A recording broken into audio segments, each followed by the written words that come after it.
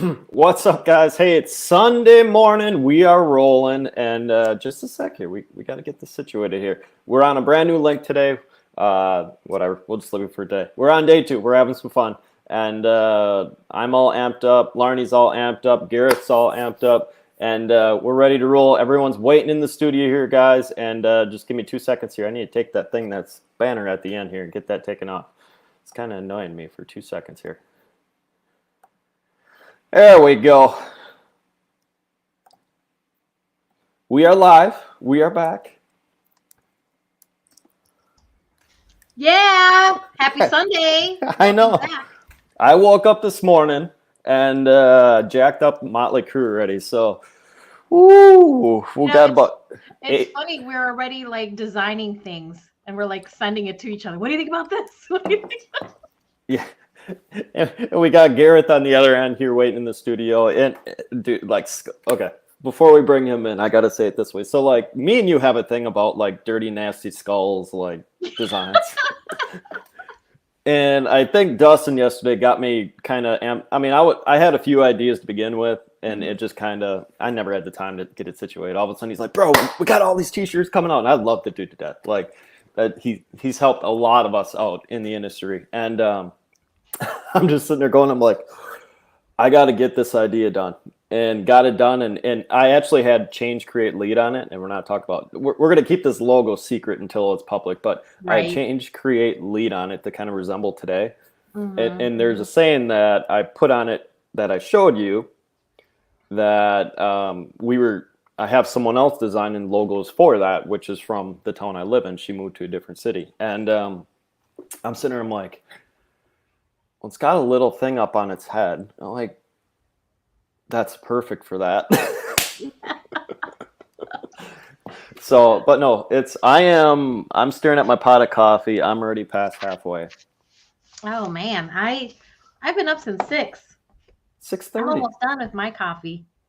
6:30. But you're an all day drinker. I'm like, by 10 o'clock I gotta switch to my water. No. You give me it's how Angie was talking yesterday, and I'm gonna let Gareth in here in 2 seconds. But like how Angie was talking yesterday, when we jump in, we go to 10. We just stay at 10. We just like go. And I kind of went like redneckish, and it's my summit. I could say that, but like I used to do double brew on a 5-cup because I wanted to back off coffee. And I'm like, yo, like, dude, like, you gotta get amped up again. Because I was just, it's, some of you guys know I'm going, and even Gareth knows a little bit, but like, I got off my happy meds, which are a good, like, accelerator. So for me, for you, happy meds will make you happy. For me, happy meds make me super focused, kind of cutthroat, whatever, we'll add whatever name to that. And for me getting off, I need an amped up type of thing. So, the more coffee I get, more motor oil color it is. It's going to sound sick how I say it, but that's how we roll. So a little bit of almond in there, and because lighten it up. Because obviously I don't want to be paying for all this tooth stain and stuff. But in general, we're back to the 12-pot coffee, and special for this event, we got the Kodiak Black Rifle Coffee Company. I figured if we're going to attack some bears, let's just kind of like, whip it out and throw it on the 2-day event. So I'm all amped up. We're ready to roll. Full 8 hours of this yesterday. We do not have full 8 hours of it today here, guys. We're going to be done by 4 o'clock, 4:30, somewhere in there. So Jonathan's going to cap us off at the end of the day. It's going to be up and down. Today we're going to come at you. A lot of fitness, a lot of fighting, a lot of breath work, a lot of just good old brothers and sisters today. And I'm going to say it that way. So I apologize like I did yesterday to you, Larney. Today is full of dudes. So you guys, like, ladies, I appreciate you. If you guys want to get on stage, I need to like make it a little more even here, but we're dude heavy today. I noticed. I was like, okay, let's do this. I'm fine. This is good. Let's just go for it, All right. Well, speaking of that, let's tee it off, because I know you got a heavy schedule, no pun intended, lifting heavy things later this afternoon. And I will trying to get this damn camera situated here, but other way, whatever. Whatever, guys. We ain't perfect this morning. Screw it. Let's have some fun. Welcome, man.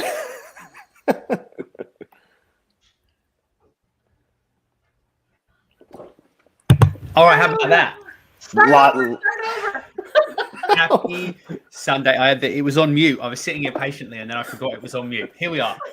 Well, it's you know what? Hey, every day we got some bugs situated. Yesterday, I had the system go down for what, a half hour, somewhere in there. And thank you, Ron, for carrying me for a half hour. And then today, obviously, we're learning this stuff. So StreamYard, I'm gonna explain it. We're up and running. We are rolling. I didn't even mess with all my technology today. I said, screw it. Let's just get to the point. StreamYard, once you end your studio, it shuts it down. You can't reactivate it. So we had to do a brand new link for everyone today. And you guys are on Facebook. It is going live. We are on a fresh post. And sorry, people, I know a lot of you guys in my circle, all of us circle, go to church this morning. We'll see you afternoon. But welcome, man. Let's come on in. Like I said, I'm amped up. My brain's moving 100 miles an hour. Obviously, you were working out this morning. We all were working out this morning. Larney's going to be lifting heavy stuff this afternoon. So let's just come at you like a punch. Let's go. Yeah, love it. Well, thanks for having me. It's a pleasure to be here. I'm excited to dive into some content. Absolutely, man. Before you guys get introduced, we don't have the name tags on here. This is Gareth Knock. He is a past podcast guest of mine. We rocked and rolled for many episodes.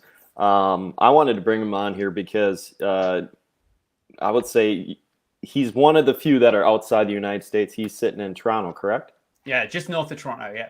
Yeah, and he's absolutely killing it with the fitness industry, and I'm going to have to try to catch myself. I might slip a few Canadian out, but in general, we're going to have some fun here, man. So thank you. Welcome to the summit. Yeah, thank you. Thanks for having me. Yeah, it's a little chilly out there today in Canada. I just got back from I was actually down in the States last week. It was plus 31. I got back after a 2.5-hour flight, and it was minus 10. So I've done a bit of acclimatizing the last few days. I was gonna, we are in Larney is just 2 hours south of me here, but we are actually warm for some odd reason. We should be cooler. It's supposed to be 60. I'm in the Chicagoland area, and it's supposed to be 60 degrees tomorrow. I'm like, what the heck? We're still in winter. I love the cold. Bring on the cold. Yeah, we just sent it your way, man. So, yeah. But no, let's dig into it because we're gonna get I want to get your information up because my brain's slipping, and right away, what the heck? Talk to our guests because we are live on Facebook now. Exactly who you are, the start to where you're at now, the journey up into it, and then now how you're helping, be an amazing husband and a dad and running this amazing studio. Yeah, I mean, I'll give you the Coles Notes version. 22 years in health and fitness. So I started when I was 10. It's a terrible joke. So I started when I was 18. And literally I'm here now at 41 years old. So it's been a wild ride. I started as a pool lifeguard in a hotel right by my mum and dad's house back in the UK. I worked for many years there and progressed through to working all over the world. So everything from lifeguard to like fitness club manager, both in England and in Canada, and also a spell in New Zealand. So kind of taking it all over the world. It's a very transferable industry. And I'm so grateful that I've been able to kind of take it and, live out my kind of passion, which I didn't really know was my passion till a few years into the industry. Back, pre-COVID, I'd been working for a lot of big organizations, a lot of collaborations in the fitness industry. And we just decided to branch off, myself and my wife, my business partner, branch off and start a separate business. So now we run the Knock Academy. We're an online fitness studio, but also an in-person yoga studio. This is literally 4 days ago we opened. So it's very fresh with the yoga studio. The online business is a couple of years in. Yeah. And we just kind of took everything we've learned over the last, 20 plus years in the industry and brought it all together.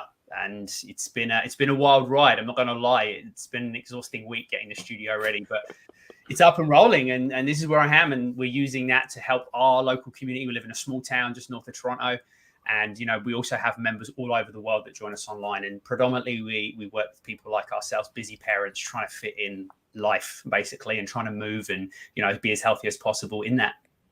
Absolutely. And the cool thing about it is the main thing is you took a couple risks along the line. So obviously you grew up in the UK, so you moved to Canada. So there's one big risk. What did you have to overcome to, not say overcome, but what was the big challenges during those different risks? Yeah, I mean, I guess the biggest challenge was figuring out a new place, new people, a new way of life, and the different way that people live and interact, and the environments are all very different. Like, we think, we're human beings and we can communicate and interact with people all over the world, but when you're in it and you live it, it's a struggle, and it's something I didn't expect when I first moved out of my home country where I grew up for 25 years, and it just took a lot of adapting, communication. The way in which people, just go about life, the way they interact with you is very different. So that was a challenge, because I also work in an industry where communication is paramount to success. So that was probably my biggest overall challenge, I'd say. And then on top of that is just, I guess, hitting the restart button so many times in my life has been, mentally, emotionally, and physically tough. And, you build up some great resilience though. And I've taken that into business. Absolutely. And one of the big steps, like you said, is just because I know you're running the academy online for a year or so, and then obviously the fitness part of it longer than that. And I never heard about the opening up the studio. So that's amazing. It's fresh, totally fresh. Yeah, it was, and it was literally a quick, beginning of February. We thought about it. We were like, let's do it. This opportunity presented itself to us, and something I've not been very good at, and I'm going to talk about today as well, is being brave and just taking that step, taking an action, and then figuring the rest out. And literally, we had 2 weeks. We went down to Florida on the 15th. We got back on the 26th. We opened a studio on the 1st. We've literally had 2 weeks to get it ready. Wow. It's been wild, but here we are. It happened, and people turned up. So, wow, that's awesome. That is a really quick turnaround. Yeah, it's huge. I mean, we were lucky. It was a good space. It needed some love and attention, but the beauty, I guess, of being an entrepreneur and running a business is you're able just to hit that priority and go after that one thing hard. All of the admin and the other bits and pieces that came with it, I did while we were away. So I had a vacation, a working vacation. But yeah, the opportunity was there, and it needed to be seized right there and then with both hands. And I'm proud that after 20 years of not being, or 15 years of not being in that mindset, I was able to do it this time around with, a lot of practice and a lot of failures along the way, and make it work. So speaking of the mindset, let's tap into that, because, obviously all three of us here have entrepreneurship side. We're all accomplishing great things, whether it's running or Larnie doing her strongman and you doing yoga. What was the biggest hurdle that you had to come to go to action? I think for me, it was, I've been very much failure adverse for a lot of my life, and try to avoid failure. I've sat in my comfort zone. I've done things where I knew the outcome, and I could kind of almost control success to a degree. And I think I just had to almost plan failure into my life, go after things that I knew weren't going to work out and weren't going to happen the way I thought, and be okay with that, and then learn as a result of it. And that is, quite frankly, terrifying for me. And I'm sure for many people tuning in today, it's the same. Is we're terrified of that failure, and then as a result of that, what people will think. And I had to get past that. And getting past that was just a practice game. I didn't just wake up one day and start to go after things in my life where failure was a high likelihood. I had to practice at it. I had to start small. I had to do little things and then fail at those and go, well, actually nothing bad happened. There's my learning curve. Now, how do I do it differently next time? And that was a process. It took me many years. I'd say I was probably well into my 30s before I started to really build that resilience and be able to apply that to all my decisions. Larnie's taking notes again. Sorry. I'm just rolling. we and I want to join you to the show because both of us have been together doing this for what 2.5 years. Yeah. So we're like brother and sister doing this. Completely. No, we're not completely opposites. But no, she's very good at taking notes, and I'm gonna call her out. Notes. Well, I mean, so much that you've said already, and we're only like 15 minutes in, and I almost have a page of notes that you have already said that I feel are very impactful. I mean, communication challenges, that's what I wanted to ask you about because I believe communication is very important, especially if we're going to be doing summits like this and sharing the experiences that we have with people. How do you communicate that? That I think that is very important. You said you were coming from England and coming to Canada and things, and it's like, what did you adapt to that made you either fall back into your comfort zone, or it actually, when you were saying that you had to plan for failure, I feel like sometimes communication falls into that. Like, how did you mold that into action? Yeah, I think the number one thing that I think is missed a lot, and I definitely missed, was and this is kind of, I guess I'll get to the point, but the first thing that came up for me was the way in which I speak and the speed at which I speak. Two things that I totally took for granted, didn't even think about. I grew up in South London, spend a few days there, and it's hard to catch on to a conversation, especially if it's between two people that are used to that. Like, everyone I grew up with and where I grew up with. And I find it, even when I go back and visit, I speak quicker, my pronunciation gets lazy. And these are things I took for granted. And I didn't understand initially when I went up, and especially when I was maybe teaching an exercise class. So there's music playing, you've got a microphone, things are tricky already when it comes to people being able to dial into what you're saying. Is I didn't quite realize why things weren't landing, and I kept slipping back into, well, this is what I've always done and it's always worked, so I'm just going to keep doing it. And then I started to just listen a bit more and try and respond to what I was hearing. And that's the key, I guess, or the answer to the question was, it's the age old 2 ears and 1 mouth, right? I had to listen more to what people were saying and try to understand why people weren't responding to what I was saying and communicating. And I guess on a macro level, what I was coaching them. And that was a big realization for me that I had to. And, I spend a lot of time talking. I do, there's podcasts and there's, public speaking and things where I do have to rely on me speaking.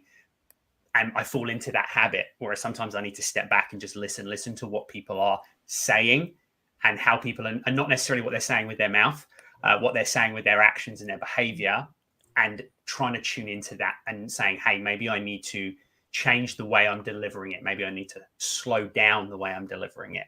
Maybe I need to overpronounce. And people always laugh that my accent's a bit messy because it's got some like Kiwi, some Canadian, some English, but it's because I've truly had to adjust and try and learn ways to pronounce and ways to say things to help it land better. I love that.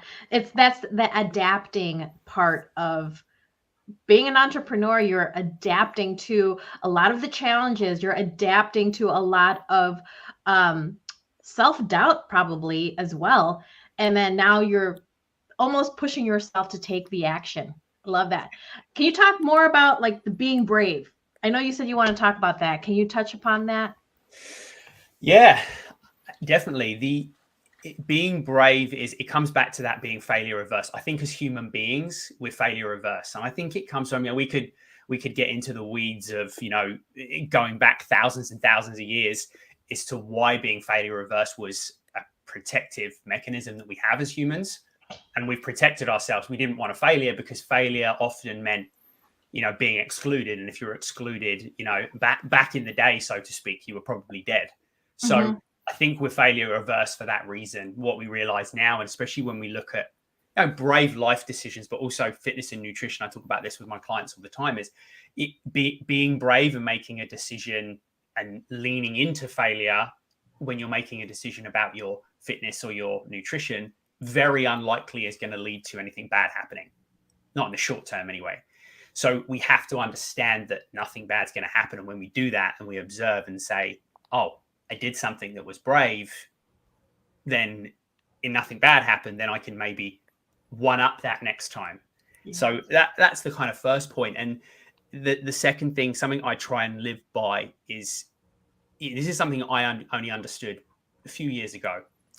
I tried to find situations where I wasn't scared and then taking brave action. So again, it's a comfort zone thing. So bravery isn't the absence of fear or being afraid. It's taking action in spite of it. Nobody is absent of fear. And there's probably some sort of mental, psychological, something going on if you are absent of fear, because no one's absent of fear. And that doesn't happen. If you're waiting for fear to disappear before you take an action and be brave, it's never going to happen. And you're just going to stay where you are. What I had to do is say, I'm scared, I'm terrified. I decided to open a yoga studio with a month's notice. It's terrifying. If I'd waited for it not to be terrifying, I'd never have done it and I wouldn't be sitting here. Well, I might be sitting here, but I wouldn't be the owner of a yoga studio. So there's that. You have to understand that they go hand in hand. You just take action anyway, and then you realize that the fear disperses once you take an action, and you realize that you've got a big win from that and the success, and you celebrate it. Absolutely, and I love it. The phase of just going and being uncomfortable is just amazing, and people can apply that to many areas in their life.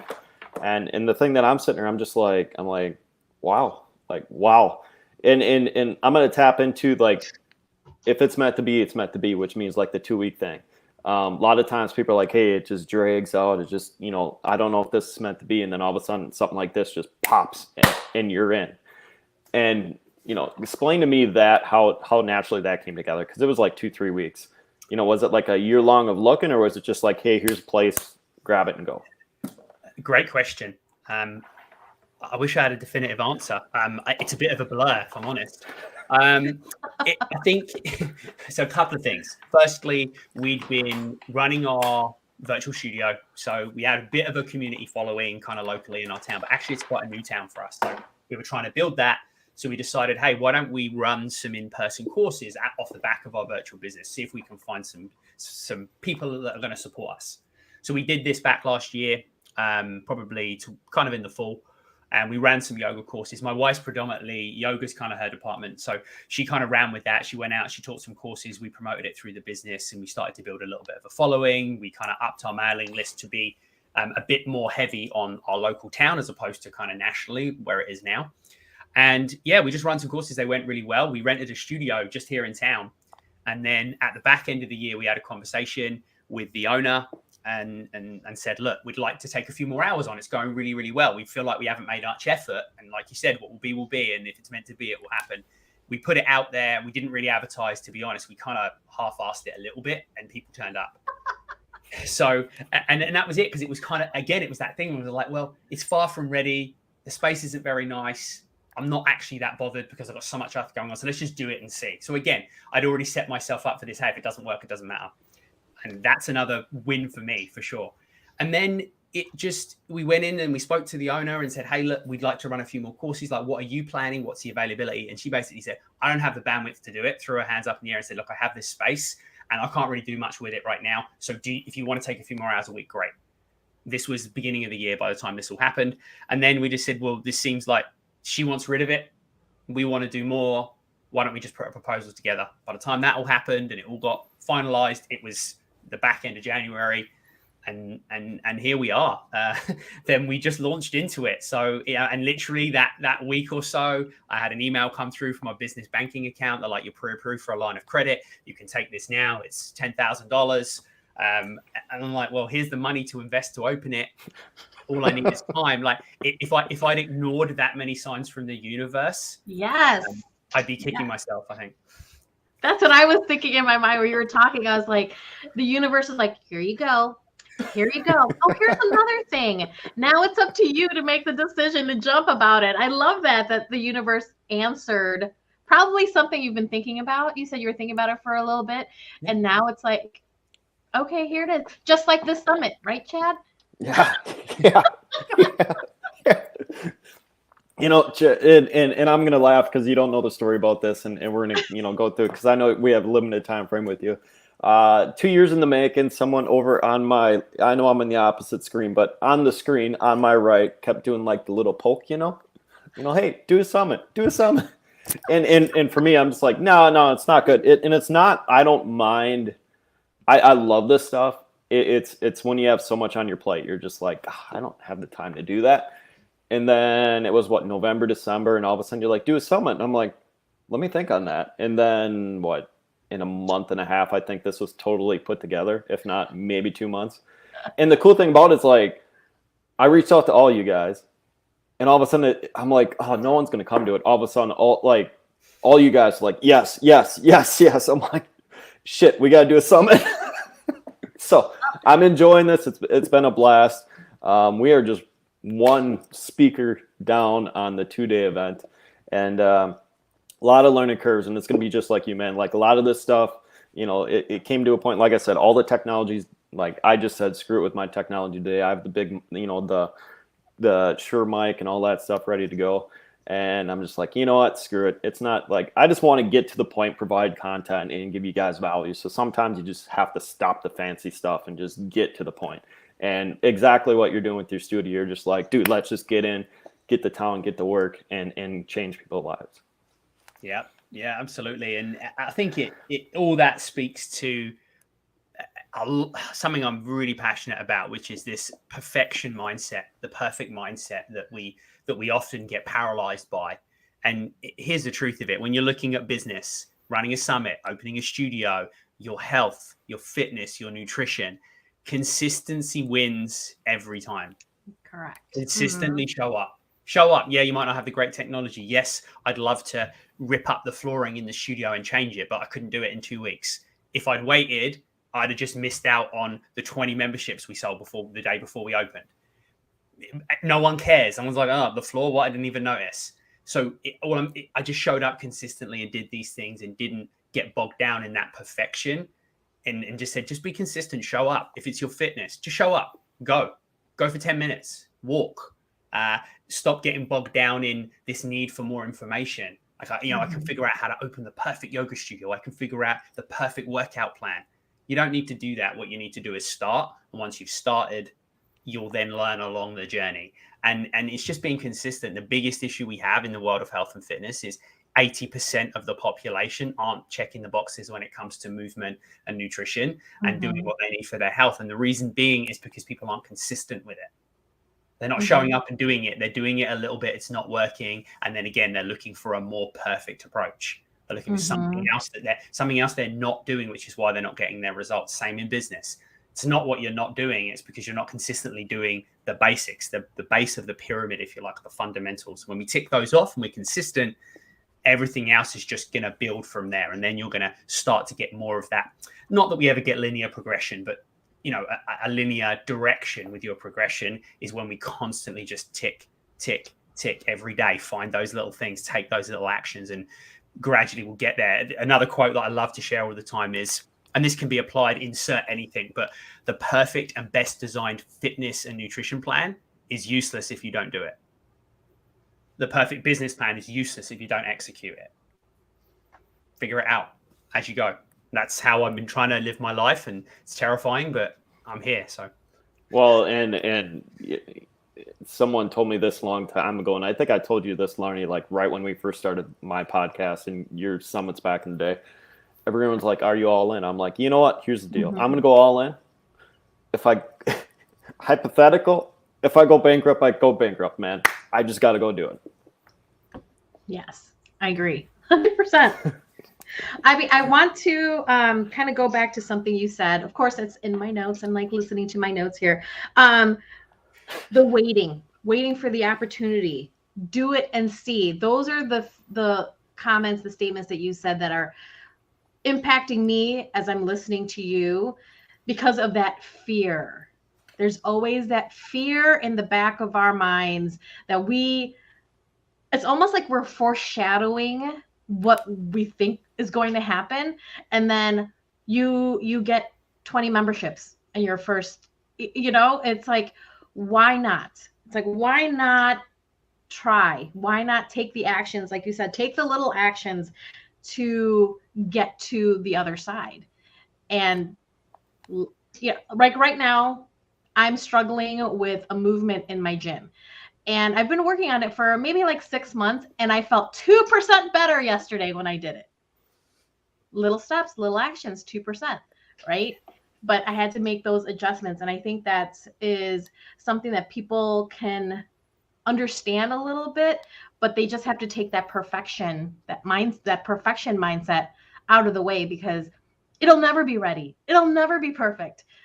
But if you don't do anything about it, you're just standing there.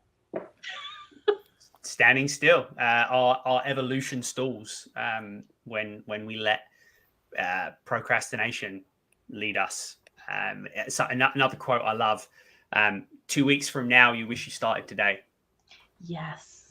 The power in that, the amount of people I say that to, and they're like, literally, I've been for 2 weeks. So, the last month or so, I've been thinking about this thing, and here I am, no further towards it.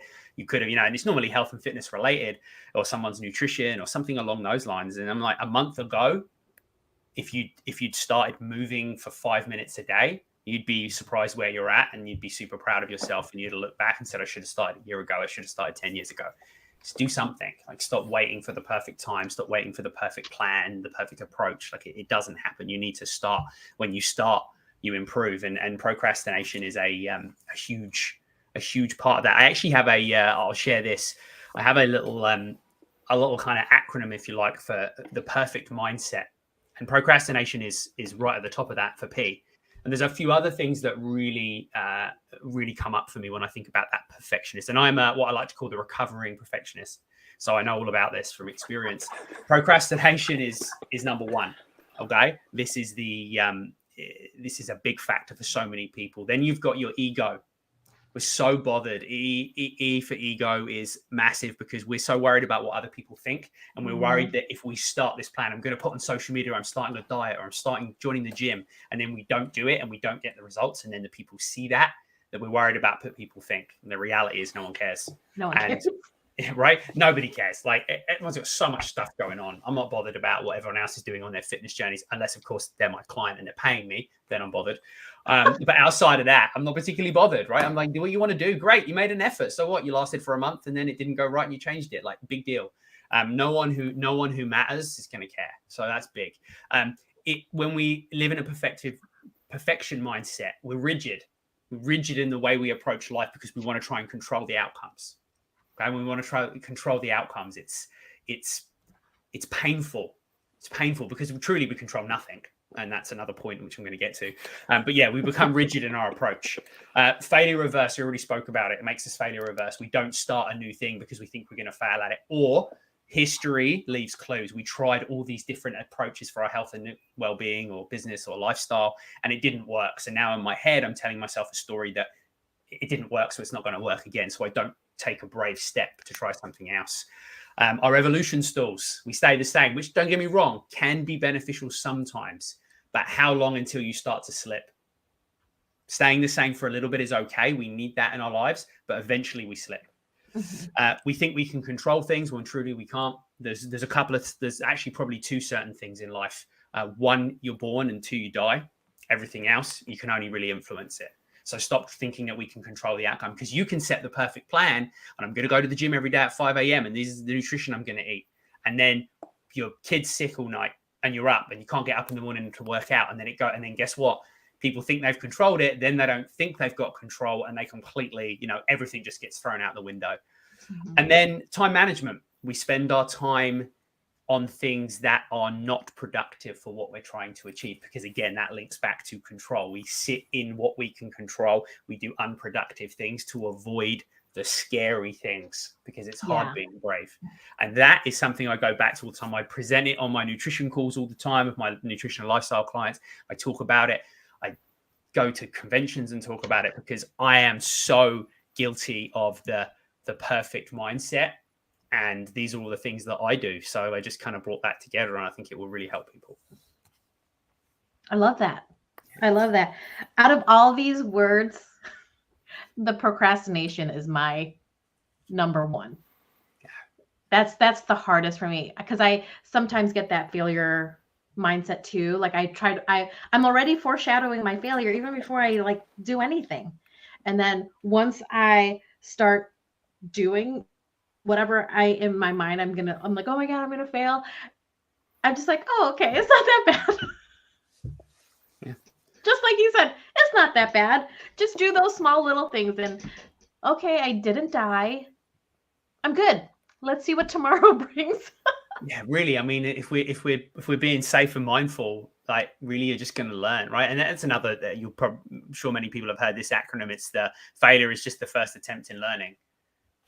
So true. I mean, you know, and I have a 6-year-old. So for me, this is a conversation we have all the time. Do you expect to be perfect at something the first time you do it? And then I'll always ask her, what do you think something that daddy's good at? She'll tell me. And I'm like, man, we love to color and build Lego. The two of us are very creative.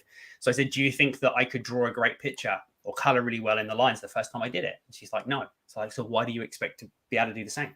Mm-hmm. Right. And these are, and being a parent has changed me as a coach, you know, tenfold and improved me. But it's just one of those things. Think about, you know, and I often say this to my clients, talk to yourself like you talk to your child, or you talk to a child in your care, or someone that you were mentoring. Like, talk to yourself the same way, because to your point, you are the story you tell yourself. If you tell yourself you're going to fail at something, if you tell yourself you're no good at it, if you tell you whatever it is, whatever we tell ourselves, and it's the same with nutrition and health. You know, people come to me and when they speak, they use words and they talk about how they're out of shape, how they're deconditioned, they're unhealthy, I'm fat, I'm this, I'm that, and they label themselves.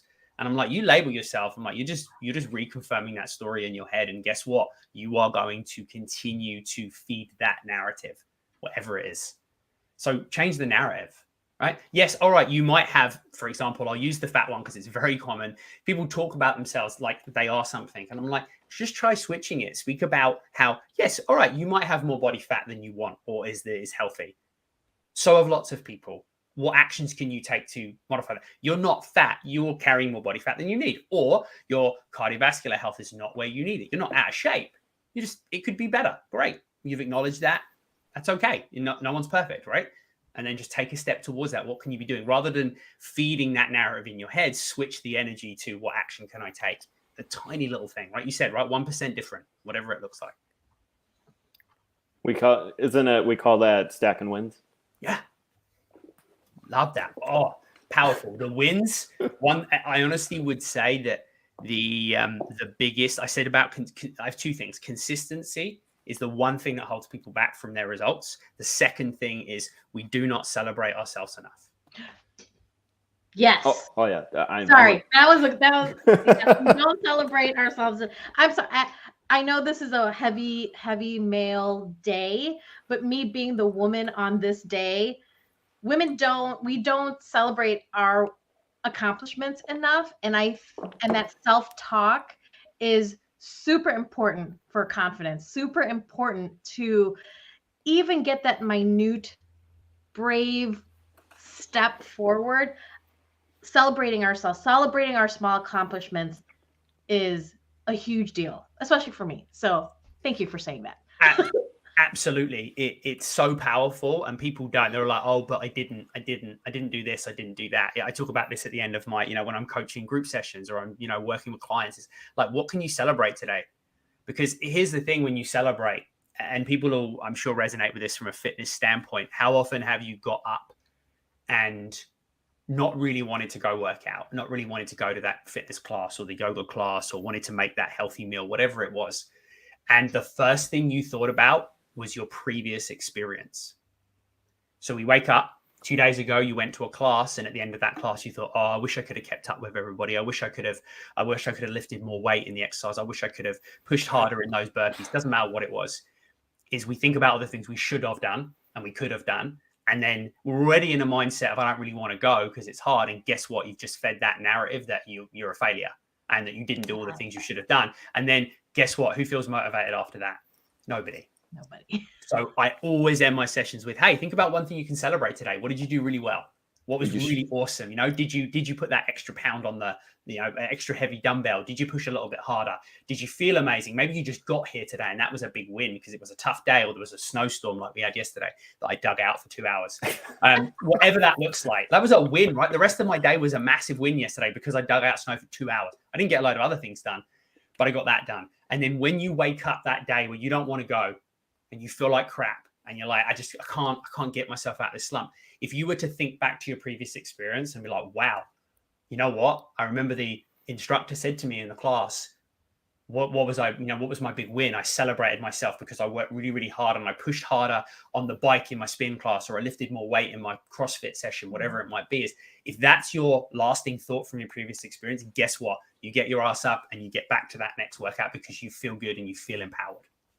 Absolutely. And you definitely hit the nail on the head with hey, I just showed up today. Like you walk and a lot of people get it. All three of us here in the summit will get it. There's days you don't even want to walk through the door. But then there's days when there's all kinds of stress on you. You're like, you just want to punch a wall. And I'm a lifter. Larney's a lifter. Actually, I'm more of a runner, but we're, as what Larney would say. But in general, the walking through the door of the relief of going, it's time to get to work. Yeah. Yeah. And listen, there's also an acceptance in whatever that looks like. Yes. Come as you are. Do whatever it is, like whatever version. I had a client, and I know she won't mind me mentioning her, but she came in a real tough mental and emotional state to a training session this week, and I said, and she kept apologizing. Oh, and I said, listen, whatever version of you shows up is perfectly fine with me. I don't care if it's awkward. I don't care if there's silences. I don't care if you cry. I don't care if you throw stuff around. Like whatever. I won't feel comfortable with it. I'm not going to lie. I don't like that energy. Like for me, that's uncomfortable, right? I don't know how to sit in that. I struggle with that. But I said, look, I'm going to struggle with it, but I'm okay. I'm okay with you showing up as any version of yourself. And I credit a really good friend of mine with that. I had a phone call. This was about 4 or 5 years ago. And he called me and he said, what's up? I said a few things. We had a bit of a chat for a minute. And he said, what's up? And I said, oh, nothing. And he's like, no, what's up? And then I went into this whole what's up, right? I was able to, and he's a great advocate of me, speaking up and showing up as who I am. We have that relationship. And he just said, look, he's like, you could have told me straight away. He's like, you can show up as any version of yourself. He's like, I'm not going to put the phone down. I'm going to be here regardless. And, I just try to adapt that with people and have that, right? Like show up any version of you that shows up. And I think that leads on to a point where you need to find an environment where you feel comfortable doing that. So if you're in an environment, let's say we'll use the gym as an example, you're trying to work on your fitness, but you feel like in the gym you go to or the fitness facility you go to, you aren't allowed to be yourself and you don't feel like you can show up and there's a judgment around that, or it just doesn't feel comfortable, go find somewhere else to do it. Yeah. Because you need to be able to feel like you can show up as any version of yourself and do it. Because sometimes you do just need to turn up. Like I said, right at the very beginning, consistency wins every time. Show up, even if it's 50%, show up. Yeah. My strongman coach, when I go in there to train and my energy is very low, he's like, Larney, punch in and punch out. Do it, do your program and then punch out and then keep moving on to the next day. And I showing up for whatever version shows up, you show up, that's a win. Right. We just have to embrace that. And I've cried during sessions. I've echoed lots of cuss words in the gym before. And it was that time. It was that version of me at that time. And I definitely accepted it. But it is, I think that's a big win for some people when they do show up and they don't realize that there's a supportive group, that there is people who encourage them and empower them. And I think that's a very powerful way to speak to people when it comes to when people don't feel great about themselves. It's a great way to support them and show them that they are capable. Yeah. Yeah. Well, and that goes back to communication too. The words you speak, if you are working in an environment or you're absorbing an environment, listen carefully, to yourself and to others is the language we use, because what can you do today is massive, right? What have you done today is huge. All the things you can't do today, just think about that. It's a 1-letter difference, but it makes a big difference. And even when you're trying to get people to move and get results in their workouts, I learned this a long time ago. The second you tell someone not to do something, they typically do it. So talk about what you want them to do. Talk about what they can do. Think about all the positives in that language. Just think about the amount of times, and I always use this because it's such a obvious example. Think about the amount of times, and not that we pay with our credit card very often, we just tap our phones now, but when you put your credit card in the machine and the first thing it says in there is do not remove your card, how many times have you taken your card out before you're meant to? A lot. Right? Our brains don't process the negative language. We don't see the don't in it. We see remove card. Okay. And I talk about this is we don't hear this. And I talk about it when I'm helping other group instructors and coaches coach and educating them is if you tell someone not to do something, they're just going to hear what it is. Don't round your back. Somebody typically hears round your back because there's so much information coming at us, right? And we're going to get rid of the nuisance words in there that just confuse us, like the don'ts and the do's and we're just going to hear round back. So talk to the positive language in it, and that's going to enhance communication. It's something I learned many years ago. As I said, the more I speak, the quicker I speak, the more words there are, the more confusing it is when someone's trying to figure out the accent. So just keep it simple, right? Absolutely. Whatever that might be. Yeah. And I was going to say it this way, and I want to thank you for coming on, man. You just gave us a great punch of 45 minutes. And like I said, we were at the beginning of this beautiful day, an amazing day. A lot of coffee, a lot of energy. This is what we wanted here, guys. We wanted to create this event to have a high energy lifestyle, break free summit, which means break free out of the norms. And I want to say thank you for coming on, man. Where can all the people watching this, either now or the replay, go find your information? Yeah, best place to find me is just go search The Nock Academy. And it's N-O-C-K, like my last name. And there you will find everything. You'll find information about our online platform, our studio. You're going to find information about the podcast that we host. There's basically everything. You'll find us on social media under the same name. You'll find our website, etc.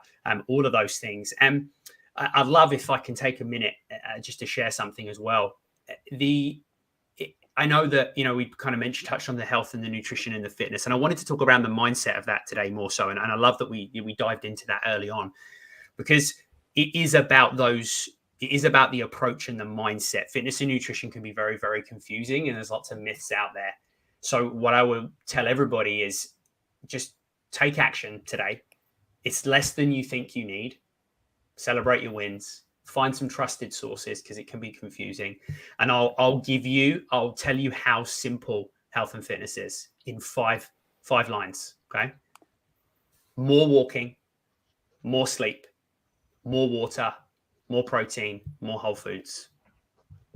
That's it. It's easy. It really is. And I say it's easy. That's wrong. It's simple. It's not easy because doing just those things can be tough and challenging for a lot of people, but it is simple. So try and demystify all of that stuff, get out of the weeds of information because we don't need to procrastinate more, getting more information. We just need to apply the simple things and notice again, language. You notice my 5 statements were more of everything.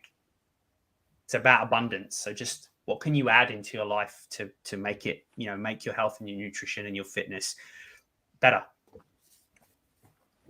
Love that. Yeah. Super simple, super easy to follow. That's pretty good. I love that. Yeah. Simplicity is the key. Absolutely, man. Thank you. Thank you both. It's been a pleasure. No problem. Hey, guys, we're going to take a quick 10-minute break. We're going to be back at 10 a.m. If you guys want to join the show like Gareth and just sit back and relax, we are live on YouTube. We are live on Facebook and also StreamYard. So, guys, thank you, guys, all three. Thank you. And thank you. Nice meeting you. Yes, you too. We will be back.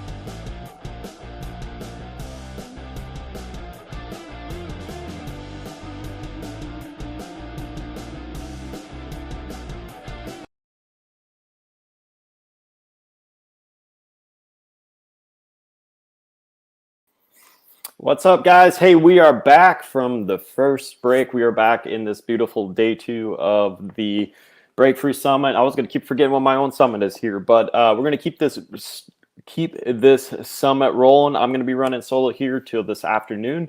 Like I said yesterday, Larnie would be in and out throughout the day for herself training for the strongman competition, national strongman competition. So she qualified to be down in Dallas in June to be one of a select handful of women that's going to compete in the strongman. So she is out training for national level strongman competition, and I am super pumped about that. And like I said, you know, we can bounce back and forth, but she's welcome anytime. Yes, she is the co-host, but the main thing is we both have goals that we want to get situated over here. So that's once in a lifetime experience. So that's the reason why I'm rolling with this solo today. So guys, we're back for day 2. We have one amazing speaker already done. Garrett Knock came and talked about his yoga studio, fitness, and all that stuff here, rolling into the next guest coming on soon. And it's going to be a very fitness theme this morning, rolling with our next guest pretty soon here. And the reason why I chose this route is I wanted to wake all the listeners up this morning. I want to wake them up, say, you know, congratulations, it's Sunday morning. It's been a long week, and we want to pump them up here. So just waiting for my guests to arrive, and we'll be rolling into this one. This guest has been a phenomenal guest of mine on my podcast, and hold on. We're live, and we're having a little technical difficulties.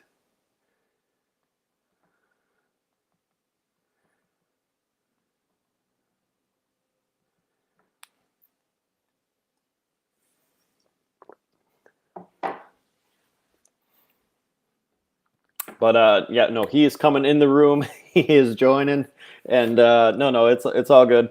But I do want to apologize here before I bring him in the studio. I mispronounced his business name, and I should have done that a long time ago. But we're all good back and forth. We've been knowing each other for about 2 years here, so he can bust my chops when he gets in the studio. But guys, welcome. What's going on, man? Nothing much. And I want to say this here because I think I did no slack, just hustle, or no slack. Was it only hustle? Whatever it was on the pronouns. And I'm like, oh crap. It's cool. It's cool.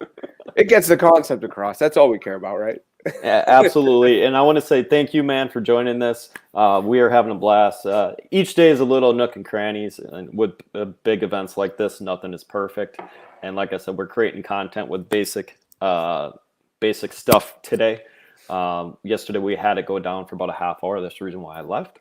Chrome actually crashes on my computer, so we had a crash. But I wanted to tell everyone straight out. You don't see his name, but this is Scotty Fichter. He's been a colleague of mine for what, 2 years? I think it's been about 2 years now. Yeah.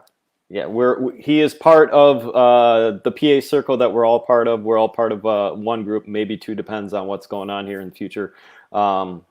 But cool. Pretty much we all been running parallel with pretty much, I don't want to say parallel industries, but a lot of us, you know, yourself, Rhoda, Mike, who's not part of this, but we're all part of a group that we're all a bunch of hard-hitting brothers and sisters that are part of the group that want to just go out and change the world. Right. Exactly. So, but no, I was gonna say, welcome, man. Welcome to the summit. Let's dig into especially what, let me get your notes back going here again, especially what No Slack, Just Hustle was. So how did that start out? Because there's many layers to it.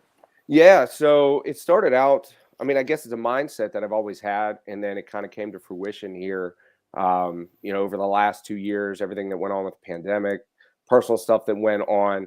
And we just kind of, we started it out as just like a hashtag for some stuff we were doing in the sports realm.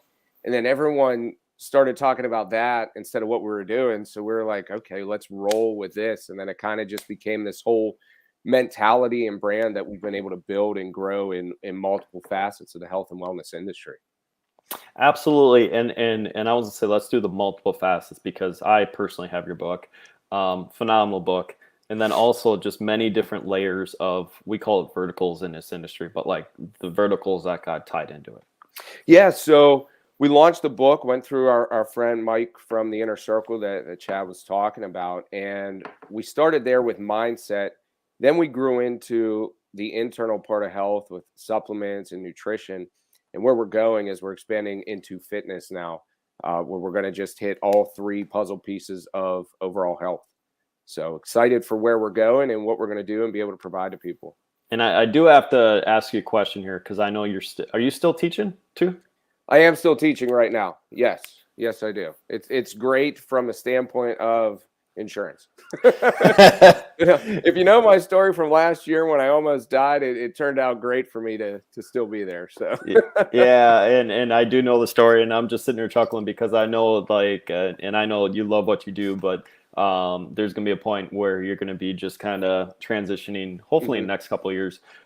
Because you've been, I don't want to say both you and your wife, but both of you guys are just hustling like crazy.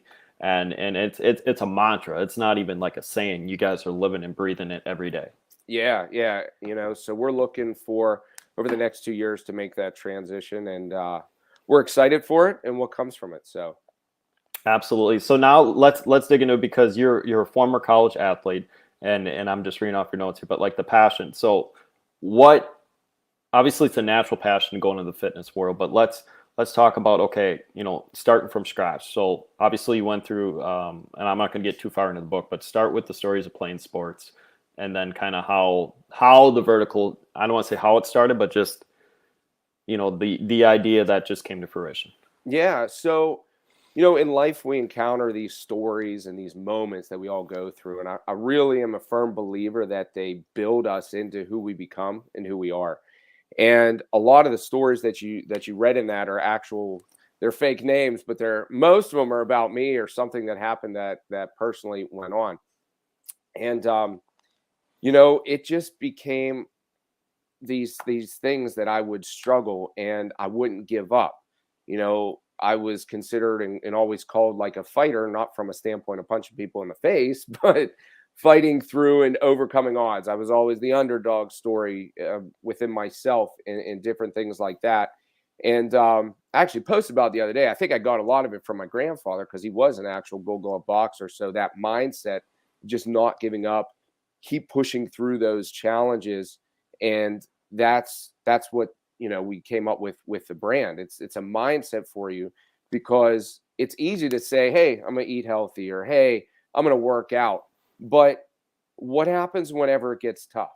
What happens when those situations you encounter might be difficult? Say an injury, say, just some type of setback. Are you going to be able to push through that and then overcome? Or are you going to fold to it like competition and let it take control of you?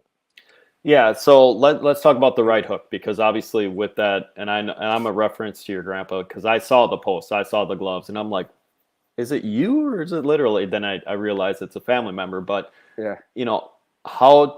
How and this parallels Break Free, because obviously when we're in the normal climate, none of us are normal in this convention. That's the reason, or on this summit. That's why we want to teach everyone. But Right.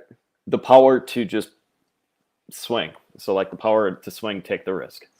I think it's something internal. You have to have it inside you. You have to have this why about you, right? So I'll share a story with you. It's not even sports related, but I'll go through it with you with mindset. So last year in May, my wife and I come back from our 10-year anniversary trip in Florida. Come home. Our daughter got sick somehow, and I was like, I'm going to sleep with her, make sure she's all right. I wake up, I can't breathe. I'm coughing all night. I check my pulse ox. It's sub 80. And if you know anything about your pulse ox, it should be in the 90s, definitely above 95. I was at like 72. End up getting put in the hospital on breathing machines, 5 liters of oxygen, get tested for everything out there, COVID, RSV, flu, anything. But I don't have any of this, right? Do these scans, find out I have bilateral bacterial pneumonia. So my lungs are filled with fluid. And I was even told, if you didn't come in when you did, you probably wouldn't have woke up the next day.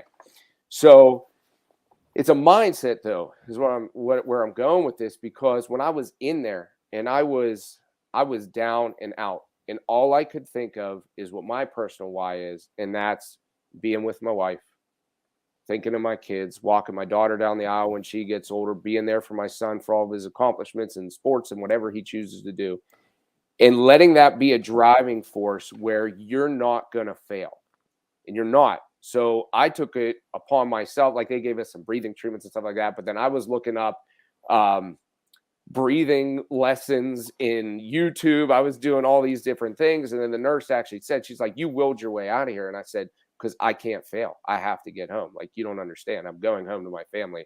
I'm not staying in here. And that mindset is something that you get from finding out what, and you've probably heard it on here, you've probably read it in books. It's that 3-letter word, why. Why do you do anything? And if yours is strong enough, you can overcome whatever you want. And that's what, that's kind of like what we think of here with No Slack, Just Hustle. It's first finding that inner strength, which is your why, and then, pushing it forward in everything you do.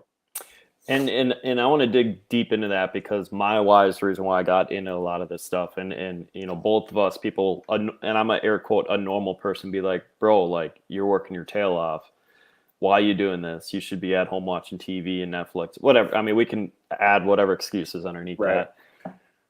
Both of us have a strong-willed why. Like, for me, it's I don't want to be like the same patterns growing up. Like, I love my family. I can't, like, I watched the process of it. So, like, I made it a couple of years ago, and that's the reason why I got sober and enroll into fitness, and obviously had a few failures along the way. That it is what it is. That's what we got to do.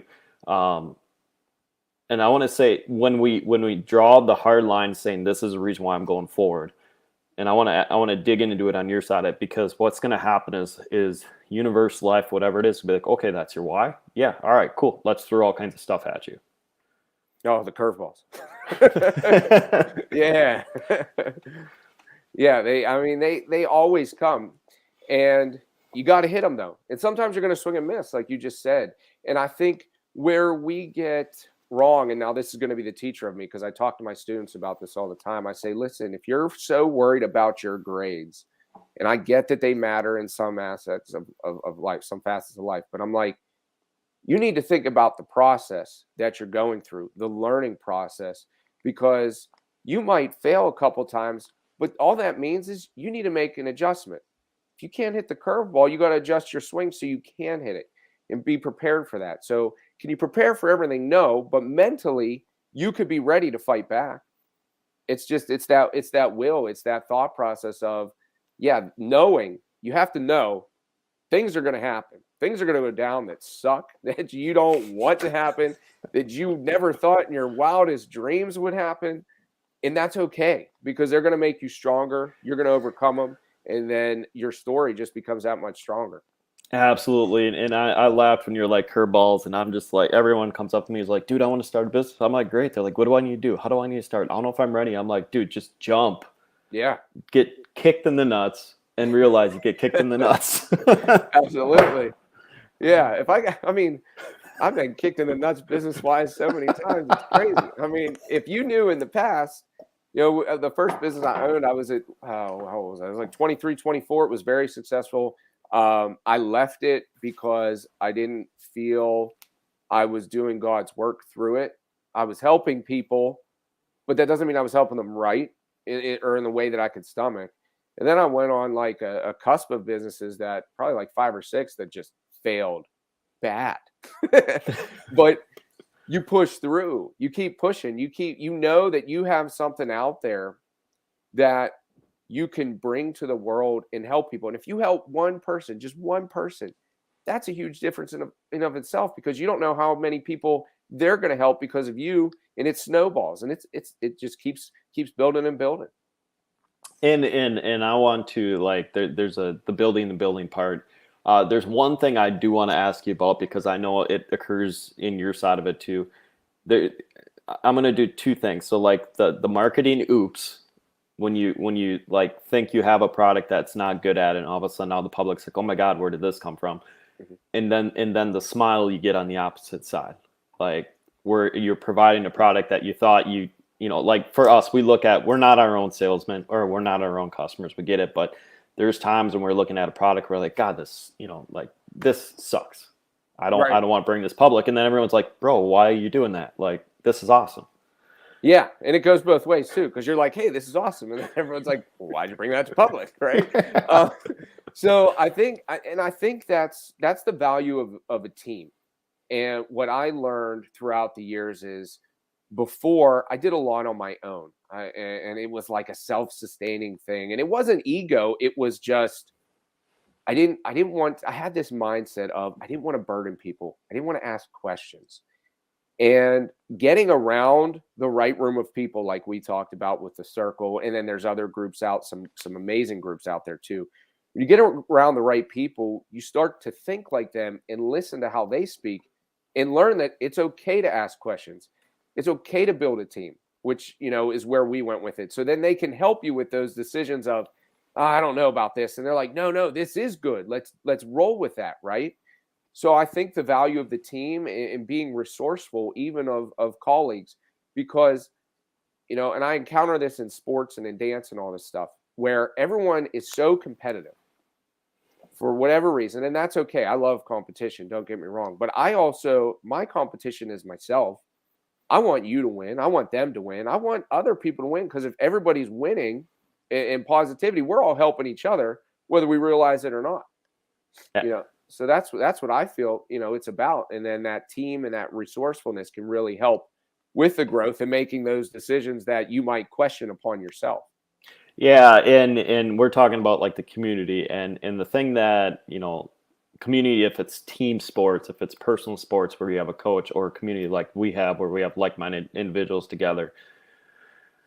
I know it's a and I don't want to get too far in the political world here or whatever, but like at the beginning of the 1900s, it was all like old school way back a long time ago. It was, Right. teams of guys and ladies, whatever it is, making sure the community is rolling as one. And then it kind of disappeared. And then now they kind of want us more individual at times. But now we're, as the entrepreneurs and people, we're finding the strength in community again, and we're getting back together and just explain to it like the power of being around people that actually care, in phone calls away. So like, you and I could text, Rhoda, whoever, like everyone in these groups, even though we're not in person, it's a free flowing highway of, hey man, I got a question. Yeah, it's so important, because we're all there to help each other, right? Even though I might be in health and wellness, and you spoke about our last speaker doing yoga, like I don't touch yoga. So I can maybe help them in a way, they can help me in a way. And we all have our own little niches that we all take care of, and being resourceful and helping each other. And even though we might overlap in some areas, so, you see, I have a No Slack, Just Hustle shirt on. You have your Battle Warrior brands on. I can still wear Battle Warrior brands, right? Like I can promote what you're doing, because I know where you go with your company and your brand, where I go, and that's what it's about. It's just asking those questions like, hey, what can we do? Or even the sharing, right? Like, I have a client who needs help in this. You offer that? Can you help out? I think that's the huge thing. We get so many times people get caught up in that competitiveness that they don't realize that the value is actually in being resourceful together, talking with each other, and bouncing the ideas, to make it better for everybody. Yeah. And that's, I want to give a hands up to like everyone in the circle. And I don't want to, drop Mike's name on here, but like all of us are like family. Right. It's I go to you like, dude, I don't know someone, go to Mike. I don't know someone, go to, whoever. But on the other end of it, like by the time you come back in the circle, someone's got someone that says, hey, dude, run this. Like, and the thing about it, and I'm not going to poke on our school system or nothing, and we're just going to leave that here because we're both in both, you're in both sides of it. But yeah, that's a skill that I wish that, there's entrepreneurship skills that you can teach, but you can't teach.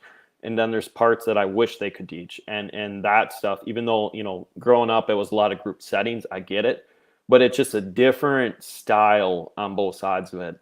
So how do you, without getting in trouble, and I'm gonna phrase it that way, because we all have curriculums that you have to follow, but like, how do you kind of implement both sides of it in a daily life? Well, I think it's just, when we talked about even the failures a little bit ago, it's okay to not be perfect. It's okay to fail, because that's a learning experience. And I think yesterday your first speaker kind of kicked it off that like the only failure you have is by giving up, by quitting, right? And that is the truth in anything. And I think the best way to overcome that and to overcome the societal teachings, for lack of a better term, is to understand that there's stuff outside of it, right? When I talk to my students, I'll go specific here. Like I try to tell them, I said, listen, you ain't going to be sitting at a desk taking tests all the time when you get into real life. You're going to do application. You're going to be talking with other people. So work in a small group. I said, be resourceful, search for your answers, because that's how life works. If I want to find something, I go on YouTube, I reach out to somebody, I ask the questions, I Google search, I chat GPT or whatever, all this stuff now. But that resourcefulness is the biggest thing I can suggest. Again, any book you read, you talk about mentors, you talk about that type of mindset of having one. And I think where we get confused sometimes, and I know I was for a while, it was like, okay, well, I have to have a mentor that I can sit in front of and ask questions to. But you don't. You have access to mentors every single day of your life, like I said, on YouTube, on Facebook, on social media, where you can follow people that have been through a journey similar to you, going through something like you, starting a business, growing a business, health and wellness, finances, whatever. And you can learn from their journey. And even though there's not direct conversation, you're still going to learn. And then you can have the conversation with those that you do know. So absolutely. And the thing that I want to really highlight, and we haven't brought up this term, but having that mentor or that person to lean into actually accelerates you faster. Absolutely. So much, because they've already done the nitty gritty. They've been through it. They've gone through the failures. They've gone through the obstacles, so they can get you on the highway a little quicker instead of taking the detour. If you try to do it yourself, can you succeed? 100%. But it might take a lot longer than you want, and you might not have the belief in yourself. So sometimes your belief in your success has to actually be through others that have already achieved it. Absolutely. And the cool thing is, let's tap into the oops. And I'm gonna say the oops. Like when we're in this industry, all of a sudden, like, aha. And I want to go back to like the t-shirts or whatever it is, but in general, these oops have so much improv magic behind it. And I'm gonna say improv because I have a theater background, and obviously, you have family members that dance. It's like even though there's a scripture, or not scripture, a thing that you want to follow, like a routine, there's almost like a magical oops in that improv that just makes it even better. Yeah, those magical mistakes, right? Yeah. So, and that's even conversations. One area that I was weak in for a long time was just opening up the conversation, because coming from starting out full throttle with the first business and being successful, you get on like a high where you're like, okay, yeah, I can do this. I got this. So you think everything you do afterwards is probably going to work out the same way. My oops moment. It does not work out the same way. So I had to learn to adjust. And it's funny you even bring that up. Like I went through, what was it, like 2 weeks ago, these old emails from actually my first business. And I was like, I remember that guy. I remember that drive. And it started to like throttle inside of me again, because I got apprehensive for a while, because I was reaching out to people talking about business, and I was getting tons of rejections. I mean, you want to have a list of rejections, I'll give you a pretty big list. But but I was getting all these, and then it does get into your head. You're like, man, is this worth doing? Do I keep going? Do you keep going? Then you draw back on your why and all these different things. And then I just happened to even fall back on that. And I was thinking to myself, that guy was super successful and never gave up. That was the athlete. And I said, I got to keep that swag now, even though I'm not playing in sports anymore. I still got to have that athletic mentality and that swag mentality of like, all right, you said no, cool, we're moving on. We're going to keep going. We're going to keep pushing forward. So I think, my oops moment was all those failures, and then finally realizing that the strength's always been there and it's within us all. It's just finding it again sometimes. And this is where I'm gonna, the guy that's bringing the swag back, and I love him. You were in sports and stuff, and it kind of goes back to that saying, "You look good, you feel good." And I'm gonna say Dion, but what's the whole saying? You look good, you feel good, You do good. you dress good, you Yeah. do good, you pay good. Yeah, everything's good, right? Yeah. Living the life. No, and that's. And I'm going to run parallels of that one too, because I think both of us, like myself, I went super fast, very fast to the top in tournament fishing back in high school, and I haven't put that in the book yet. It's coming, but All right. with the right team, with the right reps, going to the fishing shows, going to the boat shows, just media work, whatever it is, all the way through college, and the floor ripped out of that, which means I had to prematurely exit. And the thing that people, I don't want to reflect back on that stuff. It was a fun ride. There's a lot of good and bad stuff with that situation. But now I'm actually tapping back into those skills. I'm going to say tap back. So like in that a la carte of that situation, you have, okay, here's a 18, 19-year-old kid that's learning marketing. Here's an 18, 19-year-old kid that is learning road life, good and bad. There's a lot of bad moments in there, but road life in general. Right. Here's a kid that did his own apparel design. And then the ruthlessness. So like I'm in a league with guys that are 30, 40, 50 years old at the time. And here I'm 18, 19, 20. You got to be a scrapper to go. Right. Yeah. Amen. And that's the thing I'm looking at. Like with you, you're like, okay, hey, we had the successful run. Now it's time to get back to scrapping. Right. Yeah. And it's not like you're doing the same thing, but you're taking what I like to say is the mentality of it. When I had my tryouts to play professionally for football, I'm drawing back on like that mentality where it was one more rep, working out those 5 hours a day. Now I'm not promoting that now with health and wellness, but if you're going to try to be in the league, you need to be working out many times a day. But that mentality though of I got to do something else. I got to do more. And to the point where it's like that no grit, no quit, So yeah, and then it builds right on your business brand too when you're just saying that, because that no quit, no quit. And I'm sitting there, I'm like, yeah, dude, like you just nailed your business name right there. Right. So, but no, it's now let's look into some of the things back in your book here, because I'm kind of all over the place here. But so when you look at some of the trades, so like the obstacles and overcome, and like you said, we're on the business side of it, but the coach's lessons and the teaching lessons, like you were just saying, but the more in depth of them. So like, what are some of the lessons that coaches said to you to where now you're running to your students and kids going forward?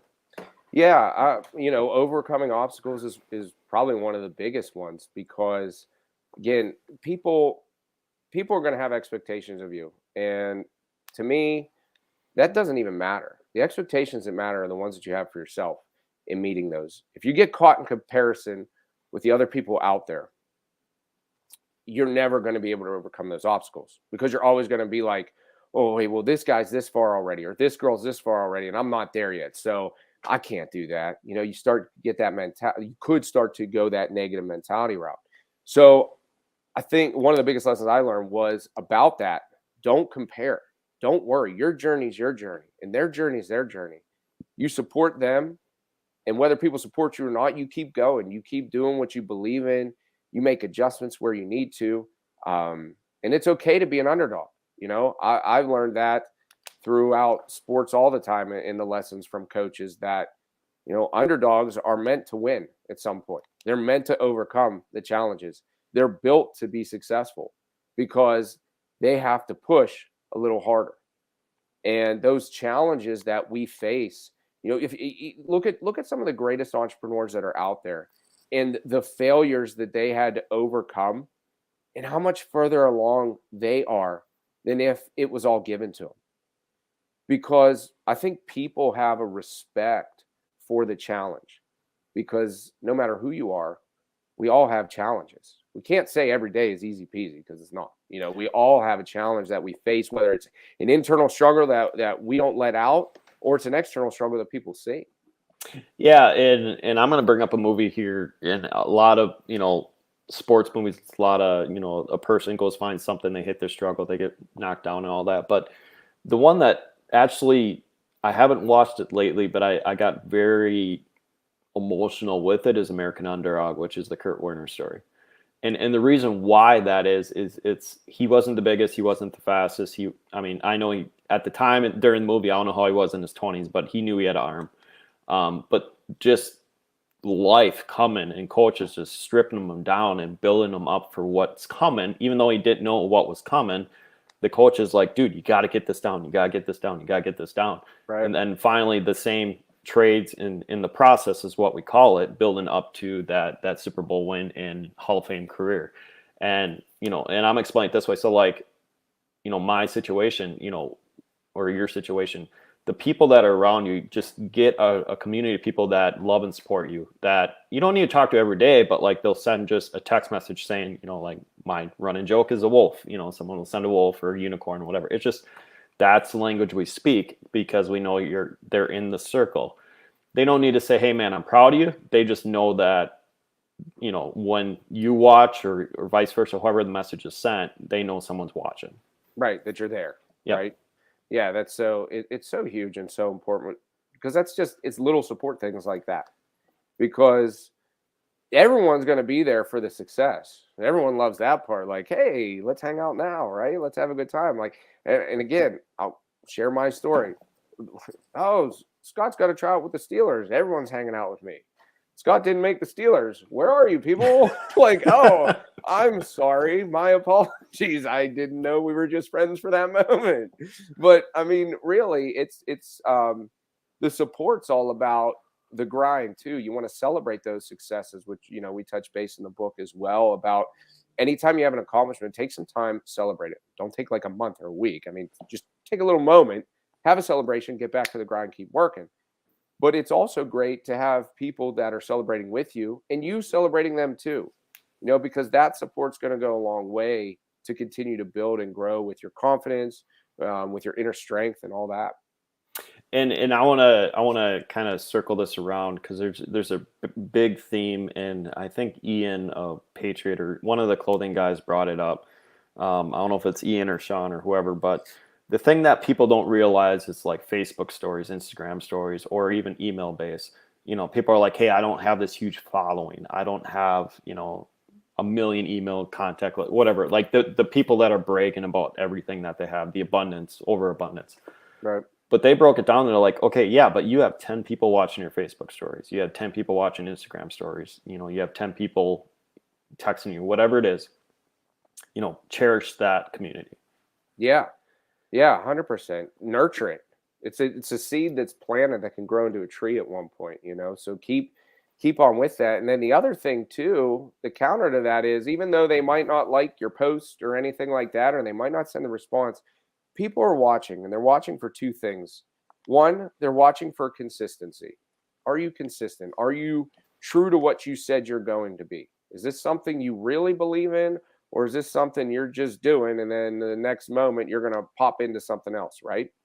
And then two, the sad part of it is they're also watching to see when you fail. How are you going to respond in that failure?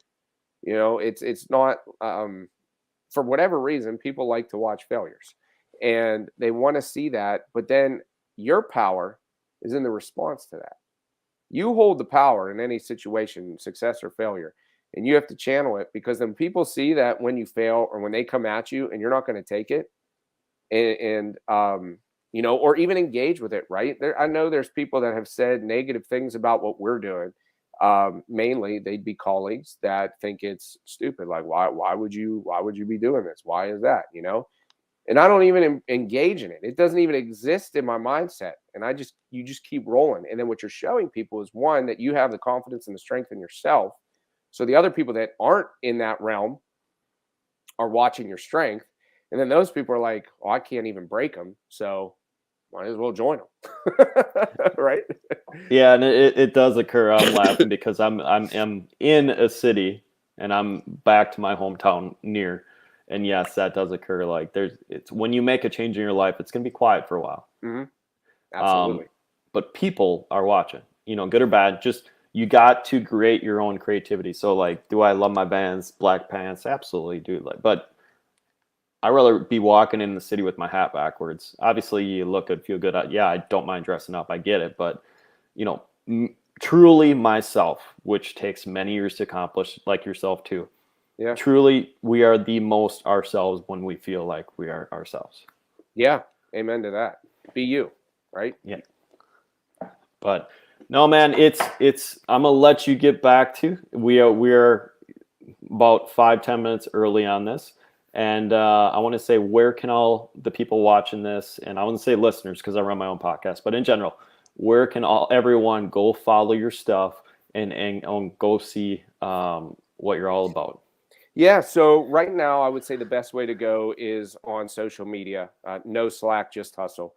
We have our own business page on there that we've built up, and Instagram. And the reason I say that is I would put this in the back pocket because we're looking to launch in April. No Slack, just hustle.com.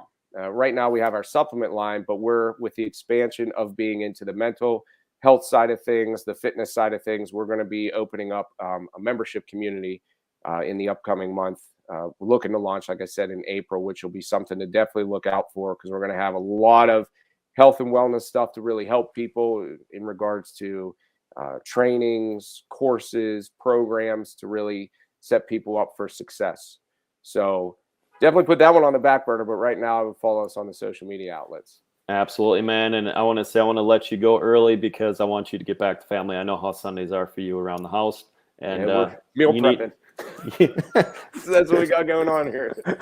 You want to do mine too? I got to do it after this. Right.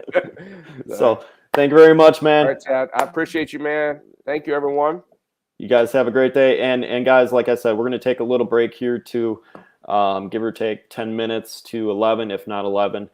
Take a little extended break here, and we're going to come back with amazing guests just like Scott and keep you guys rolling. So thank you guys very much.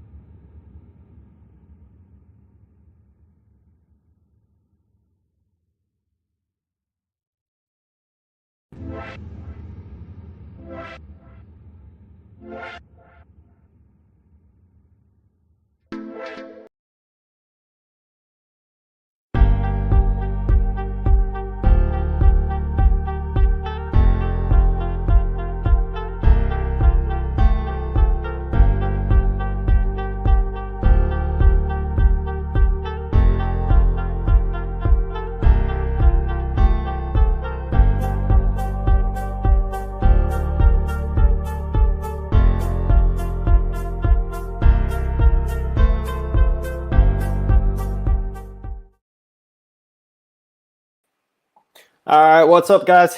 We are back off of break. We are rolling a little bit early today, which is a great thing because a lot of you guys have family to get situated here on Sundays, and like myself, Sundays are key things for building the weeks here. So stacking the wins for the weeks. So the biggest thing is we are just waiting for Lundy to jump on as a speaker, and we're going to be rock and rolling here. But the thing that we're featuring today is, like I said, heavy fitness, heavy people that are went to it. So sorry, girls that are watching. Today's a heavy dude day. It is what it is. That's just how it got planned out. But we will have phenomenal lineup of speakers all the way till 4:30 today. And we're gonna be a little bit shorter. We're gonna be doing this because I want to highlight, a lot of key features in my life is making sure we have personal time and family time. So a lot of these people have families. A lot of these people do attend church or have online streaming service of a service or something going in the background, or they have their own family rituals and stuff that they do today here. So I want to highlight the key day of Sunday of building the wins for the week and give the speakers some personal time with their own family. So, but yeah, no, we are back. We are live. We are 2 speakers down. We have a phenomenal lineup today. We had Garrett opening up, rolling into Scott Victor, or Scotty Victor is what we call him. A lot of great people coming in a lot of great people coming on this event and showing the love and the support and the basic techniques and stuff that we have going forward in this break free side. So a lot of brothers and sisters are joining. A lot of people have been amazing. A lot of great things on the back end here. And like I said, we're bouncing people around the country coming on today. We're going to be featuring 3 different countries. We had Canada, Australia, United States. We went from Canada a little bit down to PA. So we're kind of working our way around the coast. And then now we're going to the West Coast and get one of my favorite brothers here to join up. And, it's we're highlighting one thing. We're highlighting a couple things here. So warriors, people that just overcome, people that do this. And before I get him on here, I want to say brothers and sisters. So he's going to highlight brothers and sisters, especially in his past. But I wanted to feature people that served or people that are around families that served and bring them to the forefront because, he's going to admit it. I'm going to admit it. Guys, we're just normal, not say normal. Yes, I don't want to highlight that, but we're everyday people that just strive to get better every day and just try to stack the wins and get better. Just one thing each day here. So we learning to break free out of the culture, which is why I highlighted this, but we're a bunch of little rascals, rogues, or as what Angie would say, that want to go against the culture and kind of like help you guys steer into a better lifestyle. So, but I want to bring my next guest on here. He is a brother of mine. I'm going to let him in the room.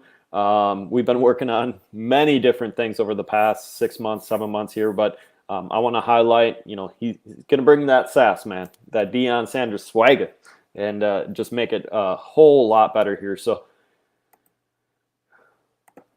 you bringing the swagger, man? My man, I appreciate you, brother, and always. What's up?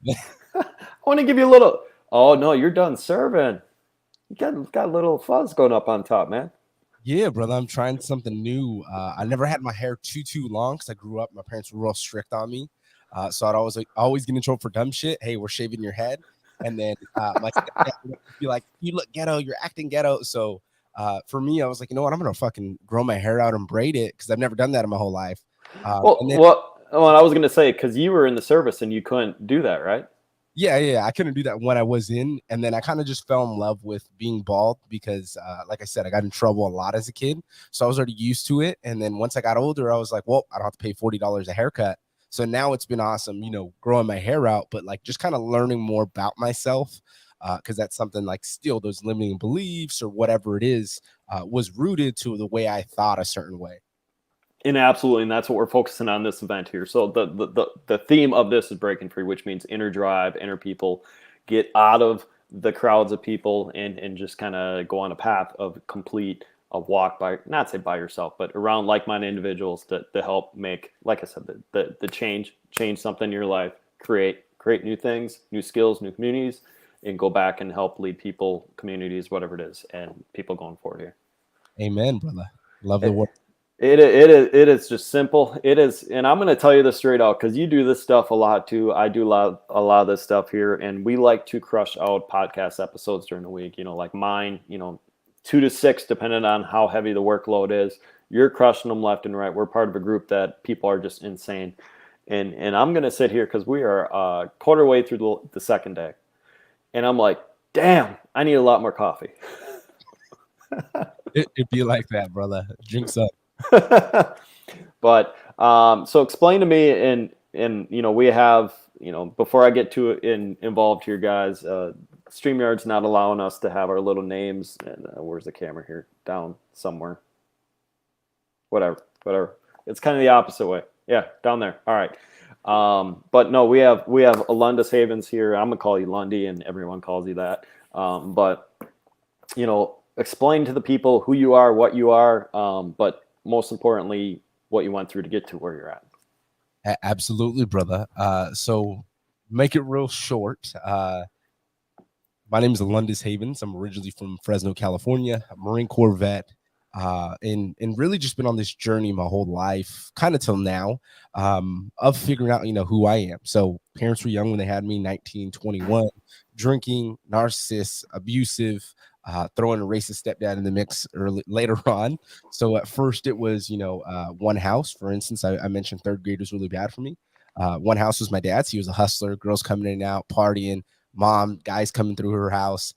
She took care of me until my stepdad came in the mix, and then he kind of was that father figure that showed me the moral side. And then in my head, I'm like, well, I got the one who could show me the good and then show me how to be a hustler so I can survive anywhere in life. But it was really learning about conflicting views and then me shifting my personality. So the week I'm with my dad, I'm fearless, I'm fighting, I'm tough as nails. And then I go to my mom's and she wants me to be, taking care of myself, acting professional, acting as an adult, even though I'm like 5 years old. So it was something for me where I had to grow up quick, got myself into high school to where I learned like, hey, living with my dad, it was the hard knocks. I had to sell my clothes, sell video games to be able to get the resources I need, because in his head, he's like, oh, I gave you $20.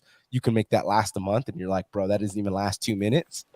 So had to hustle that way. And then went back to my mom's, realized like, hey, we always have food in the house, but we don't have money. So became, I would say like I said it was a delivery, a snack delivery service is what I had back then, because I knew people were involved doing dumb shit. So I'd go to them while they're on their dumb shit and, hey man, you want some chips from the store? And then I'm hustling for $1 or $2, getting what I need. But really started learning about business throughout that time. Was involved with people who were selling drugs a lot. So getting myself into dumb situations, like I stopped completely smoking weed, and then drug dealer pulls up on me and he's trying to get me to buy shit from him.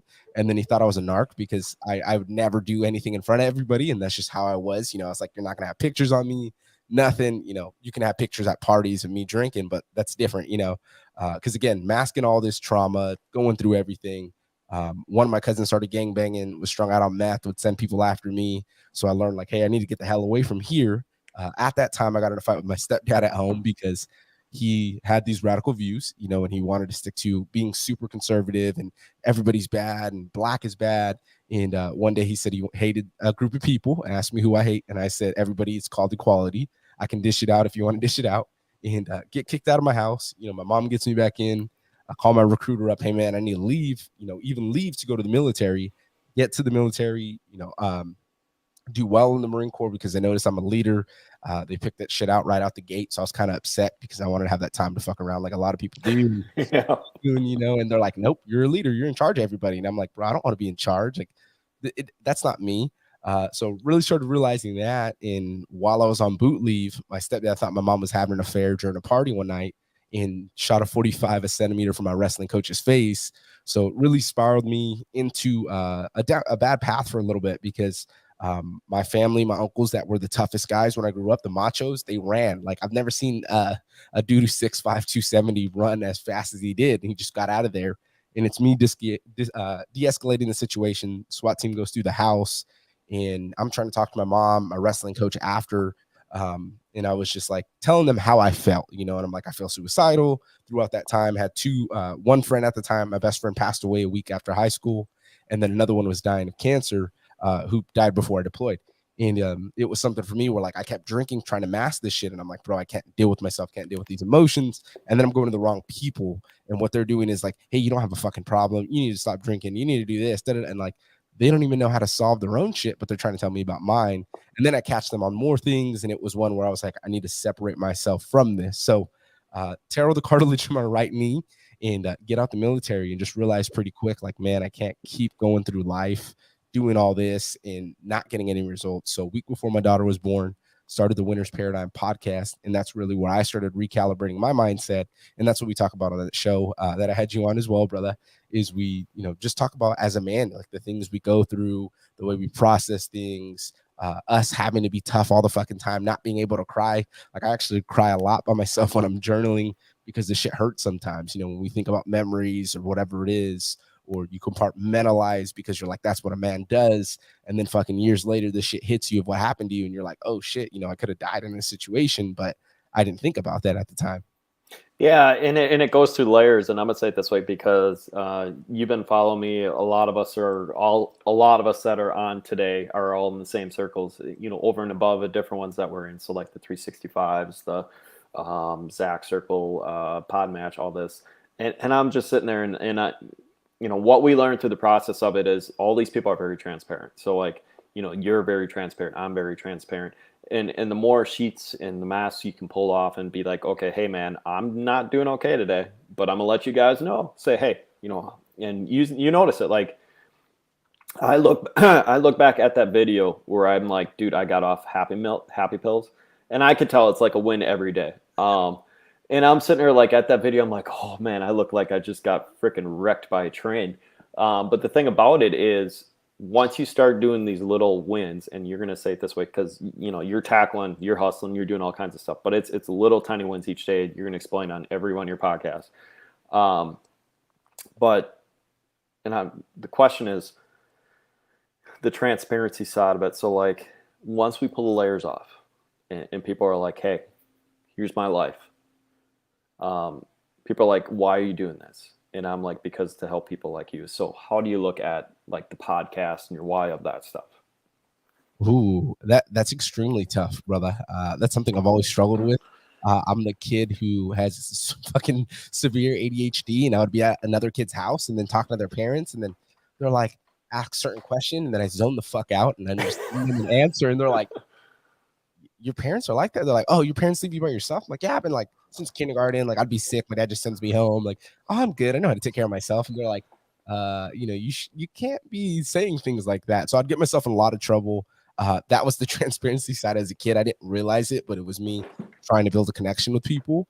Yep. And when it came to the podcast sense, I've pissed a lot of people off. My parents, we don't speak to this day, and it was something where they're upset because I'm saying, what happened. They think that I'm degrading their character, just trying to point them out to be these people. That's not, I'm just talking about me healing on my journey and what I've went through, and just keep doing that. Like, for instance, like I've been working on things, and it's difficult to talk to people because for me, I'm a veteran. I didn't see combat. I deployed to Kuwait. Some shit almost popped up with ISIS out there. Luckily, we were good, but it was like, I can't talk to all vets because some vets are gonna be like, oh, you didn't do shit, blah, blah, blah.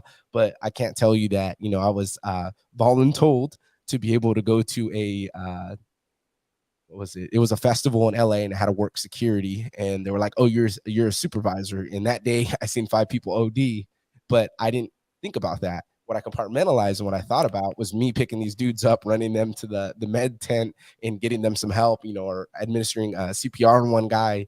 And that's what I didn't think about. I thought about, I carry these dudes. It was cool. And then after, when they closed the beer garden, there was a massive fight and I had to tackle people. And that's like what I thought about great memories. So for anybody, like sometimes we're going to go through shit, but when it comes up, that's when you let it go. That's when you pray, you meditate, process that emotion first, because not everything you say someone else is going to agree with. And at the same time, like, they didn't go through that. So if you're talking about things, and especially me, like if you look at it, like I went to good schools as well. So that's where people are like, oh, you went to good schools. I'm like, yeah, but when I went to the good schools, I didn't hang out with the rich kids that had the money, had all the nice clothes. I was like, I wasn't accepted there. So where do you think I was at? I was doing bad shit with all the people that accepted me for who I am or whatever it is. So I was like, even if you go through that, you have to talk about those things. Or like, I was thinking about it the other day. Like, I didn't never seen drugs. I seen drugs when I was younger, but in high school, like I really didn't. I really stayed naive. I just want to be play video games all freshman year. That was all me. Because I thought, if I just be a nerd, I just lock in, I can save myself from a lot of trouble. Eventually just started going down a different path. But it was funny. Is like I had a conversation with my dad, and he asked me, "Hey, have you ever seen shit in the bathroom get sold?" And I'm like, "No." And then all of a sudden, like I start seeing all this shit all the time, and friends are like, "Oh, coming up to me," and I'm like, "Bro, what the fuck? Like, how does things work that way?" And that's where it was again, going to that vulnerable side. Like if you can talk to people on that, you can be able to be like, "Hey, from A to Z, this is what happened." It doesn't matter necessarily like if they bide well with you on that, but you've went through your own shit, so you can talk about it and how you process it, how bad it hurt you. A lot of times we're so afraid of what everybody else is thinking that like we don't even do it. And I know I am, because my parents were like talking all the smack on me for me just being honest about, hey, this is how it made me felt. This is why I felt as a kid. This is why I get cold hearted sometimes with people, and I just shut off completely, because that's sometimes what I would get. And it's not that I want to, reciprocate love that way. It's just that's the way that I naturally process it now, because I never really unwound those wounds and healed from it. It was something I pushed to the side, compartmentalized, and I didn't think about it. Well, let's tap in. I want to, there's a repeated pattern here, but like, I'm sitting there laughing because you're like, hey, growing up playing video games, and we're pretty much like the same age within near each other. And then also, going to a good school. I was a public school kid, but I was never the rich kid or the Alps kid is what it is. So like my school system separated the 4.0 students, and then I was in the crowd of normal. But the reason is I'm like you, man. We're not even going to use ADHD as a label anymore. We use it as a superpower because we can process stuff so fast. And when we do get it, we're going to blow people away on the things it is, because they're going to be like, what the heck did you just come? How did you, like, resiliency? What? Like, and I'm going to explain it to everyone straight, because you're the same way, like hands-on, dude. Like anyone that has hyperactiveness, we get our hands dirty.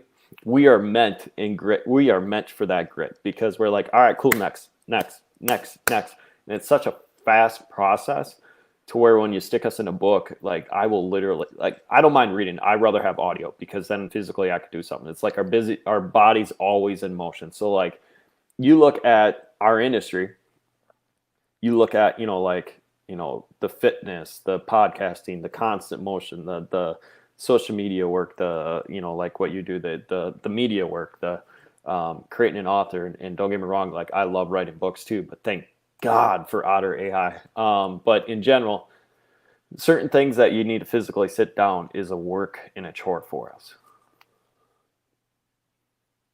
Absolutely, brother. And one thing we need to touch on, because I know you know this, but for me, I know we talked about the ADHD being a superpower. Bro, I was the class clown. I was the one who couldn't fucking calm down.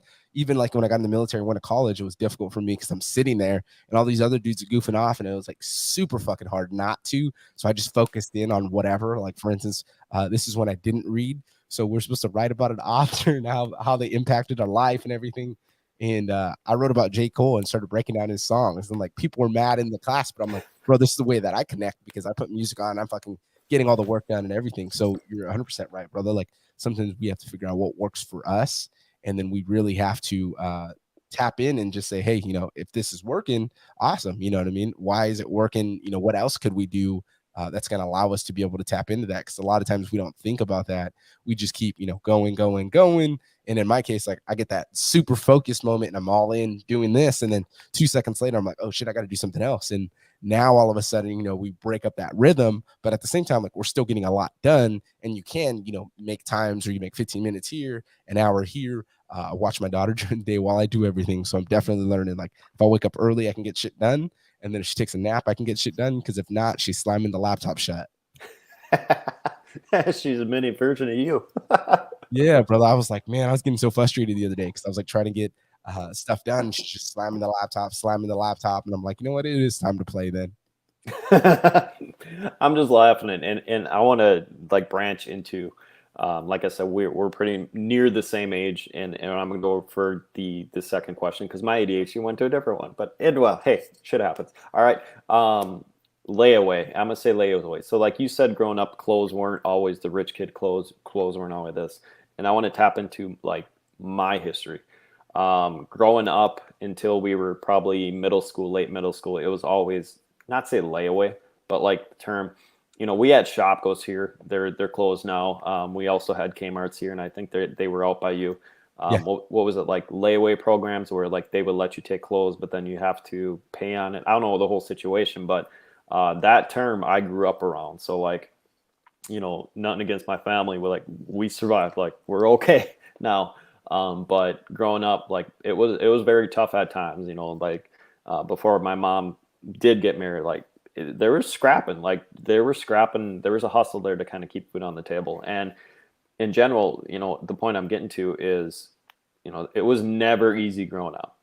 Like, you want your own stuff, you get a job, you go get it. How did that reflect on how you got raised up now? Ooh, that's a good one. So for me, it was a little weird. My dad always hustled. He was always in sales since I was young. So the weird thing, I never got clothes from my dad, and this is like what it led me up to because I moved with him in 8th grade, and that's when the whole tap out thing was going on. Bro, I was like a year or two late to that shit. So I go to the new school wearing tap out, and all these kids are like, "Bro, what the fuck? Why are you wearing that?" You know, that's out of style, and I didn't know that because I wanted that clothing so bad. You know, so dad's side always had the money, but he would get me what I needed. Him was more like shoes. He would buy me, you know, Kobe's. I didn't really like Jordans. Lakers jersey, like that was him on the buying me nice things. It would be, you know, he's what is it? Damn, I lost my train of thought. But he's all about buying things, and since he had the money, that's what he does. So he doesn't show love; he just buys you something, and then that's where he thinks that you love him. So for me, it was getting all these other things that wasn't nice clothing, and then I go to my mom's house. I had what I needed. You know, we did go to Kmart for pants, stuff like that. Then goes me being arrogant once I got to like 7th grade because I just got tired of it, of being making fun of wearing the same clothes or hand me down. So I was like, nope, I want to go get all these new monies. And this is when I learned like Levi's were like a good pair of jeans. I didn't know that. You know what I mean? I was just like, I just see everybody wearing them. I see them wearing these or the True Religions that are $100. And I was like, I knew we couldn't afford it, but I remember us getting school clothes. My stepdad put on his credit card. It was like $400 we spent total, me, my brother, and sister. And then he's like, yeah, and like you're the $300 person. You spent all this. And I'm like, what are you talking about? Like, I don't even get the nice things or whatever that way. But it was something for me that like just clicked then. Like they always made it happen. Even Christmas, they would make it happen. My mom would always complain about money because she didn't work. She was a stay-at-home mom until my junior year of high school, and then started helping a little bit. But for me, it was kind of not understanding that, and then getting in the military, and that's where my mom fucking used that card, master manipulator. And I was like, you know what? She's getting a divorce and she's going through a tough time. I'm going to send her money. So I was sending her thousands of dollars a month, really struggling on my own. I actually got sent out to Yuma, and they're supposed to pay me extra money. So that's what I was banking on. They didn't pay me for it. So I'm over here like in a room with a couple of like 6 other dudes, and I just have cereal, tuna, like things I needed to live, protein. And I got ripped out there because that was all I did, is just focus on like eating the bare minimum to survive. And it allowed me to get there. But that was part of that whole journey. And that's what's weird. You know, it's like my mom's, they made it happen. In my dad's house, he had the money to do it, but he was just like, oh no, fuck you, you're ungrateful. So that's where he's like, I give you $20 a month for doing chores and babysitting and shit. So that's what you can be able to use. And I'm like, $20, bro. I go get pizza. I'm out with a friend, go to the movies. You're done. That's where like I was going to a good school, and I learned like one of the kids, it was like a friend's friend. He's like, hey, we're going to go to his house. And dude had a big ass house. And then he was just like, oh yeah, like bragging. So like it clicked in my head. And then there's another kid named Brian who was real quiet. And they were like, yeah, Brian wants you to go to his house. And he's like, hey, I got tickets to Monster Trucks. Do you want to go?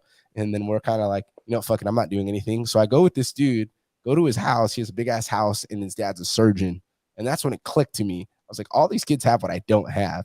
And I was like, they have the parents that show up for them. They have money. That I'm going to sell my shit to them for it. So I was getting like Grand Theft Auto, whatever game, selling it to these kids, getting a bunch of clothes that I wanted. All of a sudden, I had like the popular Diamond Supply clothes or whatever it was that I was getting from people. My dad's like, where are you getting these clothes from? I'm like, oh, I've been selling my shit. He was mad at me for that because I begged for a hard drive one year for Christmas and then sold that to get a bunch of clothes and money. But to me, it was like I needed to make things happen because it was slow not having it. You know, definitely at my dad's house, I would ask him for something. Hey, figure it the fuck out. I'm like, Dad, I need a binder that's $5 for school. He's like, oh, I took you school shopping. You didn't get anything. I'm like, bro, we did not go school shopping. You guys bought us some paper, some pens, and we're like, hey, you're good. Yeah, no, I think this is where me and you are a brother, because my real father was the same way. We're like, and it clicked because back in the day, I remember back in college or whatever the situation was the last time we communicated, but like I tore into him and I asked to survive in college because I ran, obviously some of you guys that know my story, I kind of went over and above on student loans, forged some signatures, got some stupid things I shouldn't have got. We all learn. We'll say it that way. Like I'm paying for it now. In general, he came out and said straight out, like, I'm not going to give my kid money because he has a fire in his pocket that it's not going to stick. And it's the same situation like that. He wasn't in sales, but he worked in the mill situation.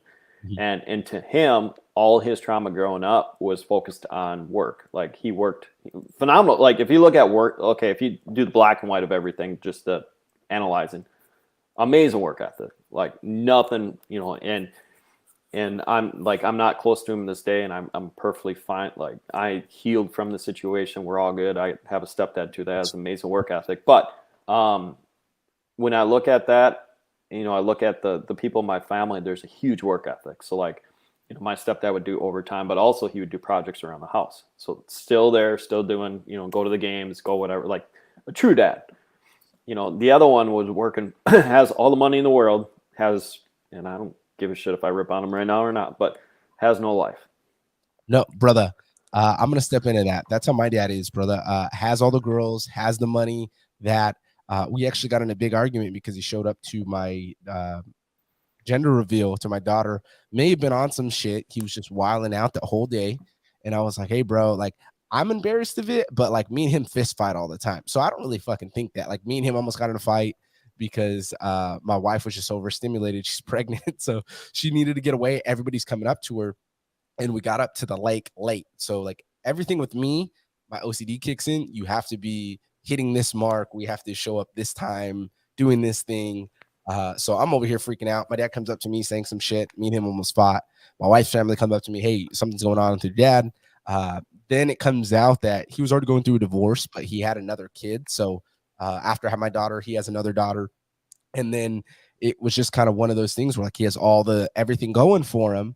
And I was just like, I don't understand how this dude can live with himself because he has 2 kids who want nothing to do with him. He has another son. He has 4 kids. Another son that I didn't talk to my brother for 7.5 years. He has his own mom. My dad has nothing to do with him. And then me, it's just like going through it's very difficult. Plus, my dad sticks to fallacies. He told my younger sister that my mom put shit in my head and she's still saying it. And I'm like, hey, bro, you've been saying the same shit for 20 years. When are you going to just take accountability, own your shit and move on? It's not that you have to agree that he beat the shit out of me or treat me a certain way, but it's just like, bro, you can't think that you're the greatest thing. Or perfect other example, me and my wife were at her uncle's wedding. Her whole family knew my dad. I didn't fucking know that. I'm drinking. Probably shouldn't have been drinking because it was pissing me off.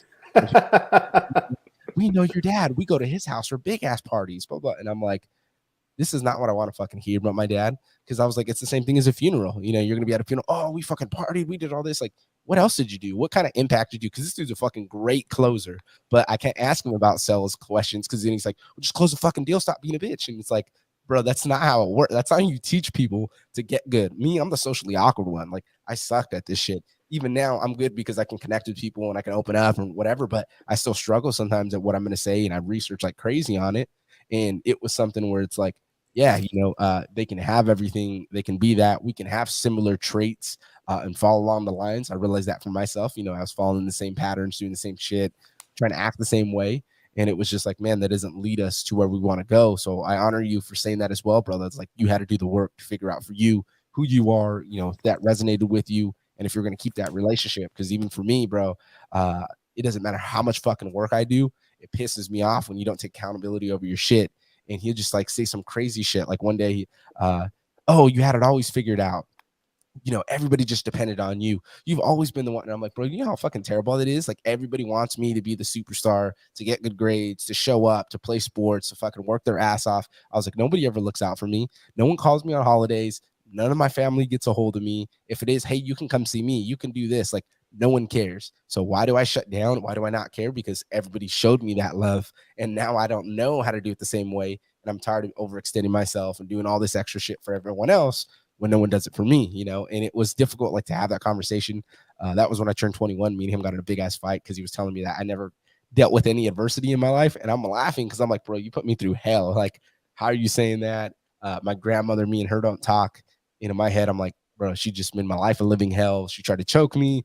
And my dad's like, oh, that's my mom. You could just forgive her. And I'm like, I understand that you went through these shit in your life and you forgave and you're going to be buddy. But I was like, bro, I don't feel comfortable on that. I'm not going to be next to somebody that I don't feel comfortable with and just trying to act a certain way if I don't agree with it. Yeah, and you're probably having success moments when it comes to that stuff. And guys, we were going to talk about podcasting and whatever, but what you have is you have two boys here that grew up with a stepdad, and even though like your stepdad probably did, I'm gonna be mean how I word this, but it's true how it is. Like he dated your mom because he liked your mom, but obviously it comes with kids. So he was a great guy to take you under his wing at the time. Yes, there's stuff that occurred. I get it, but you still got raised up by a male figure in the house. Like myself too. I had 3 years old. I had a wonderful one that came into my life. He's a tough love dude. So like it's perfect for what is, because like with ADHD and stuff, just how we are. Soft love, I don't like. I'm learning to like it, but soft love is tough because when we're so hyperactive, to get us to we'll bounce up, and I'm gonna call myself a bulldozer, but like we'll bulldoze through it because we're not used to it. So like when it comes to soft love, everyone's like, "Oh, we love you." All right, cool, whatever. Like let's get going.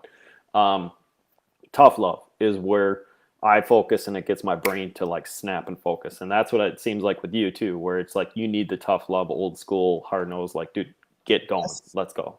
Yes and no. I'd say yes because I thrive under it. That's why I did get in the military. I got chewed out for 2.5 hours about how I was a piece of shit and never gonna get promoted. And then here goes me going on the promotion. And they asked me, hey, what are you gonna do differently? I said, nothing. They looked at me in the face. They're like, what? And my boss looks at me, are you fucking kidding me right now? And I'm all, yeah, I'm not going to do anything because I do everything to the utmost of my ability. And I'm working my ass off every single day, staying 16, 18 hours on deployment. Like there's nothing you can tell me to do differently because I'm doing it right now. And they just looked at me and like, that's been me, the vocal one to snap back. The reason why I say the tough love, yes, I'm learning the soft love. It's difficult for me. I have a fucking tonality issue. I think everybody's yelling at me, and that comes from being at home. My stepdad was one, for instance, like we'd be watching a show and I'm like, oh, that shit looks cool. Didn't even mean to cuss. I slipped. What the fuck are you saying? You fucking hoodlum, and just going off on me. Yeah. Music that was too loud. Like all of a sudden, oh, you're trying to be fucking ghetto. Like, nah, bro, I'm just trying to listen to my shit because if I can listen to Eazy-E, but not NWA, but he can listen to ICP and play like crazy shit all the time. And it's like, hey, bro, like head's always on a swivel. That's how it was outside the house around people. And then at home, I had to be like that. Like, especially I had friends over. Don't act fucking stupid. Go to the room. Don't come out of the room. Like just being very precise on what I do because they were nitpicky on that. Just anything that I can get in trouble for, my parents would hound me on. So that's where I said, like, I'm learning the soft love. And it works, and definitely I'm trying to learn that from my kids to be able to talk to them because I don't want to be screaming all the time. There's no point. And it's been difficult, man. Like definitely the tonality thing because I think my wife's fucking yelling at me and she's just, like talking and I can't tell. And then here goes me with my fucking tonality. And I'm like, yeah. And she's like, why are you yelling? And I'm like, I'm not yelling. I'm just responding. Like, and then I think about it, I'm like, yeah, you know what? Maybe I did give a little bit of fucking attitude. I don't mean to do it, but I think everybody's doing that all the time. If you raise your voice, I'm like, bro, why are you raising your voice? Like, why don't you just whisper? And Yeah. No. It's I think what it is just growing up, scrapping for everything. We just kind of get used to that. And I'm laughing at this because he's like you, where it's like, growing up in a very, rough household and stuff, like, it's the tone. And I got raised up my whole life where like my mom's like, dude, stop the tone.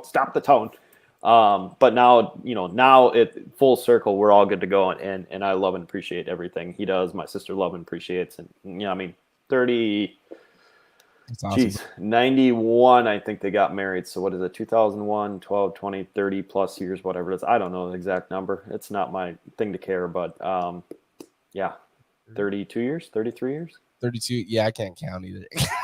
I'm 37 next week. So what, 34 years, 33, somewhere in there. But in general, yeah, it's, what happens when you put a lot of time around people, you start to understand what they're great at and all that stuff here. And you focus on the good.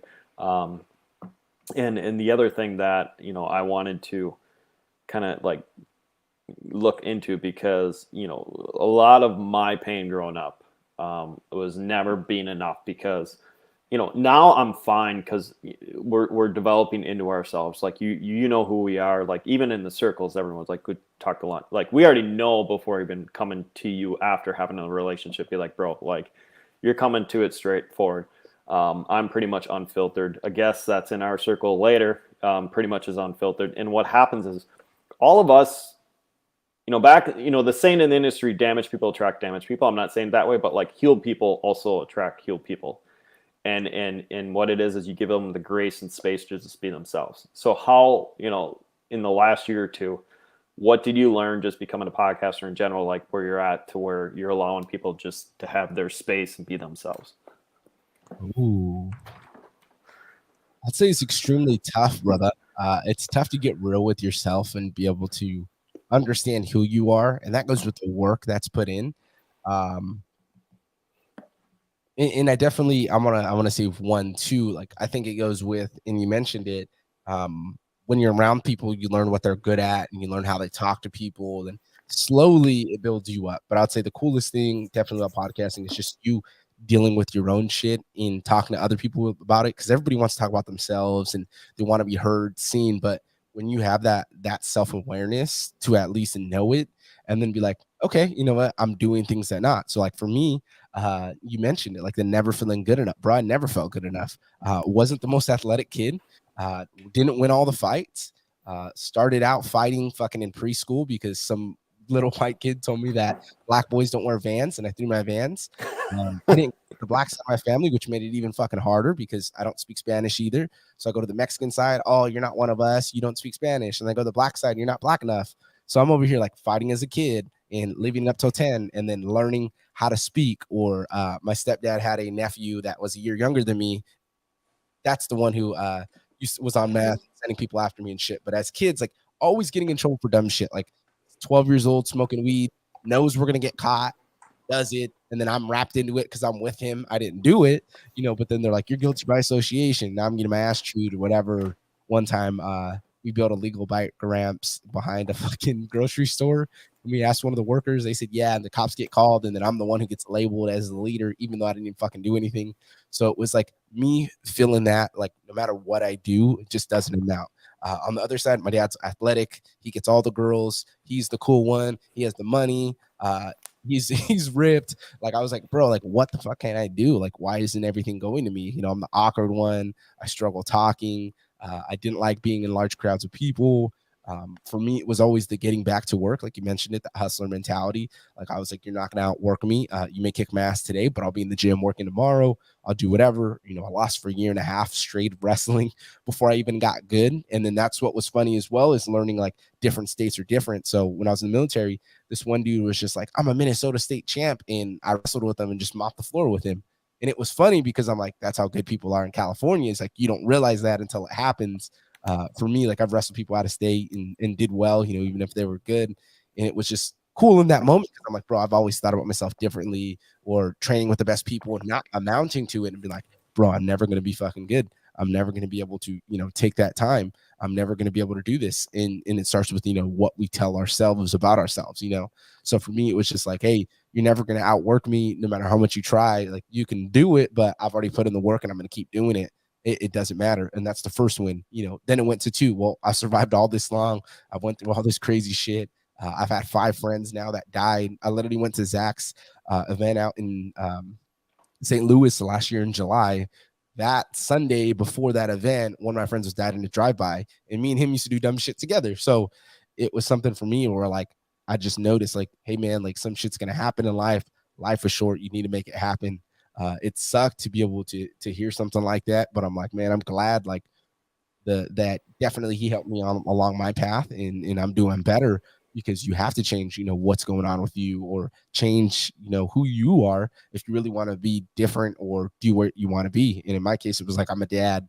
I'm not drinking anymore. I'm really healing that. I'm vocal about it because it's really irritating to me, especially when people are posting about being in the club or whatever. And I'm like, bro, you got kids. Like my dad does that. Like he's fucking 50 now and he's still in the club partying, going crazy. He used to send me Snapchat videos of everything. And I'm like, bro, it's embarrassing. Like, how are you going to be that late and then be focused on these things versus, being completely different? Like I have my kids young, so I'm gonna be in my 40s and I'll be having fun there, but it's a different process. You know what I mean? You're able to say like, oh, I've made it this far in that versus, having your mind check into something that doesn't resonate with you. And I think that's what happens too in podcasting is you learn pretty damn quick, what resonate with you, who resonates with you. Cause a lot of times it's like, you're not going to sit there for 40 minutes with somebody if you guys just don't vibe well, or they're talking and you're like, yeah, I don't know about this dude. You're just going to sit there and be like, and it's going to drag and drag. So we really got to figure out, what works with us, and then just talk about that pain as well. And I got 2 questions here, but I need to throw this in here, guys. So like, when you look at mine or even look at yours, like we have wide range. We have a long podcast episode where everything went great and it went smooth. We have the normal 35, 45s like you were talking about. And then we have those special 10s. And you're laughing because you know exactly where I'm going with the special 10s. Guys, there's so much, guys and gals that are watching, there's so much value that there's 2 ways when you look at the special 10s. 10s, there's so much great value in it that you want to just cut it off because you don't want to stretch it out and just make that magic and get rid of it, which I do all the time. And then there's the 10s below it that, thank you, guess, but it just quite did not work out. And that's the thing that, the little secret behind the scenes stuff. But I want to tap into, and we have some short time, maybe 10 minutes here, but I want to tap into I want to look into the getting around the community, because you went to something in July. I'm trying to get there. Right now we're trying to get some hustling situated to get me down there. You pretty much went all in and pretty much did whatever you need to do to get there. If it was driving, flying, whatever it is, you did what you need to do to get there. I'm looking to get there too. And getting around these people. So like look into, the people that you met. Cause I know some of your friends are there. I know some of the people in my circle, which are in your circle, were there. The quality information you get just with that little dollar value for those events, how drastic that was on your life. I'd say life-changing, brother. Life-changing because I got in front of 80 people. I cried and talked about my story. I went a little graphic when I was talking about the stories of what it was like as a kid. My dad's throwing parties, or he had sex with a girl in the same bed I was in, and just showed me how to be able to check out in life at a young age, be physically somewhere, but just not, you know what I mean? That way I can be able to process through. So it was awesome, 1, doing that, but 2, meeting even greater people. Nick Wingo's my breathwork coach. Talk to that dude every single week. He's helped me out with breathwork and really just helping unpack shit. It's been awesome, just being able to have that. Matthew Rhoda, another good friend that I learned through Nick.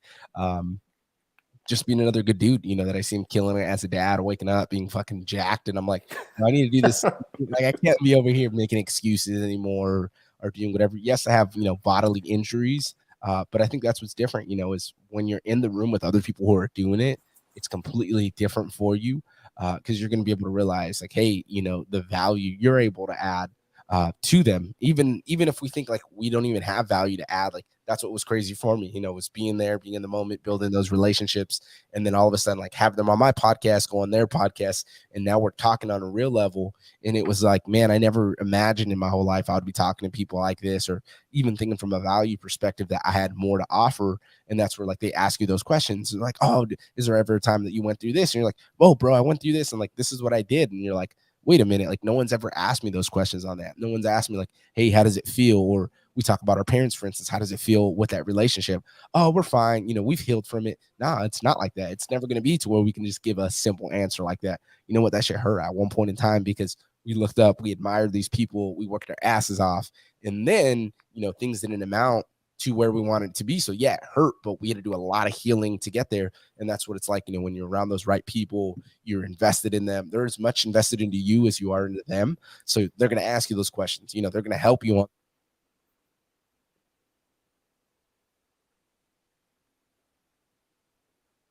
They're gonna help you on your journey of whatever you're doing, whatever you got going on. My bad. I guess I hit the roadcaster and muted myself. No, and I want to joke, guys, some of you listeners here do not know some of the guests that's coming up here, but I met Nick a couple of years ago, and we can elevate. Like Rhoda's in my circle, you're in my circle, like everyone down this list. Part of that Scotty, and then also in the morning we got Ron and Chris and everyone that's in here, and and Angie, and I could go through the whole list here, but like amazing people that are in the circle. But there's one that I'm not lifting him up, but he helps so many dudes, and the one that he will be coming on at 2 o'clock, Nick. And I was gonna say he's almost like a man crush, and it's not like you think he's sexy and all that. It's just a man crush because he's a dude that helps dudes that just changes lives, and it's so cool. Like you do the ripple effect. So like you talk to everyone in the circle, like he's touched everyone somewhere somehow.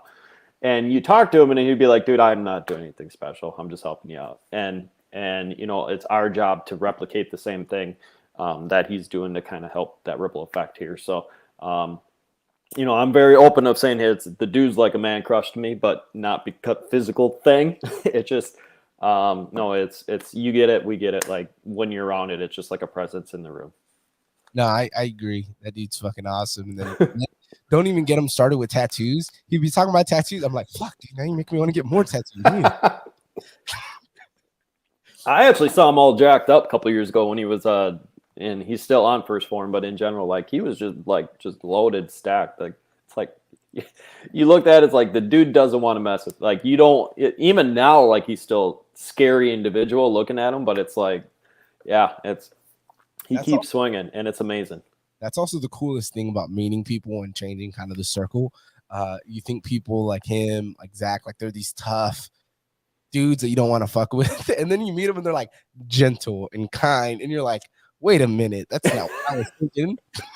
Well, and there's one that was in that room too that I'm very good friends with down in Houston, and I think he's returning this year. I'm not going to keep his name out, but you're part of his group. I'm part of his group, and it's the same way. Like it's with all the success with everyone that we can go down up in this whole list. Like everyone that spoke today or yesterday has the willingness and the pridefulness to just say, all right, man, like I went through all this, that's cool, but let me help you.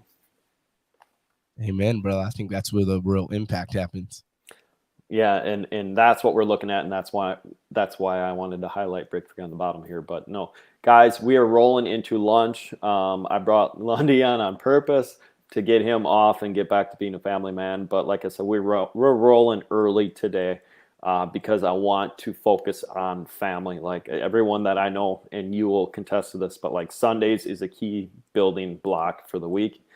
And I wanted to honor that, either if it's, going to service, going to church, gaining family time, building the family up for the week, getting the game plan, whatever it is, like this is a key day for everyone. So I wanted to honor it and be early for everyone and enjoy it. So man, thank you very much. Where can everyone find you before we kick it off at lunch?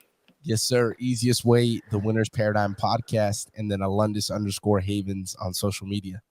All right, man. Thank you very much, Anya. And I can't wait till about 2 p.m. when we have a beautiful guest coming on after you. Thank you, brother. It's an honor. Thank you very much, man. You guys, thank you for watching this so far. Like I said, people are going to come and go today because it's a family day in general. So my expectation is we're just going to bring value to you guys. You guys join whenever you want. And like I said, Alundis is still part of this. But all you guys, go take a quick lunch break. I will see everyone back at, let me see when our next speaker's coming, because I have this. We will be back at 12:15 p.m. So it's going to be a little bit shorter lunch. But in general, we're going to rock and roll. We're going to get this done early and bring some amazing guests here that are actually a lot of our friends. So it's just all a bunch of friends getting together, bringing value to you guys and enjoying it. So, man, enjoy your sunshine. It's lunchtime. Let's go. Let's get out of here. See ya. Go.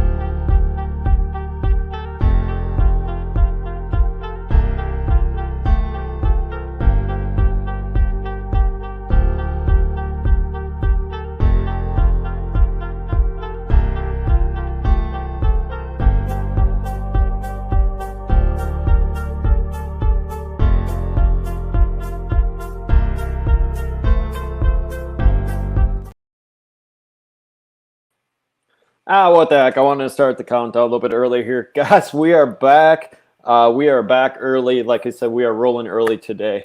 And just like everyone that is part of the event today, we all have families. We all have stuff to do on a beautiful Sunday morning, and we all want to be rolling and rocking and rolling here. And just like this, the second guest, he's ready to roll. We are, like I said, we are running early. And I want to bring this special man in because we're going to be talking about self-defense. We're going to be talking about fighting, and maybe I could have him drop the camera down a little bit when we get going here. When he gets going, because the hoodie he's got right there, and he's still in the waiting room. I'm sitting there going, I'm like, absolutely. So, welcome, guys. We're going to bring Josh into the event, and welcome back after lunch. This is the final stretch. We have about I think 3 or 4 more you got speakers after this, and we're done. So full energy, full everything. We're giving it all we have the last couple hours here, and bring you guys value throughout the whole thing. So let's focus on that hoodie, man. What's up, brother? You know what? I got a new mic. This is the first time I'm using it, and of course, it's blocking my sweatshirt. So, yeah, it says Savage for those of you who can't see it. I don't know. Oh no, you got everything here, and we're going to be talking about self-defense and your Savage Syndicate, and honestly, you're probably one of the few that actually has technology working correctly. It is what it is, man. And any of you guys that see my video yesterday understand where I'm just like, fuck it, we just gotta keep going. So you don't have to be perfect. You got to just start from scratch. But we are rolling on this afternoon of this event, dude. It's been a long. I think by the time we get done, it's gonna be like 16 hours worth of just straight talking between 2 days. I'm surprised you still have a voice. I came in yesterday. I saw a couple of the speakers, and I'm surprised you're not whispering today, man. You're gonna be you're burning at both ends for sure. Well, I got to preserve a little. I'm just going to keep something behind the scenes, but I got to preserve some energy for after this. So we are drinking a lot of coffee today. I am having a lot of water, and I'm going to turn very introverted after this event is done and kind of preserve it for tomorrow. So there you go. Woo, we are rolling. But hey, man, I want to introduce, guys. It is Josh Brisbane. He is the owner of Savage Syndicate. He obviously the book right behind him over his shoulder, Hard to Kill. On top of his hat, he's big time savage. We are rolling. He's also part of a few groups I am part of. Maybe a little bit more, depends on what's going in the future here. And you're just rolling out of your event last weekend? Yeah, I had a great event. So that's why I'm kind of saying I know how hard it is to be talking and being on for 10, 12-hour days. I had a Savage Syndicate seminar last week. It was teaching individuals the fundamentals of being hard to kill. We went over situational awareness. We taught striking with Ian McCall, a UFC fighter. We had my Brazilian jiu-jitsu coach. He taught the groundwork. We had an off-duty officer, an LEO, come in. We had a person teaching knives and how do you make a weapon out of anything at your disposal, right? If you don't want to carry a knife, you don't want to carry a gun, a rolled up magazine. So we taught all that stuff last week. It was awesome. The only thing that went wrong, we're out here in Dana Point, California. It freaking hailed on the beach. We were inside, but we had some people from Pennsylvania, Colorado, and I was just like, hey, this is not normal weather out here. The weather was the only thing that was off, but other than that, it was a great event. The attendees kicked ass. I was super proud of them. All the instructors, brought their A game, and not one bad thing to say about that event other than it hailed in California on the beach that weekend. So yeah, and I'm going to highlight it too because, just like these events, you can put everything on book, make sure everything, we're not perfectionists, but curveballs going to occur and stuff, and sometimes you're in time, sometimes not, but shit happens. So that's the best way I'm going to say it. But no, I am very honored to have you here, and let's dig into your story here. We're going to kind of do like Q&A. I can let you talk if you want, but also let's kind of run this as a little bit of a podcast because I want to, we're getting everyone amped up here. Not everyone is wired like me and yourself, but explain where Hard to Kill or we're becoming a Savage started. So let's start from where you were prior to where you're at now, and it just starting point. Yeah. I've been an entrepreneur since 2011. I've had e-commerce business. I've had a marketing company. I started going into masterminds. And it really, a lot of people have different opinions about masterminds. I 100% believe that if you can join like-minded individuals and expedite your journey to get to where you want, I say go for it. So I was in one, and in our group, there's about 100 people, men and women. And we started talking about the Buffalo shooting. I think it was about a year and a half ago. Guy walked into a grocery store and just started open fire. Obviously, we all talk about business and how to level up and do all that. But it came to topic of tactical training and what you would do if you became a victim or if you heard active shooting. And I just dropped. To me, I love talking about it. Not that I love talking about active shooting, but I like to train people, be prepared, how to act and do things. And so I kind of hijacked the meeting for like 45 minutes and just talked about all the things that I do on a daily. I've done tons of tactical training. I put 20 plus years into MMA training. And so what I thought was like, oh, I'm hijacking this meeting. Everybody hit me up afterward and says, wow, that was, you added tons of value. You should do something more with that. And so that is how Savage Syndicate was born. I've always been an entrepreneur. And so I just thought, how can I get like-minded people? How can I build a tribe of like-minded individuals who are tired of being victims, who are tired of seeing the average person, right? I really sell the point that we don't have to be ex-Navy SEALs. We don't have to be ex-Army Rangers. We don't have to be law enforcement. We are just average citizens. In my case, like to mix it up and train and fight. But how can I get those people who are scared to go into a gym the first time? They're scared about, I get a lot of questions like, hey, I'm 40 years old and I don't know how to throw a punch. They're embarrassed. And I want to make it a community where don't feel ashamed, don't be embarrassed. But I want to spark that flame under your ass and say, hey, don't wait until you're a victim before you start training. Don't wait until you're a victim before you start taking your safety and your family's safety seriously, because then it might be too late. You might not survive the attack. But if you do survive the attack, you're going to have severe trauma, right? Mental, physical, all those things. So I'm trying to be reactive or preactive instead of reactive. I'm creating this tribe, Savage Syndicate group, and I'm just I got tons of tutorials. We have meetings. We have Zoom calls with savages. Ian McCall was on. We have high-level guys. We have ex-Rangers. We have high-level guys that I think can add value to the tribe. And that's what you get inside the Savage Syndicate group. And that's where I started it.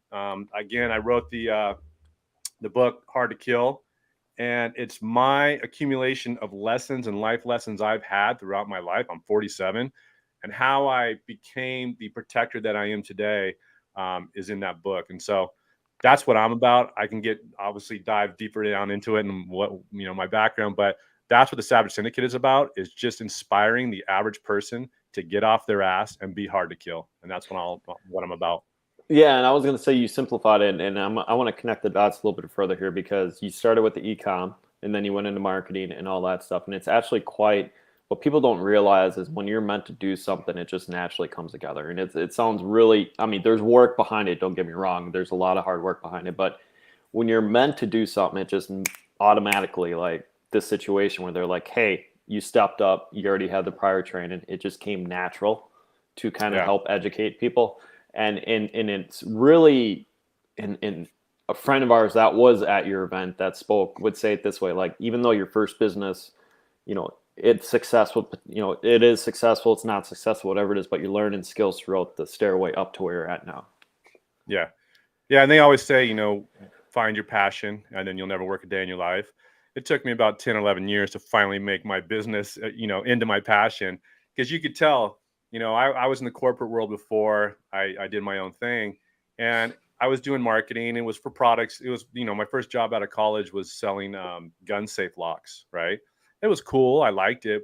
But when people talk to me, I'm like, yeah, this is the I'm not a great salesman, but I would talk about it. But then on the side, because I was training for fights at the time, they said, oh, why do you have a black eye? Boom. And then you'd see the light in my face. I get passionate. You have to shut me up. I'm like, this is why I do it. This is what I love, blah, blah, blah, blah, blah. And they're like, okay, too bad you don't have the same passion in selling our products that you do about fighting and protecting yourself. So yeah, it's, I try to have all the revenue streams coming in, and if I can get one of them, me teaching and me helping people, then it's a plus in my book. And that's what I'm doing.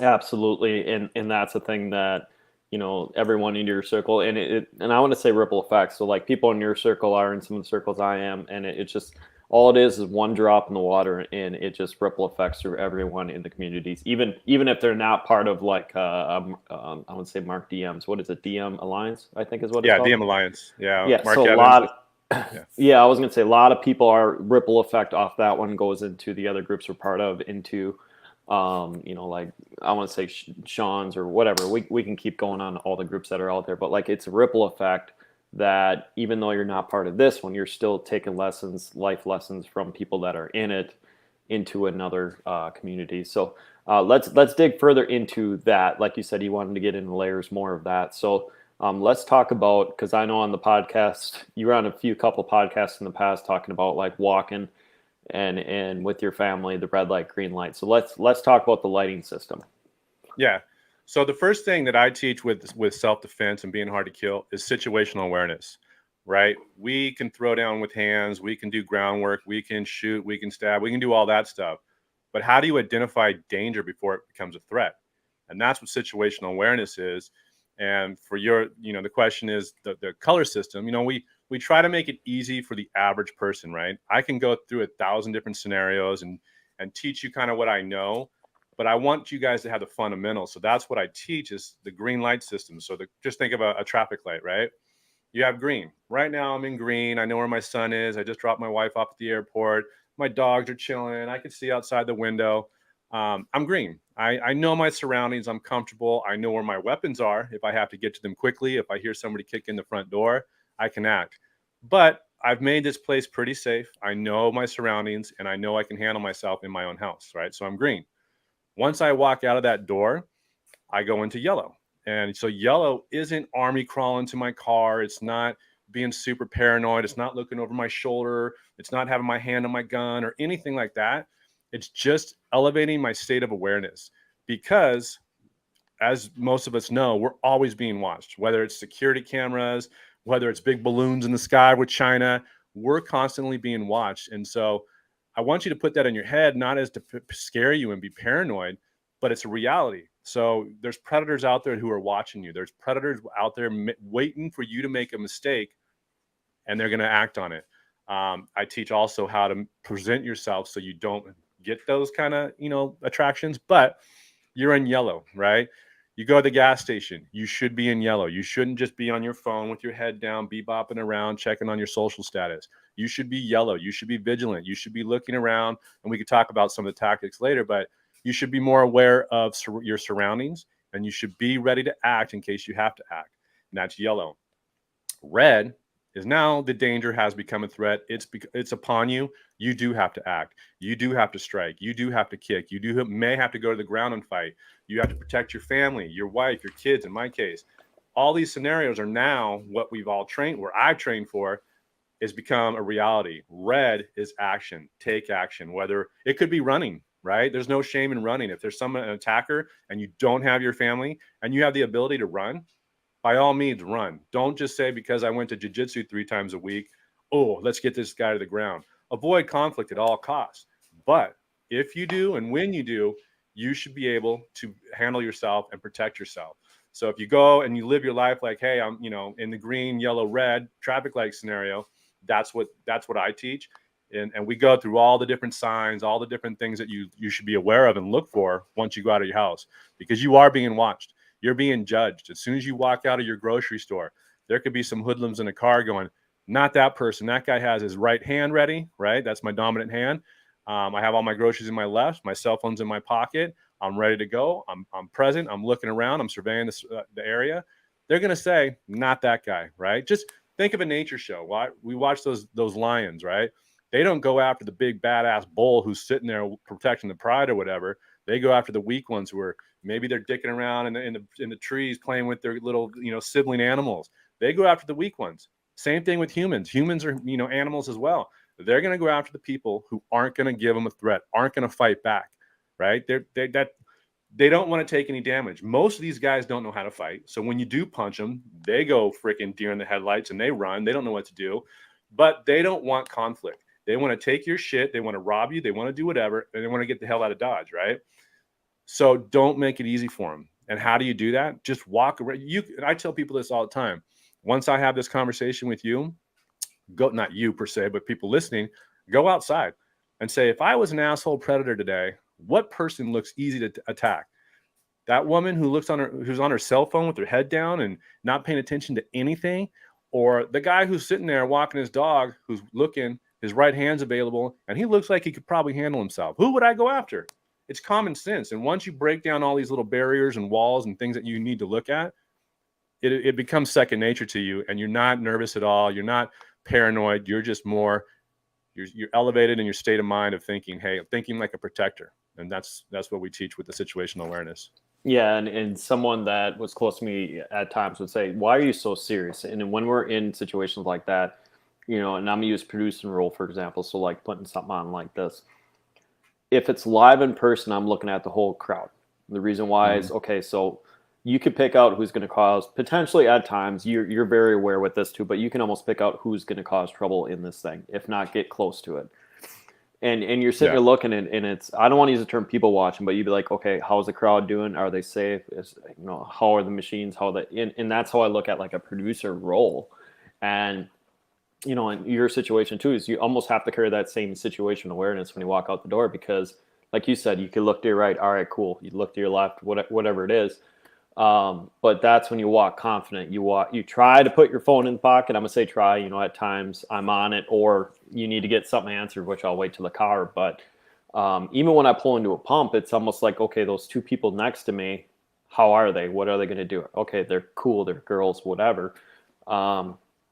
It just like the checklist is, I'm going to say both of us, but like you can feel when something's about to go down. Yeah. And I tell people that too, is like, whatever you want to call it, the spidey sense, the sixth sense, whatever, trust it. If your gut says, hey, I'm being followed, look around, see if you're being followed, change your direction, call somebody and say, hey, I'm a little sketchy, or call the police. There's nobody going to say that, I'll tell you a scenario. There was a human trafficking incident down here in a very prominent area in Dana Point. Oprah Winfrey has a house down there. There's $30 million homes down on the beach. And a lot of people walk through these homes to the path to watch the sunset. Woman goes back up after watching the sunset to her car, and there's a little note on her car. And she's like, well, that's weird. And she's with her buddy. She gets in her car, and they leave the place and they call the cops. And she says, like, I don't know if I'm being paranoid or overreacting, but there's something on my car that wasn't there when I left. And they checked it. Sure enough, it was a note, and it was a human trafficking to the other whatever that little ring was, a note like single white female, she's good to go. And they have a grade or whatever. And it had fentanyl on it, on her door. And her cop said, you didn't overreact. You did the right thing.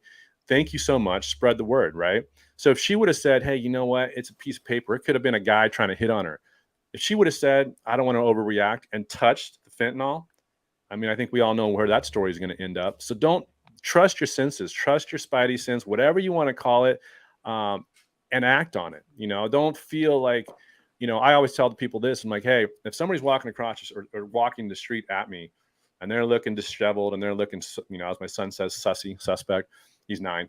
I'll walk the other way. Or walk across the street or change my demeanor. And if it offends him, I don't give a shit. I'm not here to make everybody like me and be happy. I'm here to save my family. So if my demeanor, my actions offend you, then I don't really give a shit. But I'm making sure that my son, who's 9, my wife, they're safe. And so, yeah, I'm trusting my instinct. I might, not overreact, but I'm going to act more cautiously when I see suspicious people. And we have safe words and all that I don't yell it out to the public, but I let my family know, hey, watermelon, and they know how to act. And then we carry on. So yeah, trust your sixth sense, trust your gut feeling. It's there for a reason, right? We don't know why it's there. It's a weird little thing that it's all in our system, but definitely trust it. And, and that goes for anything, whether it's a car accident, something's wrong, whatever that feeling is, act on it. Unless it's telling you to do something goofy, then don't act on it. But you know what I'm saying. Yeah, don't chase this girl. No, and just, I'm not laughing at that. But no, let's keep digging further into the book, because I never read it, and I wish I could have read it. I need to purchase it after here. It just, like we said, we get so many people with so many books. It's like, shoot, I forgot about it. But What are some of the life lessons besides just what we're talking about that we can give to someone that is in everyday life that almost, it's not say life or death extreme, but just like the basics, like, dude, walk out the door, do, some of the situational stuff like that. Some of the situational stuff is basic, like we said, the gas station stuff that you can do. When you're at a restaurant, sit with your back to the wall, facing the entrance, know where the exits are, read people. I don't want to say stereotype and profiling, but damn it, stereotype and profile. If a guy looks suspicious and is fidgety with his hands in his pocket, then I'm going to judge him. I'm going to say that guy looks like a knucklehead. He has, face tattoos and neck tattoos. I'm going to judge you and say, you know what? I'm going to remove my family from that area because he looks agitated and nervous, and that's that. Or I may act on it another way. If he gets squirrely in my area, I'll confront him and we'll handle it that way. But there's just little things. Another pet peeve of mine is when men walk on the inside and the woman's on the sidewalk. And that's just me.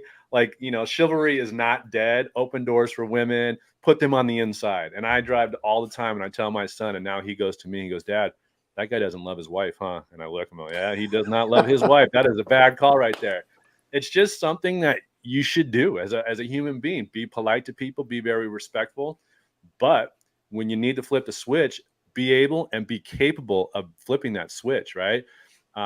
In that book, and one of the lessons I was always saying is like, there's always somebody badder and tougher than you. There's always somebody, like, I'm 47, I've been fighting for 20 plus years. I know that I'm not even the toughest guy at my own gym, right? There's always somebody tougher than you. So you put the training in, but don't go out looking for fights. Don't go, hey, big peacock, and I just learned a special armbar today. Let me try it on somebody. Nah, all the training, I actually haven't been in a physical fight since I started training 20 plus years ago. I've been in cages and I've been in matches and tournaments where I fight, but I haven't been, and I've taken myself out of the bar scene and, all that stuff. And I don't invite that kind of behavior. But once you start training, you'll realize that you'll surround yourself with the most kind, generous people. And that's what I also talk about in the book is a lot of people are scared to make that first move into a gym. I've been there. I walked into the gym for the first time. I got ragdolled. I got tagged up, or, tied up. I was 6'2", 225, thinking I was the baddest guy in Orange County. I learned in 5 minutes that I wasn't even the baddest guy within 10 feet of me, right? So you learn that the hard way. And there's two ways you can go after that. You could either say, put your tail between your legs, walk out, and then go, screw that. I don't want to be around these savages. I want to be the biggest fish in my pond, right? I didn't go that route. I took it up like a sponge and just started absorbing everything I could. Jiu-jitsu, Muay Thai. We did it all. We kind of did an underground fight club thing. And, you just don't ever be the best one in the room because then you're in the wrong room. That's the same thing with fighting. I'm surrounded with badass individuals and I love it, right? I go out and seek them when we do sparring and we do live rolls. It's like, just like with masterminds, put yourself in areas and rooms where you can be around great individuals who are doing what you want to do. So I want to be a black belt. I hang out with black belts. I want to be a better shooter. I hang out with Army Rangers. Like all these things that you do, we all do it for business. We all do it for, spiritual, whatever you want to elevate to. I'm asking people to do it for their own safety and their protection. So put in the hard work now before you become a victim. Yeah, and absolutely. And you were tapping on that because there's a lot of people at those places you were talking about that need protecting. And as much as, and I'm just to use church environment, for example, I love everyone and all that stuff, but fighting almost not fighting, but like protecting almost becomes like a dark label in certain locations. And my mind's like, no, like, dude, you need someone that's going to, stand up, take the be non-arrogant and just stand up. You're like, okay, yeah, I need to learn about jiu-jitsu, or I need to continue my wrestling skills or whatever it is to have when that situation occurs, it's you plus another security guard or whatever it is that in the crowd that you can protect, anywhere from 5 to 500 people when the time comes. And there's no need to look as a down shadow in stuff like this. It's very key. And fighting does get a bad rap for people who don't know about it. When I first met my wife and her family, they, I don't announce it. I don't announce I was a fighter or am a fighter of MMA and all this, but it does come up. And they say, MMA, what is that? It's like, oh, it's like, UFC. We mixed all these. oh, it's like human cockfighting. I'm like, I can't talk to you anymore if that's what you think fighting is. And so I get that a lot, right? I get, oh, I can't believe you go into a cage and do this and that. It's like the mentality it has with it is I get it, right? It could be brutal if you watch like some of the old UFC stuff and they're just pounding each other in the balls and this and that. But now it's so much skilled. And like last night I was watching UFC. There's so much honor and respect in it. But yeah, you watch like, my feed on social media is mostly violent stuff. And then I kind of tutor people about what not to do. But if you surround, like most of them, they're bad people doing bad shit. But then there's a percentage of it where there's a good person. Like I watched one yesterday, guys just going around like a town square area, like a plaza, and terrorizing people. He's a big dude with his shirt off and his girlfriend's trying to stop him. But he's like, he hits one guy, goes on to the next crowd, scares them. Old women, it doesn't matter. And it took one guy, he made his rounds of scaring everybody. And one guy just stood his ground and cold clocked him. Guy knocked him out. And the whole plaza started cheering. It took one brave individual who knew how to throw a punch, right, properly, and knocked him out. And he didn't continue to beat him. He didn't curb stomp him. He didn't do anything overly aggressive. He handled the situation, stopped the threat, and carried on about his day, right? And you could see that too. And you mentioned a church where a guy got out his gun and started to threaten to shoot people. I think he did shoot one person. And there was an armed person in there. There's, had a CCW, or it might have been a state where they could open carry. I'm not sure where it was. And he fired on the guy and shot him and killed him. So that guy probably saved hundreds of lives, right? And another scenario just happened a month ago out here in Orange County. A guy, it was a Chinese New Year, walks into a dance hall, starts lighting people up, shoots them, kills them. He goes to the next dance hall. One individual was like, "What are you doing?" Confronted him, and it's all on video. Confronts him. They start fighting over the gun, and it would turn out to be a 70-year-old guy, and he ended up losing the gun. And you can see he was all mad and he was frustrated. But that one guy, again, probably saved 10, 15, 20, who knows how many lives, because he decided to act. Now, I'm not saying he knew how to do. He obviously didn't, because he didn't have really good skills, but he had the courage, and he knew enough to disarm this guy, right? He wasn't doing any cool hip tosses. He wasn't doing any Van Damme style stuff. He just knew he had the courage, and he knew enough to go after this guy and say, "Not today. This is not the day you were going in there killing me and everybody else," and took action. And so, I don't tell people step up and be the superhero. Don't have a big S on your chest. But when you do have certain skills and knowledge, like Liam Neeson says, I have a particular set of skills that make it really hard for people to do bad shit. I would like to think that I'd step in and do some stuff, because I've spent 20 plus years getting my teeth kicked in. I might as well do it for good instead of evil, right? Yeah, and my mind just wanted to do the voiceover of him talking on the phone. I have a unique skills. Yeah. And it's true. Like, look at how calm he remained during the whole thing. His daughters are getting attacked, and he's like, be calm. This is what you got to do. And she's flipping out, acting like a squirrel, but she gets kidnapped. And that's what, not to that degree, I'm not saying go out there and be a freaking assassin, but when you go in and train, let's say in jiu-jitsu, and I'm rolling with black belts, I'm rolling with savages every night. What's the guy who's cracked out on his, PCP or whatever his drug of choice is? I'm not hip on my drugs, but he's out there. You think he's going to give me a better challenge than the guys that I roll with nightly? Hell no. So if if I just go once a week, or if I go to a seminar like I just had, I bet you those 10 people or 15 people that went to my seminar last week could handle themselves a little bit better and know a little bit more on the ground than they did before they walked in there. And they're not walking out there looking for a fight, going, somebody going to rob something so I can jump on them. But they're a little more calm if something happens, because I put them through the drills, right? And so that's what I say is like, hey, you go to jiu-jitsu 2 times a week, you're going to know more than the average knucklehead out there trying to do some bad shit. And basically 95% of the people are afraid of confrontation, right? So all you need to do is know the fundamentals, and you're already a step ahead of these assholes who want to do harm to you guys. Absolutely. And knowing about the event that you had, talking about, the 10 or 20 or whatever it was there, I know it because I've seen some pictures of a few people from Pennsylvania that, posting some new moves that he learned. So yeah. Looked like you had a blast there. But guys, I want to provide all the audience and figure out, okay, where can we follow you? Because your gift to this world is definitely a lot special than a lot of ours. So where can they follow you to learn all these trade skills and become hard to kill? Yeah, you can go to my website, savagesyndicategroup.com. And that's where I have everything I do, the one-on-ones, the seminars, where you can buy my book, apparel, all that fun stuff. It's kind of like my own link tree, right? I put everything in there.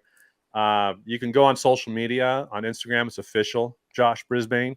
I got that from Austin Rutherford. He's like, just be official. I'm like, all right, that sounds good. You're killing it. I'm going to do that. So official Josh Brisbane. Facebook, Josh Brisbane. I'm easy to find. I respond to everybody. I get a lot of people when they hear me on a podcast, and I always tell them, if you're nervous, you don't know where to go for the first time, reach out to me on social media or however you want to get a hold of me, and I'll look up your area. I'll find out a good place, if it's reputable, if it has a history, or if maybe it has a bad reputation. But I'll do the research for you. I'll do the due diligence to help you guys get started, because like everything, the hardest part is execution. Most people won't step into a gym. Yeah, they want to be savages. Yeah, they want to be hard asses, and they want to know how to protect their family, but they won't take that first step into a gym. So reach out to me. I want to get as many people in as I can into learning striking and jiu-jitsu, wrestling. There's tons of different avenues we can address, and so I'm at your disposal. I just want to get people into learning, become hard to kill. Awesome, man. Thank you very much for taking your time out of your day to join this. Yeah, we're going to do that too also. Guys, we're going to take a short 15-minute break here with 1 p.m. Like we said, we're down to the final 3 speakers of the day.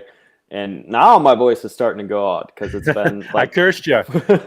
It is what it is. But thank you very much for joining us, and I look forward to many things in the future with you, man. No worries. Thank you for having me. I love what you're doing, brother. Keep going. Absolutely. Thank you. See you, brother. Once again, guys, like I said, we're going to go on a 15-minute break here. We're going to report back at 1 p.m. We're going to have one speaker from 1 p.m. to 1:45. Then we're going to go for another break from 1:45 to 2. And then we're going to have another speaker coming in at, let me see here. So wait a minute. So speakers, we got a 1 to 1:45. We're going to sneak another one in from 1:45 to 1:45 to 2:30. We're going to take one final break here in this afternoon after today. Actually, no, we're gonna, and then we're gonna rock and roll and have 2 more in the afternoon just to wrap this up here. So, like I said, we're gonna report back at 1 p.m. guys, and we're gonna go from there. And thank you very much for everyone that is watching this on Facebook, StreamYard, YouTube, all this stuff here. This has been a blast to put together. It is a lot of hard work to keep moving, but of it though, we're gonna enjoy this and enjoy this moment here, guys. So take a quick 15, and I will see you guys in 15 minutes.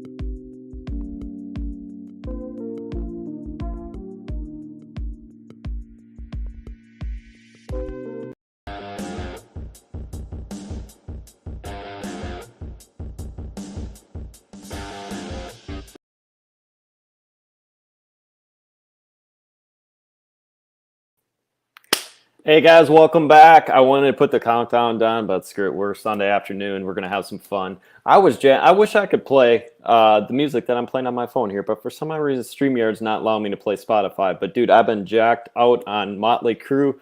Volbeat, the high energy rock and roll today, and the guy that is coming right after this is actually a good brother of ours that we were talking about earlier in a good way. He helped change millions of lives around. I'm gonna say millions because it is true, but he ain't gonna admit it, and he's kind of chuckling right now. But one of my favorite brothers here is going to be joining this virtual summit here, and I think what it is in general is a lot of us that were on earlier and yesterday are definitely, hopefully, going to tune in and watch what this guy does. But I will admit it. I think I admitted earlier this morning. I think it's a man crush of a lot of us that is definitely watching how this guy changed our lives here. So. Guys, I want to bring Nick on the show. He's going to talk about what he's doing now, especially overcoming his PTSD. Also talking about being a firefighter. I'm slipping already. It's been a long day, but in general, we're going to enjoy it. We're going to bring him on the show, and let's welcome Nick to the show. What is up, brother? I'm so stoked to be here. I really appreciate you bringing me on. Absolutely. And I'm sitting there going, I'm like, I think both days we had guests that are in our circle, and I'm sitting there, I'm like, oh, this is going to be fun. This is going to be fun. But no, I'm speaking for us and everyone that spoke that knows you well. It's like, we are blessed to hear what you're going to say, because I think you're a man crush on a lot of us. Oh man, change. I really appreciate that. I wish I could give you guys some breath work, but StreamYard doesn't really allow me to share music. So, but that's okay. Because I do have a lot to say and a lot to share, and you know, I'm just going to share a little bit about my journey and my story and where I'm at and where I'm headed. So, no, that is great, and I apologize, man. I have your notes sitting next to me. I'm like, what? Like, I know you're hosting a beautiful podcast with your wife, and I want to make sure. I'm like, I need to know the title, but coming from being a fighter to having the a #1 best-selling book to sharing, having a beautiful podcast with both you and your wife, and having a wonderful family. Connect the dots with everyone here that do not know exactly who you are. yeah, absolutely. So my name is Nick Wingo. I was a firefighter for 18 years. I'm going to share a little bit about that journey. And over the past few years, I've been on an incredible journey of just self-discovery and really figuring out who I am, because I lost that. I didn't really know who I was. I lost my identity in being a firefighter. And so now my mission is just really, God came to me and he told me that my purpose was to help to show people who they truly were. And so my mastery has become is just helping people see what they cannot see in themselves, and helping them see where they can go and who they can become. And in that process, I'm doing a podcast with my wife. We've taken a pause right now because we're really taking a pause in life. I'm going to share a little bit about that as I speak. The podcast is called Walk as One. I have an incredible family. I have a son who's 11 and a daughter who is 9, Owen and Annalise. I live in Colorado, and yeah, I've just had a really incredible journey over the last my entire life. So yeah, and I want to add in here too. You actually, it was a blessing, but what was it, 2 years ago when the fire came and got near, like a mile or two from your house? it wasn't me. No, I didn't have it close to me. Okay. I was assuming it was near Boulder, and It was, yeah. There was a huge fire. It didn't get too close to where I'm at, but it did destroy a few of my friends' homes. So, yeah, and I'm sitting here, like I said, you're gracing us with our presence today. But yeah, walk us through exactly, and you know, the roughness of where you were coming from to like the love that you just have. You just like shine love now, which it took a lot of work, but. You know, going from nothing to where you're at now. Yeah. So, you know, I grew up in Denver, Colorado. I had a pretty, what somebody would consider standard childhood. You know, we all have childhood trauma. I did have some stuff with dad, and I had some things growing up that did cause me some internal trauma. That is kind of what started my journey, because it led to where I am now. And when I was 18, I had this desire to join the fire department and go to actually it started as I was going to join the military, and I couldn't join the military because of previous asthma. And so what I thought the next best thing to do was to go into the fire department. And so I went into the fire department. I was young, I thought that being a firefighter was this beautiful thing, and it is this really great thing. But what I thought is that I was going to have paydays and 4 days, and all the women were going to want to be with me, and all the men were going to want to be me, and I was going to be the hero, and all the stuff that came with, because this is post 9/11 era, so everybody loves firefighters. Everybody thinks that job is this really sought after profession. It's this really amazing thing, and so I got into the fire department, and I quickly found out that it was not what I had expected. And at the young age of 18, I had my first really devastating call. That was a child. I was about 3 months into my career. That we had this child that died. We got back in the engine, and the captain at the time looked at me and he said, "Well, that sucked." And I was like, "Yeah, that did suck." He was like, "Well, this is what we signed up for. This is what you signed up for, kid. Like, this is all part of it." And that was pretty much the conversation. There was really it wasn't really, "Are you okay? Is there anything you want to talk about?" Like, it was just kind of like, you just kind of, you shove it down. You don't really talk about your emotions or your feelings. And I, as a child, already had that, because I had a dad who didn't really understand emotions or feelings or any of that stuff. And he, strong men didn't cry, and you weren't allowed to cry, and you suck it up, Sally, and all those things that a lot of men get when they're growing up in the era that I grew up in, right?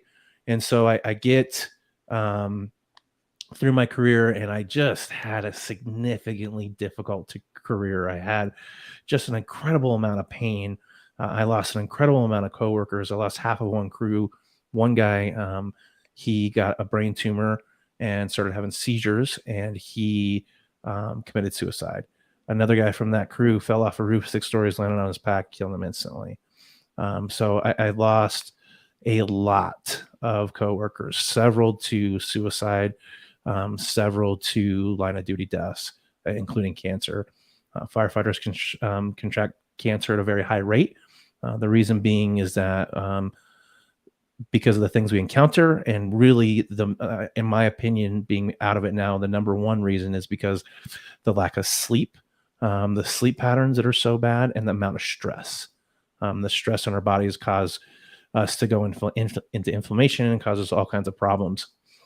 Well, in that time frame, I went to Burning Man, where I took a coworker. A coworker had fallen off a skateboard and landed on his head. It killed him instantly.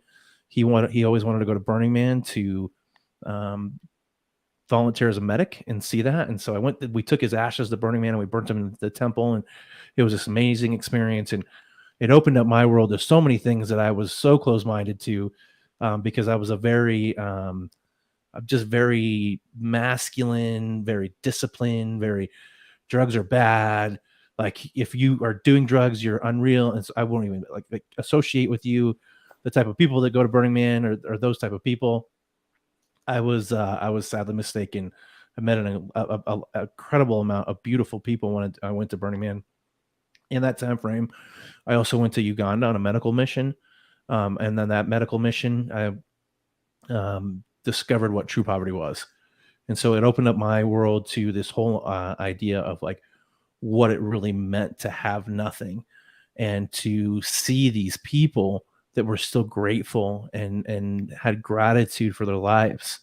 And it just really changed my perspective on what life was all about. And it really, we were in a village, and we had set up for the day. The village people had cooked us food. It was plantains and rice and beans. And so it was literally just carbohydrates. This is not what we would be considered like a gourmet meal for us. And one of the guys we were there with, who is one of the leaders, set down his plate of food on the ground, and these kids ran up and they just devoured this food because they were starving. And to them, that was this like amazing thing to have. And my eyes were opened to, oh my gosh, like I've never been in a situation where that would be something that I was really reaching for. And so that changed my perspective. But I still had a lot of issues that I was not dealing with. I still had a lot of emotions and feelings. And I think these things that I did, Burning Man, Uganda, some of these other things, some of this travel of the world I did, it really started to open my eyes and my mind and realize that there was something going on with me. And so one day I was on, this is, right at the COVID is just starting to ramp up. There was a couple different times where people tried to stab me. I witnessed some teenage suicides, some of the most brutal domestic violence murders I had seen in my career, some really gory suicides, just some really things that were really bad. And I was having trouble just sleeping. I was having nightmares. I was having a lot of difficulties. And I looked at my partner and I said, "Hey man, I'm really having trouble sleeping." And he was like, "Yeah, that's not good." And I was like, "Yeah, I'm sleeping maybe 2 hours a night. I'm having nightmares." Well, I told the captain, and the captain went and he came to me and he said, "Look, man, you got to take a day off from work." I said, "Perfect. I don't want to be here anyways. I don't like this place anymore. It's not good. It's not good for me and my soul. I've been telling you guys I don't want to be on this medic unit that I'm on for a while because it's too busy. There's too much stuff." So I left, and 6 weeks later, my dad died. And at that point, like all the emotions, all the stuff inside of me that I was locking up, it all came out at once. It was like this outpour of just all the crap I had been shoving down my entire life, all the emotions, all the feelings, all the thoughts, they all came out. And over the next several months until I went into treatment, I was in this just state of crying every day and just having these emotional outbursts and, all these terrible thoughts and feelings and all these things that I didn't know what to do with. Well, it got even a little more difficult. I went on a vacation with my wife and her parents and my mom, and an incident happened on that vacation. And when that happened, that was it. That was my peak. My suicide ideations. What happened in Mexico doesn't really matter. It's irrelevant. But there was an incident that happened. And when I came back, I decided I needed to check myself into treatment. And so I went and called. And it was going to be 3 weeks before they got me in. And I was having suicide ideations that were, so difficult to control. They were rising every day. It was something where I was just so broken. And I had to drive 3 days across the country. So I live in Colorado. I had to drive to Baltimore, Maryland to get treatment because I went to the Center of Excellence in Baltimore, Maryland. It's the only duly certified mental health facility for both post-traumatic stress and substance abuse in the United States. I couldn't fly because of COVID because they wouldn't take me in if I flew. So I drove 3 days across the country to get into treatment. And I spent the next 35 days of my life slowing down. I took a pause. And when I took my pause, I realized how important pauses were. I realized all the things I was missing. I realized that my entire life, I had created an identity in being a firefighter. I had created an identity of being a father, a paramedic, a son. Like all these things were what defined me. And I wasn't just me. And I didn't even know who I was. I was so lost. I was broken. I didn't really know what I wanted out of life. I didn't know where I was going. But that pause, it gave me an opportunity. It gave me an opportunity to become who I was truly meant to be.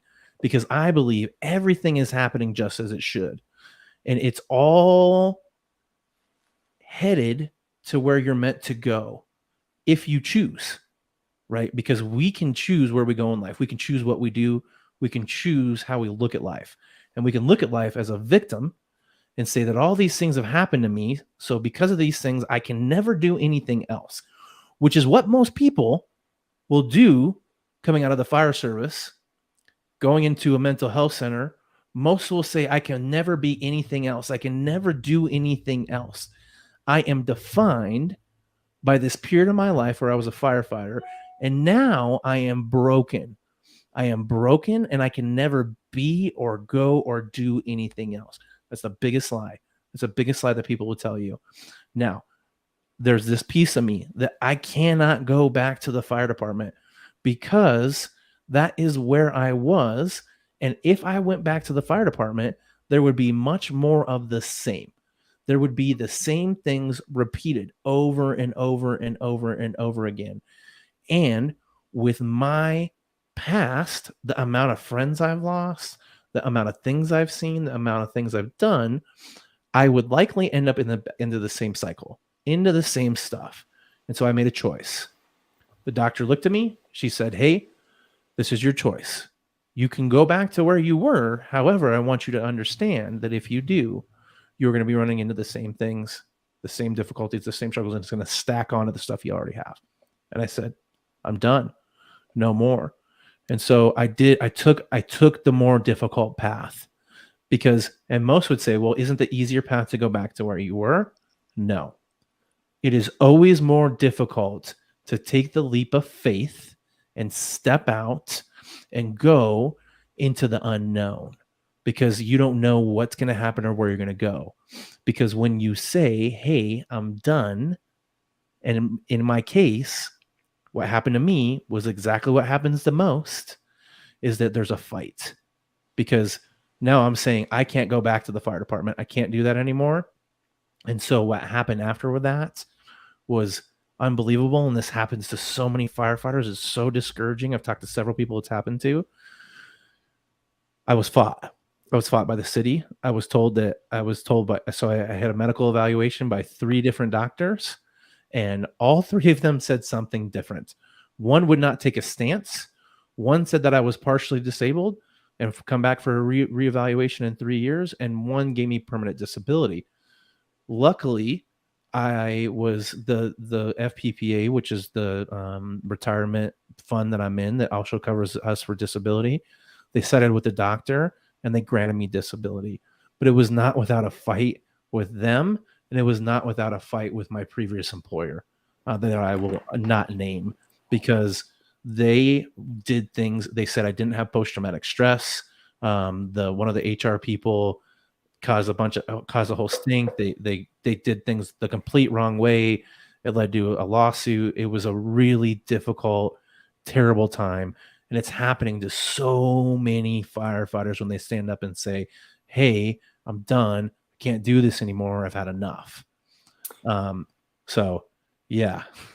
Well, and I mean, in my circle, even growing up, so like my best friend growing up, his dad was a driver for the fire department, and he finally retired after, I think, 1 open heart surgery or whatever. He was the driver, and I think he made it to 60, and he's like, "Okay, I'm done." Like, he goes, "I can't go back." And it was the same situation with that. He just said, "Hey man, I'm getting too old for this young man's game." Nicely, but I will honestly say it this way. He probably experienced a lot of the same things. And then also I understand, in my family, someone that married into our family, he's a firefighter, and it's the same thing. Like you crack into that and it's like a whole different tone. Like I'm sure you could talk a little bit and the tone changes. And he was nicely saying that, sleep is probably one of the least things that they get. Totally. Yeah, it's one of the most difficult things, and it leads to all kinds of health issues. Like in fact, I was in a counseling session, and the counselor, she said, "When you would go on vacation, would you get sick every time?" I was like, "Holy, what do you mean?" "Yeah, every time I go on vacation, I would get sick." And she's like, "Well, you were actually like finally stopping, and your body was all that inflammation and buildup was starting to come out when you actually stopped." And so every time I would take vacation, I would get sick, and it was because it was all my stress. It was all the stress of this job. It was all the things that I had that were causing me all kinds of problems, all kinds of issues. I didn't even realize it, right? I didn't even know. I didn't even know until I was on the other side of it. Well, and I was going to say, and now you put the journey into the book, and we have you for another half hour, man. So we have beautiful things coming from you for the next half hour. I'm going to grab a cup of water though, because I had a crap. So what I want you to do is explain to our listeners exactly what was the process of putting together the book to where you can help firefighters like you're doing right now around the world. Totally. Yeah, absolutely. Absolutely. So just go ahead for 2 seconds. I'm gonna grab some water here. This is the first time in like 18 hours I finally got a cramp doing this. So give me 2 seconds here, guys. Yeah, for sure. You do your thing, man. So what happened was when I was in treatment, I wrote a passage. It was called "Who Am I?" And it was this question I was asking myself, like, who am I really?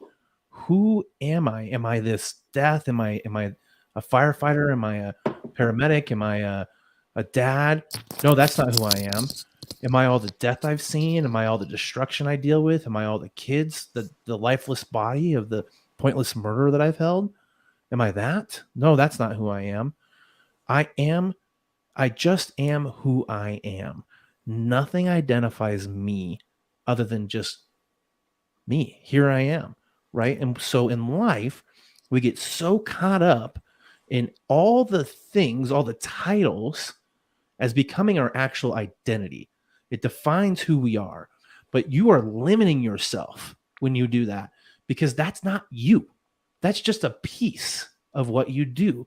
It's an outward expression of who you are. It's just a piece of all this thing of consciousness. It's just a piece of it, right? It's not you though. And so when I realized that, I was like, oh my gosh, like I'm not the fire department. That doesn't define me. It's not my identity. So I don't have to do that anymore. I don't have to be a firefighter. I can be anything or go anywhere because it's just going to be a product of whatever I'm doing at the time. It's not defining me, right? And so I shared that passage at the graduation of when I left the Center of Excellence. One of the guys I was there with, he had came to me when we were in treatment and he asked me like, hey, what is it you're doing? Why are you understanding this stuff? And I tried to help him and I tried to help him and I tried to help him. Well, when we got back, shortly after we got back, he committed suicide. And this is the sixth friend I had lost to suicide from the profession. And so I made it my mission to share what I was using, what I'm doing to help those around me and give them perspective. Little did I know that my words would help so many people outside of just firefighters. Because the things I have to say post-traumatic stress is post-traumatic stress. Everybody has trauma. And so my book, Building Grit, How to Fight the Fires of PTSD and Come Out Stronger on the Other Side, it can apply to anyone and anything.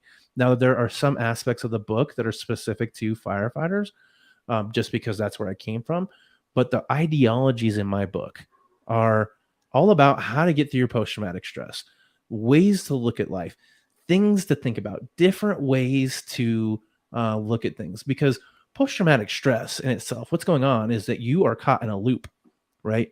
You're caught in this loop and you can't figure out how to get out of the loop. And so to get out of the loop, you need some tools, you need some ideas, you need some ways of thinking, some ways to approach it. And so that's what the book was born out of, was this like, hey, let me share the things and the thoughts and the ways that I look at things for you so that you can look at things differently too. So the book was, I literally wrote the book. I got out of treatment and the book was written within 60 days of me being out of treatment because it was important to me. It was really important to me that I shared this information with people and that they had an opportunity to work through their stuff. And man, the outpour that I've had of people reach out to me and say like, your words, the way you look at things, they help me so much. I really, truly think I'll never even know how many people I impact. Well, and I was going to say, yeah, me and you met, pretty much 2 years ago, 2.5 years ago at an event, pretty much the same situation. And we all, like our circle, both of us, that were together, was kind of like giving you hugs and everyone in the circle, like everyone was giving everybody hugs. And it was just truly weird because, we're so used to these events where people pump their chests and stuff. And what I've learned through this journey, just like yourself, like the ones that heal the most, that been through the most, are the ones that actually are the quieter ones in the corner, watching everyone. Like, but we will talk about it like how you did, where it's like, hey man, how's it going? Like in the situation we were at the table, we were talking about at the time, but like it's cool watching, when it's time to share, we share, but it's also cool watching people win, like other people win. And that's what I notice, especially when I'm going to events like, you're saying that the true ones, the true leaders are in the back, letting everyone else win. Totally. Absolutely.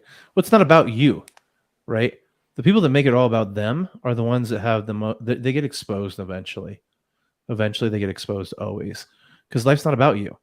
It's about a collective. It's about us. Like, I'm a Christian man. I believe that Yeshua came down and died on the cross for us, and it was a community. He was all about community. He had disciples around him. He always had community around him, and it was never about him, right? It was always about everybody else. I mean, that's why he gave the ultimate sacrifice. It was about everybody else. And so if you're making things about you, you're missing it.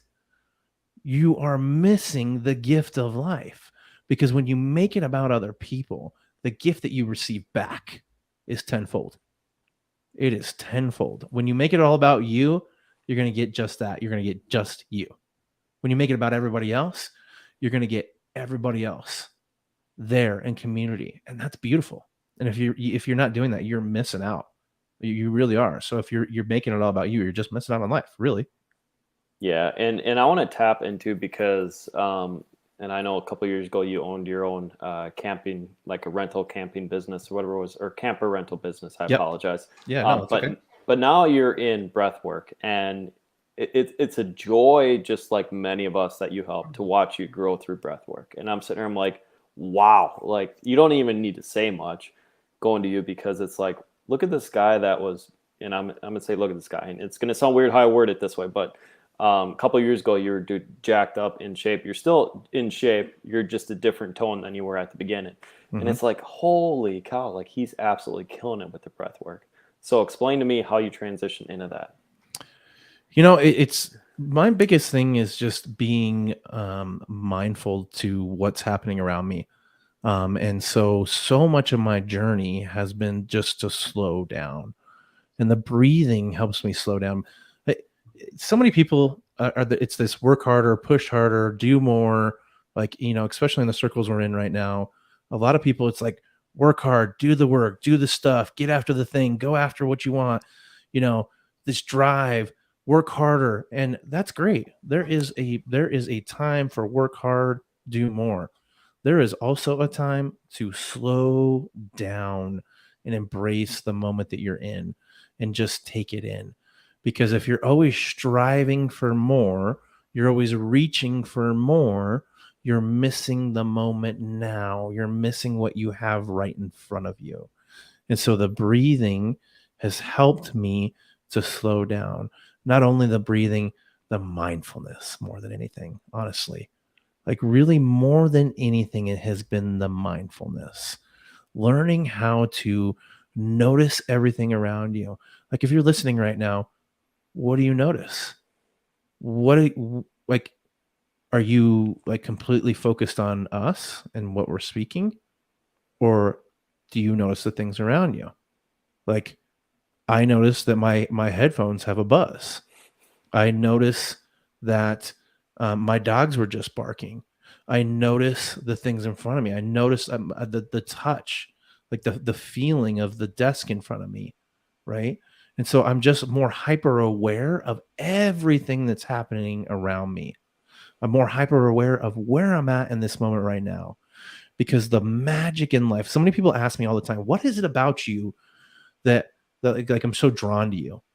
And my thing I always remind them is because I'm so present with you right now, because I'm in this moment with you, right? I'm not on my phone. I'm not distracted. I'm not somewhere else. I'm not thinking about something else. I'm fully present right here. How do you become fully present right here? You become mindful. You become mindful of your breath. You become mindful of everything that's arising around you. You become mindful of the person in front of you. You become mindful of what the person in front of you, what gestures they're giving, how they're reacting, right? And so that's the gift. That is the key to life, is to be present right now in the moment. And if you're not, you're missing out on so many things, especially if you're striving for more. Striving for more. There's nothing wrong with striving for more. Don't miss the right now, though. Don't miss it. Oh, sorry. No, it's all good. Go ahead. No, I was gonna say absolutely. That's a thing that and you're notice, and I'll layer into this because there's so much. Okay, I did this next. Okay, I did this next. Okay, I did this next, and it's you never pause and embrace it. And the thing that I notice, and I don't want to say smoking a cigar or whatever, but at times my favorite times are either running down by the river or sitting on a bench enjoying nature, having a cigar, and I'm not addicted or any of that. It's just world just stops. Mhm. And you look at how beautiful that duck is on the water, just the sunshine coming off the water. Like for me, I love water. Obviously you live in mountains, it's one of my favorite things. You could just go up there and sit and be present and just let nature kind of show you its beauty. Totally. One of my practices that I do that's really important is so just go into my breathing. So I just start to take a big deep breath into my nose and then out through my mouth. I just going through a couple just big deep breaths and just noticing my breath. And the first thing I do is I release everything and everyone to Yeshua. I release everything and everyone to you, Lord. I release everything and everyone. And in this practice, you name it. I release my frustration to you. I release my business to you. I release my fear to you. I release my kids who are driving me crazy right now to you. I release my spouse that I had an argument with earlier to you. And then I go into I love you. I love you, Lord. And so the practice of becoming present and releasing everything to him is so important. So important. If you're not doing that, you're holding on to it again and you're making it all about you. And it's not about you. Do you really want to carry the burden of all that stuff? I don't. I've tried to carry the burden. I got some pretty broad shoulders, not as broad as they used to be, but still pretty broad. And so that's the thing. Like, do you really want to carry all that? I don't. I tried. I did it. And it led to brokenness. It led to frustration. I'm not doing that anymore. I'm just not.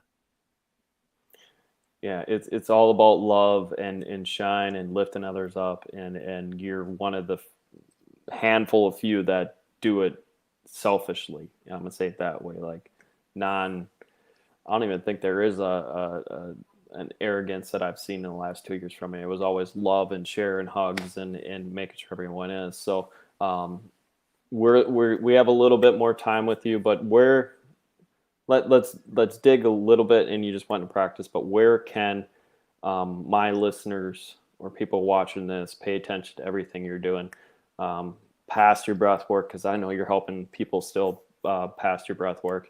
Where can they watch you on a daily basis? Totally. The easiest way to find me is just go to nickwingo.com or just Google Nick Wingo. I'm the first one that pops up. It has all my social on it.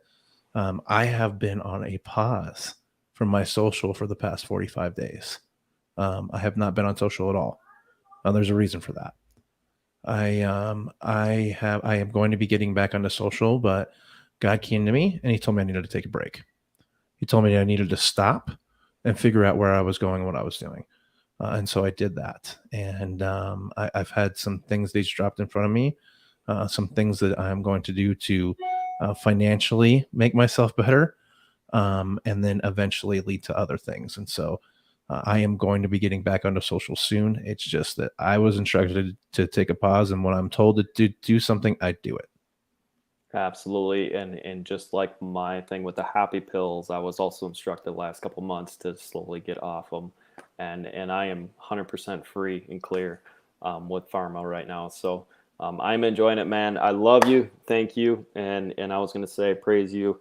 I know you have a fancy saying that you're going to tell us, but no, it's from all of us, especially some of the speakers that are tied to your circle, man. Thank you very much. Yeah, man. Thank you. Just remember, you're not alone. Never. You're never alone. And that's where we get caught up. We think we are, but you're not. I promise. Absolutely. Go be a blessed dad, man. I'm going to cut you off a little bit early because I know you want to enjoy this beautiful day with your family. So, like I said, we are running early today on purpose because everyone that speaks has family and I want to make sure that they have family time because that's more important than helping us out and serving people. So like everyone on Sunday, like I said, Sunday is the key day to get everyone up and moving. But we're going to take a quick 10-minute break. And like I said, man, thank you. Thank you, brother. I really appreciate it. Absolutely. You have a great one. You too. All right, guys, like I said, we're going to be back here at 1:45. We're going to jump into our next guest, which he is currently waiting in the room. But I'm going to let him know, take a quick 5, and then we'll be back at 1:45 correctly on time. And he's going to amp you up. And then, like I said, we are getting back to the final speakers of this whole event. It is absolutely beautiful what's happening with this. But yeah, we have 1, 2, 3 more people coming after this. And we will be done by 4:15, 4:30, 4:15ish, somewhere in there. So enjoy this beautiful day, everyone. Go take a quick 5, get some water, whatever it is, and we'll come back and finish this day strong here. So guys, thank you very much. I will see you in 5-10 minutes. Actually, no, I'll see you at 1:45.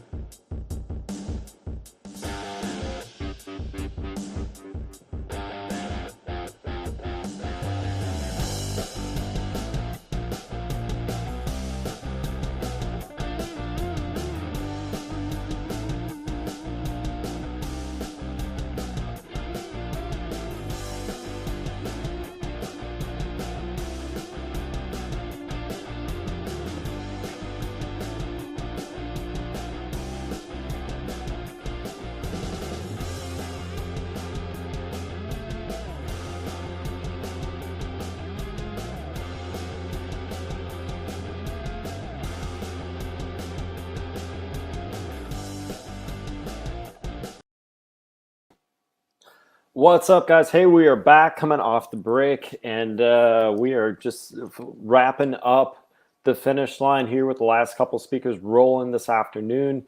My voice is starting to go, so hopefully this next guy is going to be rocking and rolling here with everything what's going on, and hopefully get it up and running here. So give me 2 seconds here. This next person is a great friend of mine, and he will be rocking and rolling, getting us all pumped up, and like I said, hopefully get us all energized, ready to go. And I enjoy everything, but like I said, 2 days straight, my voice is starting to play games and start to get a little more raspy. But yes, guys, I thank everyone for downloading and watching this Break Free Summit. The gas on my end is getting to the end, so we're getting pretty empty at this situation. So, but no, I love all you guys, and he is back screaming. I got to get him off with the mute because he's on mute right now. But we're going to be joining this studio pretty quick. I love this, and like I said, straight out is we're getting to the end of the day. We are on a Sunday, and I want to kind of wrap this up nice and short for everyone because Sundays are key for a lot of people that are in this event.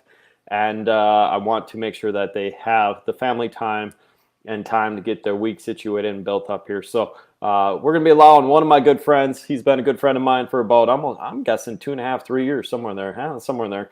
And he's going to pump us up, give my voice a break, hopefully, and kind of stretch it out. But yeah, like we said, guys, we're at the final stretches of this event, and we were looking at 2 more after him. So 2 more, and then we're done. It is a beautiful day here in northern Wisconsin, and it looks like it's a beautiful day here over by you. And we're going to be rocking and rolling here. But I want to bring Raymond Wright to the stage. He's been with me for what, 2.5 years, somewhere in there? Yeah, about 2.5 years, man. Can you hear me? Is my microphone working? Oh, bro, you're good. All right. I was just making sure. I was going to do a little, like a snow globe polish. You know what I mean? Rub it. Oh, man, no. You've done great. Hey, man, I just wanted to let you know, dude, you've done great, man. All the technical difficulties, man, getting through it, dude. The guests have been amazing. I get to follow Nick. I've been following Nick for a while too. We've had some good conversations. He's a great man. And just hearing a lot of new faces, dude. So, I think that's so awesome for people to see all the different backgrounds and all the good that people are doing. And absolutely. And like I said, you're like one of them, and everyone's like, dude, it's you. I'm like, no. Like, it's the guests that are bringing the heat. I am just more happy I am making it throughout. I know I talk a lot, but it's been this, and I'm gonna break it down this way. So like this situation, I needed to learn the process, and I know your background's very strong on your faith. But I knew up to this, I had the confidence to finally put this on a couple months ago because through my church location, I was doing the slides, I was doing the presentation, helping the people. I would say help. I wasn't doing the plan like that lead pastor, get it situated, but I was in the process to get it going and make sure the show was running smoothly and to where this come natural to me now. So like being a year and a half, 2 years doing that, maybe more, somewhere there, that something like this. It's cool to be in the forefront instead of being behind the scenes. Yeah. But yeah, today, no, I love my co-host. She's amazing. She had a once in a lifetime opportunity with qualifying for the strongman competition for women. Wow. That's awesome. So she's absolutely tearing it up with her husband right now training. And but yeah, no, she will be back potentially this afternoon. But yeah, no, instead of saying, oh my God, you're not co-hosting, I'm like, you know what? I'm getting blessed right now because he wants me to do this for some odd reason.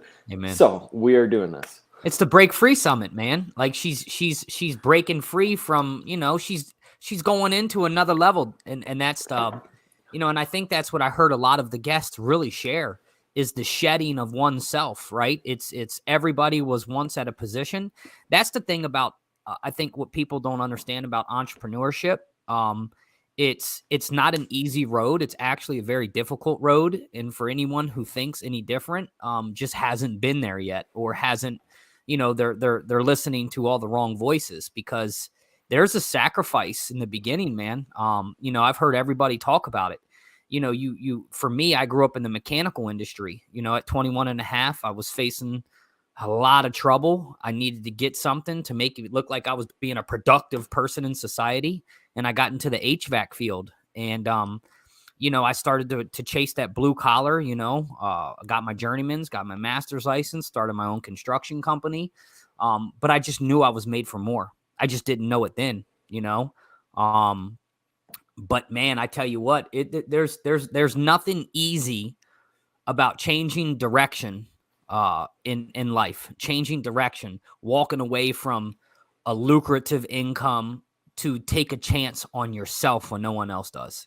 You know, so for anyone who's watched all these speakers, that's the one thing is everyone had to make a decision in their life that no matter what happens, this is what I feel I've been called to do.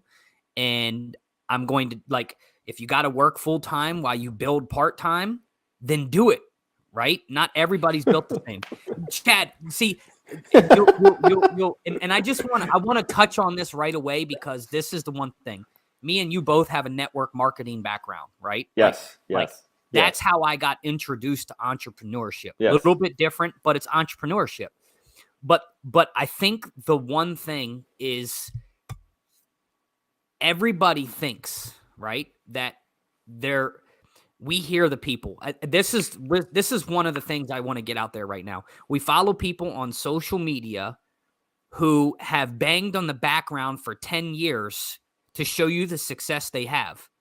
Not many of them are showing you the 10 years of ups and downs and failures and tears and crying and losing. And they don't show you that, but they'll tell you, you can get this now. And that's not the facts. The facts are there's a lot of work that goes into it. And some people, and I know a lot of people that people might follow on social media that I can tell you right now, you're looking at their success, but you didn't know that they had 2 years of income sitting in the bank that gave them the opportunity to start that podcast, to go after that. So be careful what you believe. But when you really want it, God will make a way. And you just have to know that it's going to take a lot. And I've heard you talk a lot about community, right? Me and you know with one of the companies that we were involved with is the community. That's the important things. Are you rocking with people who are going to hold you accountable for when you want to quit? You know what I mean? Because entrepreneurship, bro, you want to quit a lot. Well, and me and you can run parallels because I know some of the stories of some of those guys, and I'm not going to dig deep into one. I know one that drove across, that is part of that group that drove across Canada, and his wife was like, "No, why are you doing this?" He's like, "I have to do this. This is where I need to be." I know another one that became that was a mechanic that, you know, was led by a guy that was on fire into the group, and then all of a sudden he was the quiet one, and then now he's it's been like 10 years since I've been part of it, but like absolutely killing it. And I'm sitting here, I'm just like, I watched that group blow up in a good way, but it was community. Like everyone was family, everyone was just on fire, and it's really just insane. Like they were just collectively as one while I was watching our community, which was great, and I'm still friends with them today. Kind of do a different direction, and it's not the leadership thing. It just it just was perfect, not perfect timing. It just everything just connected together. And that's the thing that we're talking about today, especially like Gareth starting at the beginning and then Kyle, which is going to be coming after you. But like when you're meant to do something, all of a sudden it's like a natural, quick, like, oh my God, what the heck just happened? You know, like, and that's the thing that I'm talking about, like the city I live in. I moved down here a year and a half ago, and it was one of those that I fought, and I'm like, why? You know, like I could sit here. You know, and it hasn't been easy living here in a good way. Like the community that I have around here, it's a different style of community of people. Not that like the entrepreneurs are here, but it's a difference. So like for me, it's love, appreciation. Like the people that I'm surrounded by down here, I had to dig through people to get to the people I want to get to, but I'm still getting there. But in general, like the people that are around me have shown me love and care and support and just appreciation. So like, even though they're not my size, shape, or whatever, like I love them dearly for what they've done. But it comes fast. All of a sudden you just get this, you're like, what the heck just happened? Like what? And you're like, yeah, right. and I'm gonna call stacking up wins, not the wins in general, but like when you know you're called to do something, it's like a stack up. So like you're sitting there, you get the message, you're called, you're like, hey, what's going on? And I'm like, what the heck just happened? And then you kind of ignore it, and then it occurs again. And I'm like, okay, you're like, I'm pretty bullhead when it comes to learning, but I'm like, okay, I've seen this before. And then it just comes and you're like, all right, dude, I gotta go. Like it's just that's how it built up down here. And officially there's a lot of lessons that I've learned down here. Obviously, the city isn't quite against what I do. In a good way. Like I was joking with people say it out there, like, hey, we want you to speak at the entrepreneurship group, which I'm all cool about, but you get it, dude. We're in industries that can make a college look very tiny, very fast. Yeah. And but I think people need to know that there's more opportunities out there than being caught up on we live in a whole different time and place. I mean, technology has surpassed probably what everybody thought it would be at this point in time. Especially when, my son's 20 years old and, he's in his second year of college getting ready to get his associates. And I mean, if he needs to find some answers, he can, or how to word something or how to use pronunciation, he can chat GPT it. Like, I mean, dude, when I was in school, well, okay, that's a different story, but like I was the one who would go to I would go to the inbox and take somebody's paper out and copy it and then put them both back in the inbox. that was my chat GPT. Dude, I almost got expelled from school back in the day because the teacher was getting ready to expel 8 of us out of the econ class, and all it was he's like, well, he's like, they're all the same definitions. You guys copied off it, and I love this girl to death, and I thought back then she was snobby, but she saved our our ass, and I thanked her for that after. But like, it was 8 of us were like, screw this, like this, it was a huge econ homework deal. And finally, someone's like, you know what? Hey, we'll take this definition here. We'll take this definition here. So it was like 8 of us that took care of 250 words, whatever it was. And we just started handing the stick around. It's like copy, paste, whatever it is. And we literally almost got it's like suspended, expelled because the teacher's like, dude, like, I'm going to fail you instant if we know what's going on. Now, the funny thing is, if they only knew, and he was an ecom teacher that taught ecom, all right? The dude had zero business and learn how to run a business. If people understand the breakdown of that, it's exactly owning a business. Like, you have a product, let's say, you do great with it, but there's something a little bit different with that product. I could make it better. That's business. Mm-hmm. Yep. Absolutely. It's,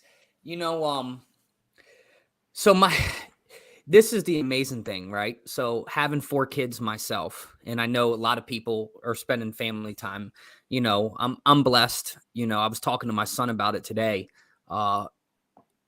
I had kids at a very young age.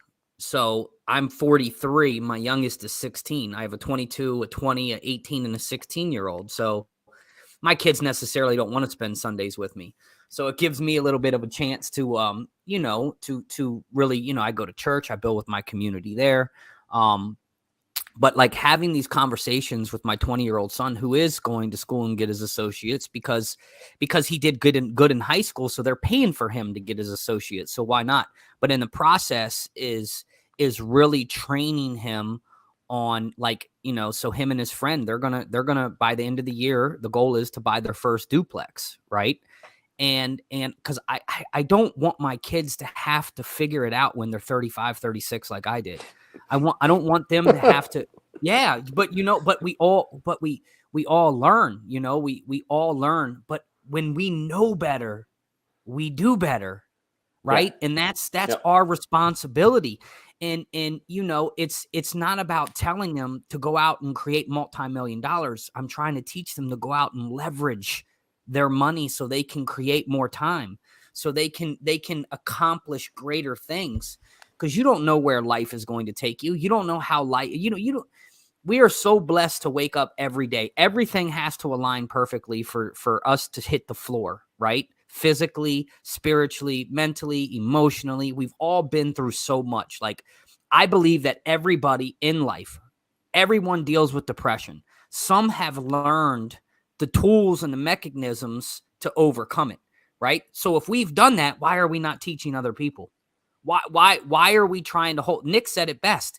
This life is not about us. It's about serving other people. So when we find something like me and you, and we know better, but we don't show anybody or teach anybody or help anybody, say, hey man, I know what it's like. I've been there. I've been an addict. I've been homeless. I've been abandoned. I've been sexually abused. Like I know that pain. I know that hurt. I know that frustration. But let me tell you how I figured it out. Let me tell you what helped me, right? And now because we're in the information era, now we can build businesses to reach more people to create a profit while we do better things.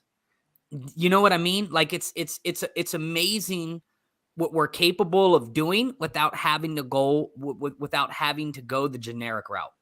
You know what I'm saying? Yeah. So and it's cool, and this is where I always like not butt heads with my sister. It's an inner joke, kind of laugh, because I'm sitting there, I'm like, you know, you myself are wild cards in a community, and I'm gonna say wild cards, not wild in general because we're wild, not that. It's the wild cards because when you're in both industries, I'm gonna say both industries, so like the school traditional industry, and then our new information age industry. To people that are so used to one avenue, that is almost threatening. Mm. And also on the other end of it, like these two do talk to each other, but it's completely different learning styles to where everyone is in this industry. They're like, hey, you know, we're hands-on. We learned everything. We didn't go to college. We built a phenomenal career. We're willing to show you, but we want you to forget everything that you learned here. So there's not like an overlap as much anymore. It's just more like a mesh together. Yeah. And I think everybody's journey is a little different. You know, I think some people, if I wouldn't have learned the hard way, then I probably wouldn't be where I'm at. You know, some people are just going to be stubborn. You know, I worked in the corporate environment for years in the pharmaceutical and biochemical industry, and it's a whole different ballgame. You know what I mean? I mean, you see what we went through over the past couple of years. We're not going to talk about it, but, you know, being in that environment and seeing how people function. They go to school, they get these 4-year degrees. And I'm not saying there's nothing wrong with it. If that's what you love to do, then do it. If you love being an employee, then do it. But when you love doing something, necessarily, you're not going to be frustrated. You're not going to complain. You're not going to whine. You're going to want to look forward to going to work.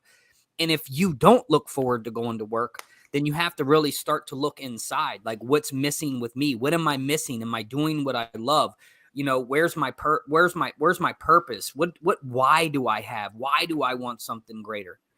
And these are the questions that the average people just don't ask themselves. It's you know, you can get into arguments back and forth through social media, you know, through going to events, whatever it is, because people do have different opinions on things. My thing is, though, is if you don't have the results, if you don't have, you know, I think of the book Richest Man in Babylon is the first place I heard it.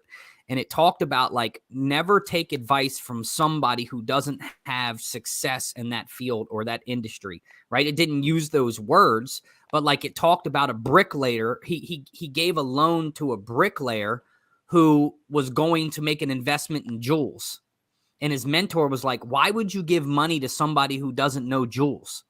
Like, it makes sense to us, right? So we take advice from an education system of people who've they went to school to be teachers, not to be entrepreneurs, not to be business people.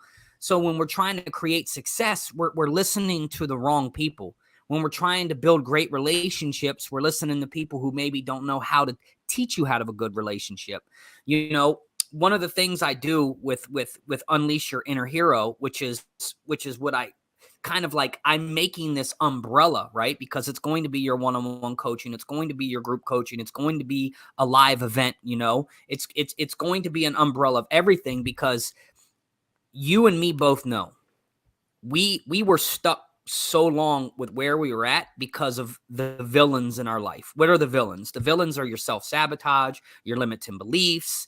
It's your addictions. It's the things that have you stuck in a rut. And I created this because, I believe truly, for me, it's know God first, right? I have to know God to know myself. but not everybody wants to know God right away. And some people are intimidated by that, right? So it's like, okay, we have to know ourselves first. And to know yourself, you really have to gain clarity, right? Clarity is such a key to knowing who you are and where you want to get to. And then once we gain clarity, then we can find freedom. What's finding freedom? Finding freedom is really a healing. Nick talks about that, right? We all have dealt with something, and we have to heal. Like, I know for me, like, the reason I kept repeating patterns was because that was what I learned. I learned of my self-worth through watching the self-worth of those that came before me, which was not good. It was not good, right? So I had to heal what they weren't able to give me. And I had to acknowledge the fact. Eric Thomas said something one time when he went, his father left him, but his father was still around. He just thought it was a member of his family. And he said that he went to his dad to get that closure. God told him, you got to go and you got to speak to your dad. And he went and spoke to his dad, and he's like, why did you leave? And the first thing his dad says, well, your mom. And he goes, oh, that's what we're playing. That's what we're playing. So he realized, like, I don't need an answer. Like, I'm a grown man. I don't need an answer, right? And so once we can really find freedom in the abandonment, in the abuse, and nothing, I'm not saying that nothing wasn't hard for us, but it's our responsibility. It's 100% our responsibility on how we overcome these things, so we don't create the next generation of these strongholds, right? This brokenness, this pain, this abandonment, this abuse, whatever it is, it's up to us, Chad, right? And then it's discover purpose. And I don't tell people, like, I'm not going to give you your purpose, Chad. I can't give you your purpose, right? There's no way. You were born with specific skill sets and gifts that you have not identified yet. And that's when we have to start seeing the things that make us tick, that we enjoy doing, even when we're not getting paid to do it. And then we start to use those gifts to serve other people. And in the process, I believe your purpose will be demonstrated to you. I believe things will start to gain clarity through your purpose by you using your gifts to move, to groove, whatever it is. And then the last thing is you add know self, find freedom, discover purpose. And it's all really to boil down to make a difference in the world. And whatever your world is, too many people think they have to change the lives of 1 billion people. Man, do you know the impact that you can make by changing the lives of 100 people? Or even one person. Yeah. Even one. It's the ripple effect, man. It's generally the ripple effect.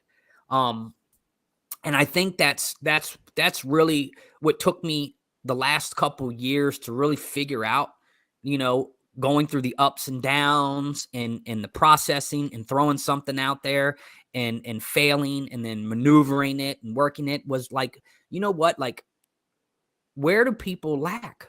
They lack the belief in themselves. They think they need a Chad. They think they need a Raymond. They think they need, a Nick. They think that they need somebody else. No, we build relationships with other people of like-minded to keep us accountable and to keep us, inspired and to build these knitted relationships with. But really, if you can't find it within inside yourself, there's nothing anybody else can give to you. Right? There's nothing outside of yourself if you don't believe it on the inside. So it's really like, I am worthy. I am good enough. I am capable. I do have what it takes. Yes, I've been broken, but damn, I've been healed. Right? And that's when we can step out into the true faith, right? Because God says what? Faith without works is dead. Right? Yep. So we see it in the church all the time, how many people say they have faith, but they don't do any backing of works to do it, to back it up. Instead, what happens is man, I heard, I don't remember, I don't know who to give the credit to, but they said you have to have a hatred for mediocrity. Like, you have to have a hatred for it. It doesn't mean you hate the people who are stuck in mediocrity. You have to hate mediocrity. You have to get obsessed about where you want to go. You have to get obsessed about the things that you feel like you've been called to do. And because the average person will tell you it's okay with getting off work, going home and sitting in front of the television for 4 hours. and it's not okay. There's nothing wrong with watching an episode, but what do you see on social media? Who knows any good shows to binge? And people will watch 4 seasons in 3 weeks of one show. And and I'm telling you, man, it's wherever you want to be in your life is where you want to be. But I can promise you and tell you that on the other side of your comfort, and I'll call it familiar, on the other side of your familiar zone, there's a whole nother life. There's a whole nother like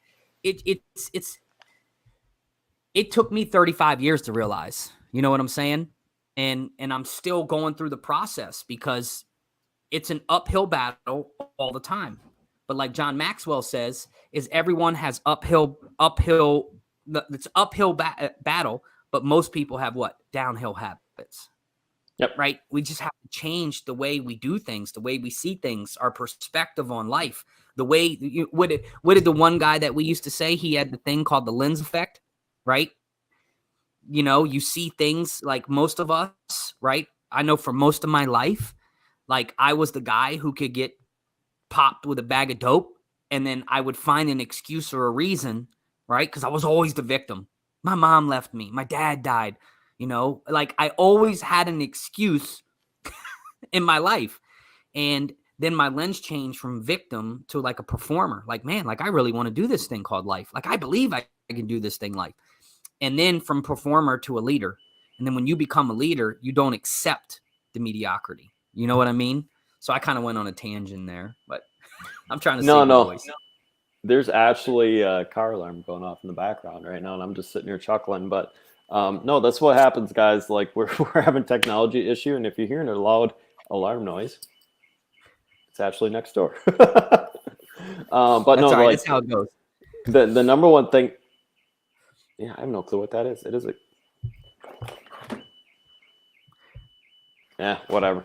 I'm still here. I'm still live. All right, cool.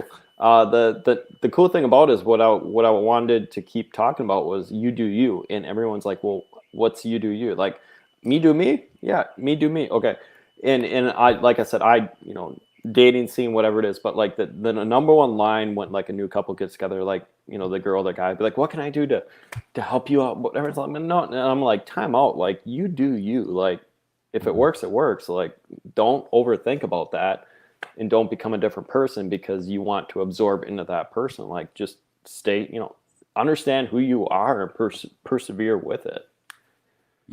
Yeah, so true, man. It's you know, I think that's the identifying, right? You have to know yourself.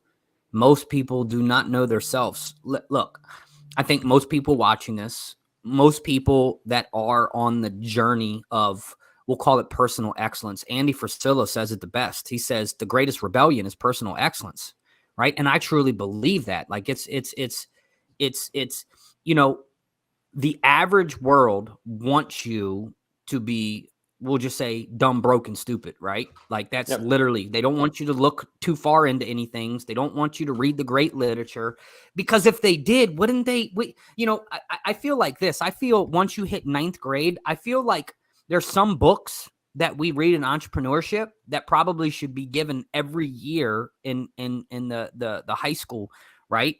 You know, Think and Grow Rich. Think and Grow Rich is a book that I think should be started to be promoted at a really young age, because what it does is it challenges the status quo, right? You know, do you have a burning desire? The problem is most kids, they ask them what they want to do when they're in 9th grade. No, like let them experience things, let them troubleshoot things, let them become part of a community and learn the process of going through hardships, because life in reality is going to be difficult. You're going to get punched in your mouth more than one time. You're going to go after something that you believe, that you feel that you deserve, and it's going to be taken from you or given to somebody else. How do you respond and react into that? You know what I mean? One thing that my kids, you know what my kids, like especially my youngest, you know, when I get an email or a phone call home that maybe she did something that she shouldn't have done in school, or she's talking too much or on her phone, you know, her first thing is that teacher doesn't like me. And I'm like, who cares? They don't have to like you. They don't have to like you. That's not their job to like you. You're going to go through your whole life and people are not going to like you. You can't use that as an excuse to behave or act in a certain way. No, I tell my son, right, who is at the job he's at. And, you know, and I'm like, dude, you keep doing what you're doing no matter what anybody else's does is because you're building your character. It doesn't matter what everyone else does. You're building your character and integrity and your work ethic while everyone else is just existing. And if you want to excel in life, then just existing has to be taken off the table. Like you have to want something so bad. It's that burning desire, right? You got to want something so bad that what other people are telling you just doesn't, their opinion of you doesn't matter. It shouldn't matter to you. What matters to you is, you know, you have the people like Chad and the Knicks and all these gentlemen and women who have been telling, like, you have those people who support you, right? But you don't change who you are for other people. You just keep being who you are. You keep getting better. Other people will eliminate themselves out of your life that don't want to go on that journey with you. And that's a hard thing. When we make that decision, we do lose relationships that we thought we would have forever. And we shouldn't lose those relationships because we turn into like somebody we don't want to be. No, we're constantly moving in the direction towards our goals, towards our dreams, right? Towards those burning desires, those passions that we want. And the old version of ourselves cannot, listen, and you probably know this saying, I say it all the time. You can't take the same old self into a bright new future because you'll only darken it, right? It's the same thing with your relationships. It's the same thing with your habits. It's the same thing with your discipline. You have to constantly be evolving into a greater version of yourself in order for the right people to come into your life, in order for the income to come into your life, in order, right? That to me is like what so many people miss, right? They want more. They just are unwilling to do more. And really the doing starts with yourself. If it doesn't start with you, then like, what can you do? You know what I mean? Yeah, and the thing that how you explain it, this is perfect because I left this last July. I left a mill job is the best way of saying it. It's a manufacturing facility, and I took a leadership spot on the floor at the new facility I'm at. I'm in a warehousing facility, and I kept fighting. I'm like, why does he have me here? Like, it was a kind of instant yes. I know that's the road I need to go. You just know. And then it clicked one day when I'm on a conversation with my friend. I'm like, wait a minute. So I want to run my own business, but I don't know how to interview people. I don't know the paperwork for it. I don't know how to train people. I don't know how to lead people. Like, I can lead myself, but okay, how do we transmit it and teach people? And all of a sudden now I'm like, wait a minute. So I'm the floor lead. I'm part of the interviews. I'm part of the paperwork. I'm part of leading a team, and I'm part of making sure the machine runs. I'm like, wait a minute. That's entrepreneurship right there. Yeah, yeah. And I took a big pay cut, which it is what it is, but it's also making me financially smarter in a way. And then it's also making me more alert because I'm not as laxed, and I'm going to say loose with my finances as I was at the time. I'm a little bit now because of tax return, because I need to get some investments and stuff situated. But it's one of those that it's putting pressure on you. And what people don't realize is you have to put pressure on yourself to become like a diamond thing. Like, the more pressure you are, the harder the diamond. But that's the thing. As much as I went from like pissed off, why do I need to do this, frustrated, to like, wait a minute, I'm being taught. Like, that's the aha moment of the spirit saying, dude, like, I'm teaching you, like, shut up. Yeah, absolutely, man. It's the you know what, one of my biggest struggles for so long, your car alarm was going off. My dang dog keeps barking at his shadow, I think. That's another metaphor pretty quick here. Oh my goodness. So like, you know, one of my biggest struggles for so many years is I wanted to be where I wanted to be sooner than I was capable of being. right? Like we pray for things. We like you ever the simple thing, you know, when you pray for patience, God will give you situations to be patient in, right? Whole lot of So, shit to make right? sure you're So patient. we pray for these big businesses and we pray for all this stuff, but we haven't learned the things to keep it. Right? So that's like so I had to learn like you gotta fall in love with the journey, Raymond. You have to enjoy it. You have to embrace the ups and downs. The something that took someone else 3 days, it takes you 3 months. Like there's a reason behind that. There is a learning process. Some people have better skills in different areas than you do. I always felt like this.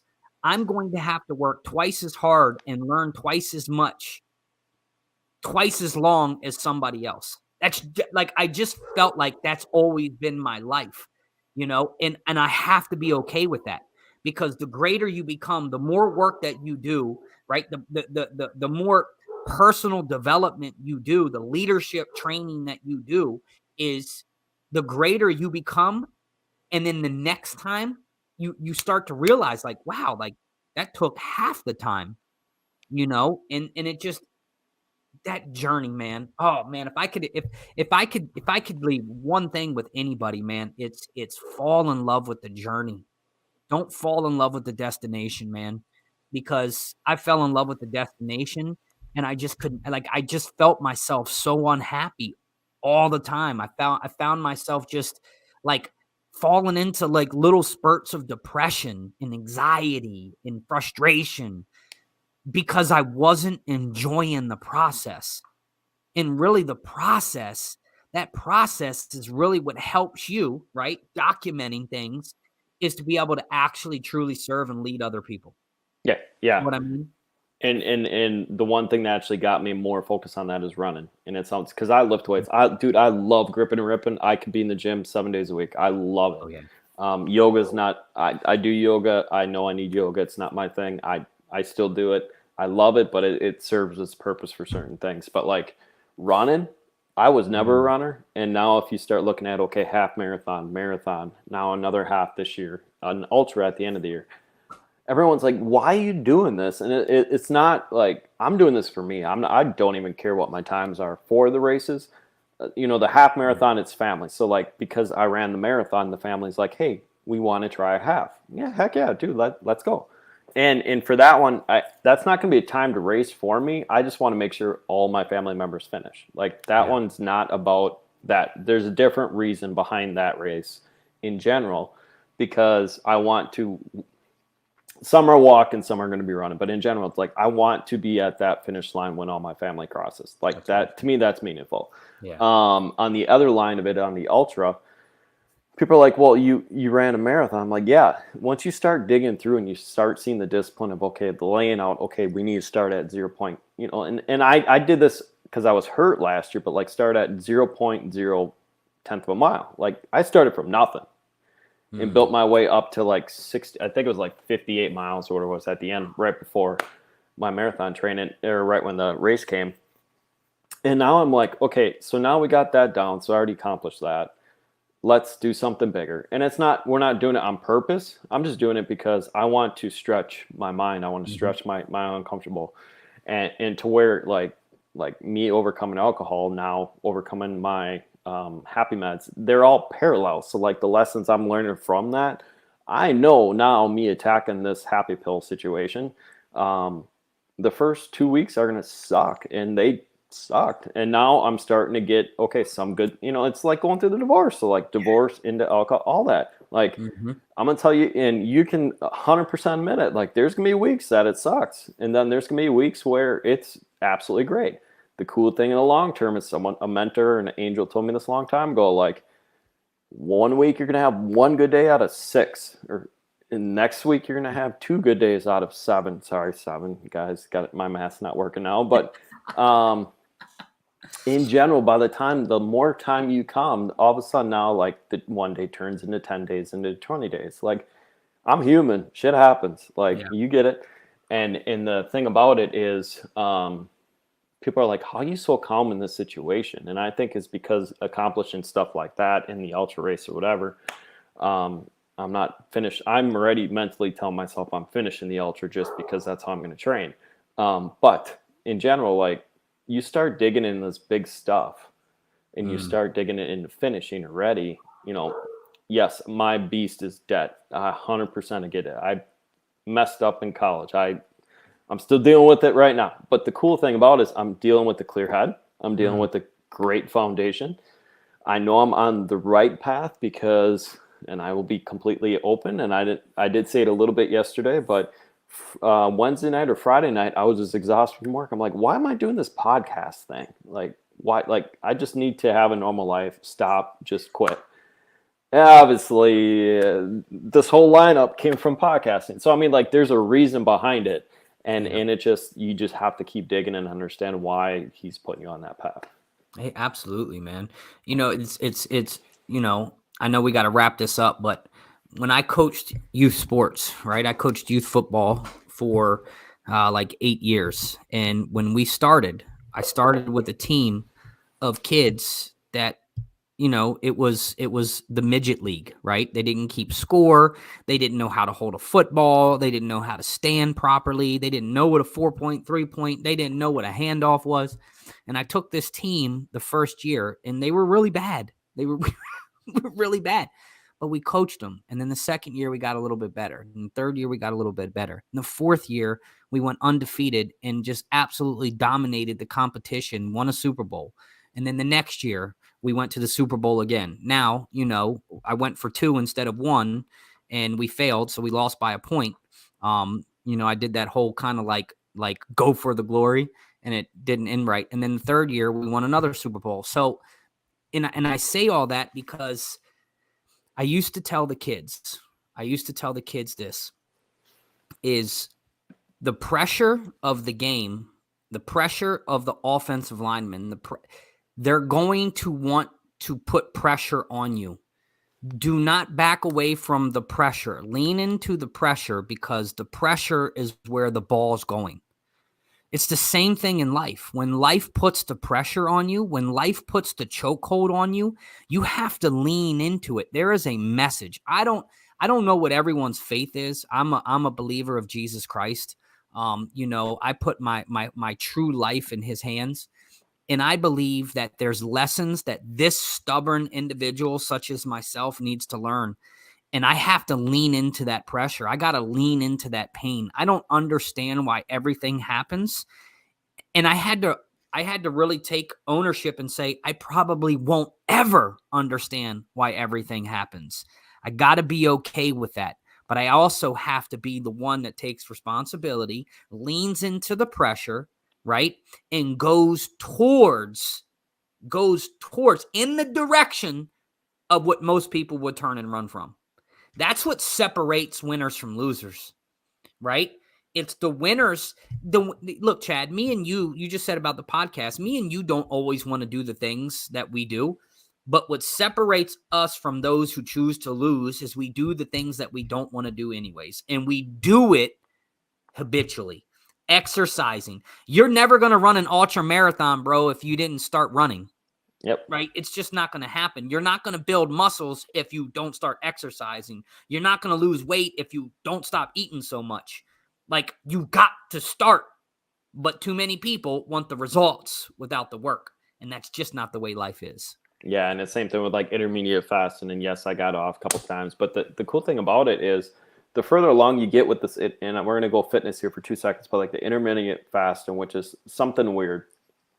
I actually went at it hard at the beginning because I'm like, I need to snap myself out. And my buddy's like, dude, do a 24-hour fast, pray about whatever it is. Because in the faith side of it, fasting is the normal situation. Yep. I went a 24-hour fast, snapped right into intermediate fasting.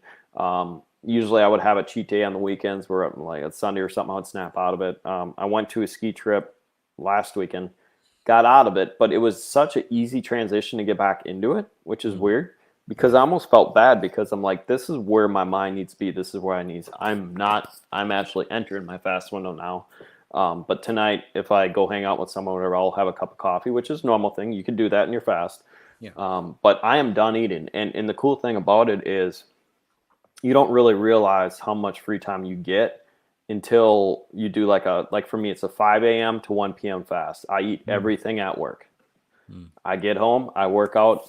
I'm going to slip out of it if it's a 4 o'clock. I think I'm going to call it like a 13, 14 hour fast because the pre-workout's going to snap me out. But by the time I get home, I know one thing. I can get to work right away. I can get that stuff done, whatever I need to do, shower before I go to bed, turn around, flip, whatever the situation is, that I have that evening to work on my side hustle or my business. Sorry, guys. Some of you guys can be like, yo, it's a business. All right. And it gives me that creativity zone to keep going and free up some time. Yes, I do have some things brewing in the future. It is what that's the part that's going to take time and effort. And I want to look into that side of it too. So, but no, man, thank you very much. Absolutely. We are hitting the break. We are at the final 2 speakers. Like I said, it's been a long, fun time. It's been a lot of hard work, and I never noticed how and I'm going to say it to this way, because you've been in the conversations with this for me for about a month, and I never noticed how much I was pre-prepped for this and pre-trained, because this came very natural to put together. Workout involved, whatever. It is what it is. But just making sure everything's right, people are in the right places. I think going back to serving at my church, that's where it came from, making sure the slides are fine, making sure the music's around, people are in the right place, kind of doing the big Christmas Eve is what we call Creasters. Like you got a full house, you got to make sure the show rolls. So I was floor producer for that, and it was absolutely fun. So thank you very much, man. We're going to let you have a beautiful, blessed day. I will talk to you later. Yes, sir. All right, guys. Hey, just let you know, we're going to be taking another 15-minute break here, and then we're going to be going back to back to back. We're going to wrap this baby up here at about 4:15. We have 2 speakers left. One coming from the Down Under, which is going to be right after this, and then we have another brother coming right after that. But yeah, plans are, guys, we're planning on ending it here at about 4:15 p.m. Like I said, I want to run through it quick. I want to run through this whole thing little bit more as a faster pace, because Sundays to everyone with family is family day, and I want to honor that and appreciate and show everyone love and support for their own family, since I'm borrowing them for 45 minutes of their day here. So I want to honor that. But guys, like I said, guys and girls, we are looking at roughly 10-15 minute break. We will be back at 2:45 p.m. Central Time, and then we're going to make a big push to the end of it. So about 4:15-ish, we will call our day. So thank you guys for downloading this or watching it or streaming it. Everyone on StreamYard, everyone on YouTube, and everyone on Facebook, thank you very much here. We will be back at 2:45.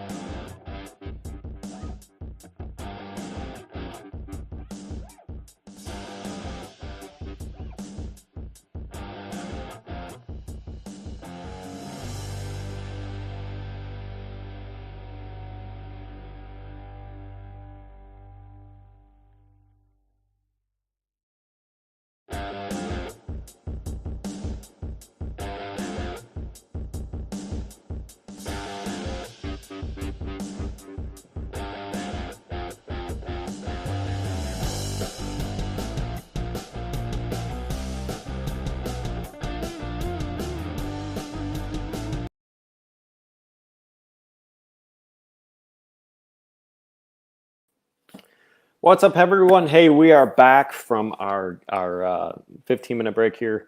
We are rolling, and we're having a little technical difficulties here. Hold on here. I will be right back.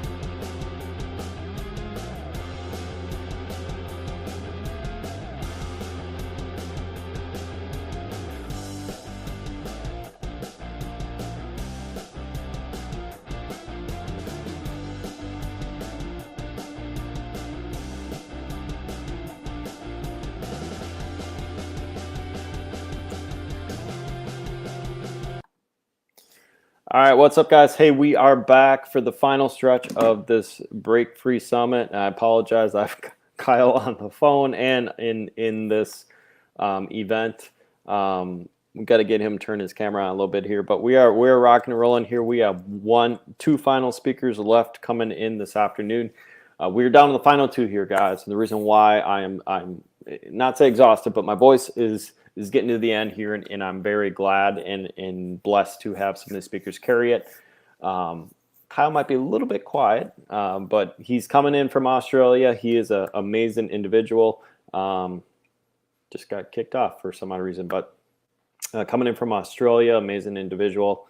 And we'll be talking about his journey throughout overcoming his story and becoming a #1 best-selling story. He is actually killing it with what he's doing right now. He's going to have to flip. There we go. It's flipping the opposite way. He's joining us from, looks like the vehicle, but it's early his time. He's we got him out of bed early just to kind of rock and roll. But we're gonna welcome Kyle Spyrise to the event. And guys, he's going to be one of the last two, kicking it off into oblivion. And then we're going to be down to one more speaker after him. And dude, it's been a blast running this from all you guys. Thank you very much. My voice has been very raspy. It's been a long final. I think I'm counting a ticker right now, almost 15 hours of doing this. But it's been a blast doing everything. So it's been a long time. But hey, guys, welcome Kyle to the Break Free Summit 2023.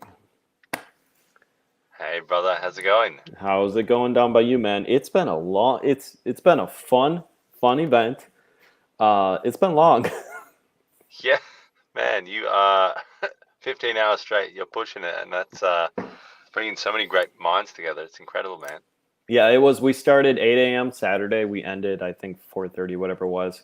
I saved 8.5 hours on this through Firefox, but I know I had another half hour to hour of Chrome.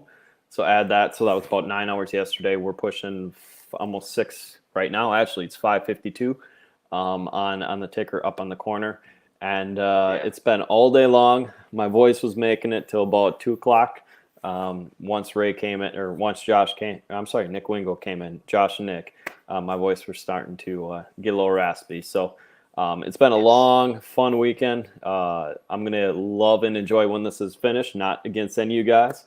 But it's been a great time, and it's going to be a lot of amazing content going forward here for people that are going to be watching this on YouTube and Facebook. So, man, welcome to the summit. I know you're up early, but just jump into it and give me all you got for like whatever, if you haven't had your coffee yet or not, but like get yourself full energized. First of all, thank you. I appreciate you. And let's go, man. Thanks, man. Thanks. And I guess, you can get up early if you've got somewhere to be, and this is a pretty special place to be. So, I've got some family staying with me at the moment, so I can't do it on the beautiful desktop with the beautiful silky smooth Rode mic. So I'll have to be in the car studio. Yeah, I'm just laughing because I had the beautiful silky Rode studio mic that was not working when I switched to Firefox, but. Yeah, so we're back to the original headsets. and we're still rolling. We're getting content done. That's all that counts. And you're gonna say it the same way, like, dude, just get your content done. It don't matter how you do it. Yep, yep, and that's what it's about. So I mean, I can jump straight into my story if you're keen for me to just punch it out. Yeah. Have at it, man. It's we have you till 3:30 p.m. my time, and I want you to enjoy it and also get back to family. So that's one thing I'm highlighting today with everyone. Everyone with the faith or without a faith background, Sunday's important for everyone. So I want to make sure I honor the time. So thank you. But man, the floor is yours. Thank you, my man. And look, I can get back to family, but they'll still be sleeping. So I think we've got a spare minute. So yeah, so Chad and I met quite a while back. I was basically getting my book out and was wanting to meet awesome, like-minded people, doing podcasts, and Chad fit that bill. Someone who's all about taking authority over your own life, grabbing your destiny in your own hands, and being a unique, contributing individual on this planet. Someone with faith, someone who has strong principles and values. And I guess that's where I came from. It's wild, the world we seem to live in sometimes. Things sometimes seem to be upside down, back to front. You get a bit of respect, humanitarianism, against discrimination over here, and then you get the opposite over here in the same breath, and we're talking to the same person. So it seems a bit wild out. It seems a bit wild out there. And I think the biggest thing, if you can keep calm, if you can keep strong, and if you can keep going for your success, looking to become your optimal version, your optimal being, really, in the crazy storm, then you're going to come out as a leader. You're going to come out as someone who's going to, and not a leader in terms of, puff my chest, I've got to be a leader, I've got to lead you. I mean, there's a lot of terrible leaders on this planet, but you come out as someone who's actually wanting to help people, and people actually will gravitate to you because everyone's running around like headless chooks. I guess that's more of an Australian saying. So, basically, where my story started, where a pivotal point to share is, I left school, and 2 months out of school, I still had my big vision in school. I was going to play international rugby for the South African Springbok rugby team. I just had this vision. I was in the top teams at my school in Sydney, and quite a few of the players would make the Australian national team every year. So I had family back in South Africa. I was born in South Africa, and I had this this sort of, like, I don't know if honeymoon or this sort of dreamlike vision of my time in South Africa and what it would be like. So I always had that vision that was kind of my destiny pretty early on. And for me, the early years of my life, and the older I got, the more and more kind of mental, emotional sort of abuse I had, and it was almost like a compression chamber. So for me, going out and going to the gym, working out in the gym, thinking about rugby, my grandparents had a friend of theirs who had played for the Australian like rugby schoolboys, and like helped like rugby league teams. And so I went out and seeked him out and learned from him and how to work out and what the right fitness and sprints and different sort of workout regime was for rugby. So it was everything rugby to get me out of that black hole. So what I was talking about earlier is, like, when the world seems upside down, back to front, like, you have to go to where you can charge your energy and build prosperity, build success, and lift up yourself in order to then lift up other people. So for me, that's what it was. It was clanging and banging weights. That was my heaven.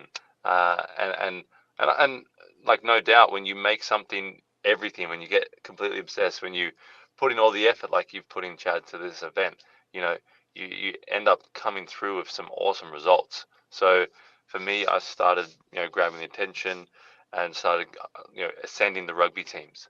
And then 2 months after I left school, and I was like still on this mission, coming home from the gym one night, and then I sat down on the couch, saw Independence Day, and I went, okay, aliens and fighter jets, this is this is right up my alley, and and so I was sitting down there, and all of a sudden I got really, really hot, so I stripped off all my clothes, and I was sitting there stark naked on the couch, leather couch, mind you, and then all of a sudden I got really, really like cold, and I just chucked all my clothes on, and I I was just had that temperature shift. Then the next night went to get some ice from the fridge, and I just collapsed on the ground, collapsed on the tile ground, and I knew something was up, and so we went to the doctor. The doctor said, "Look, you've got gastro. Just take these tablets."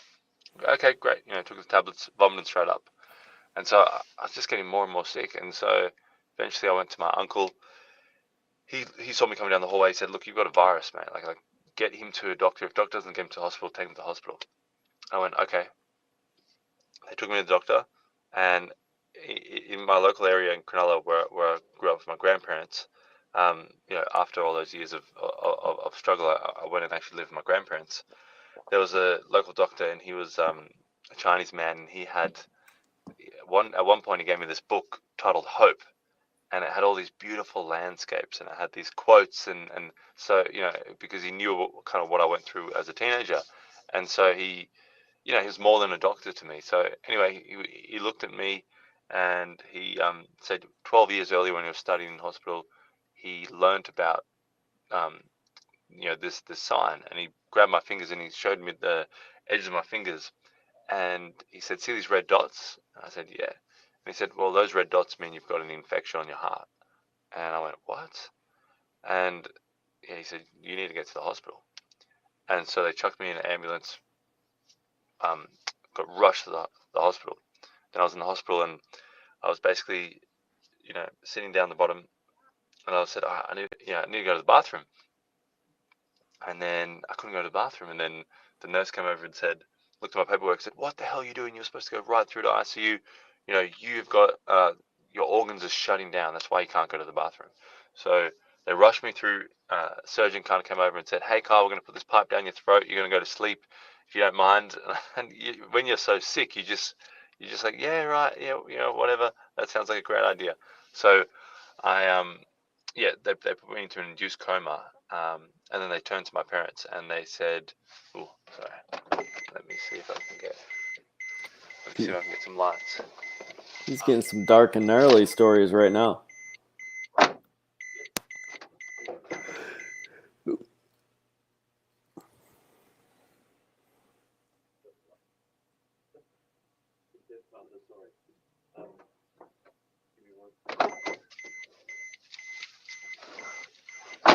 So I cued those lights a little too early.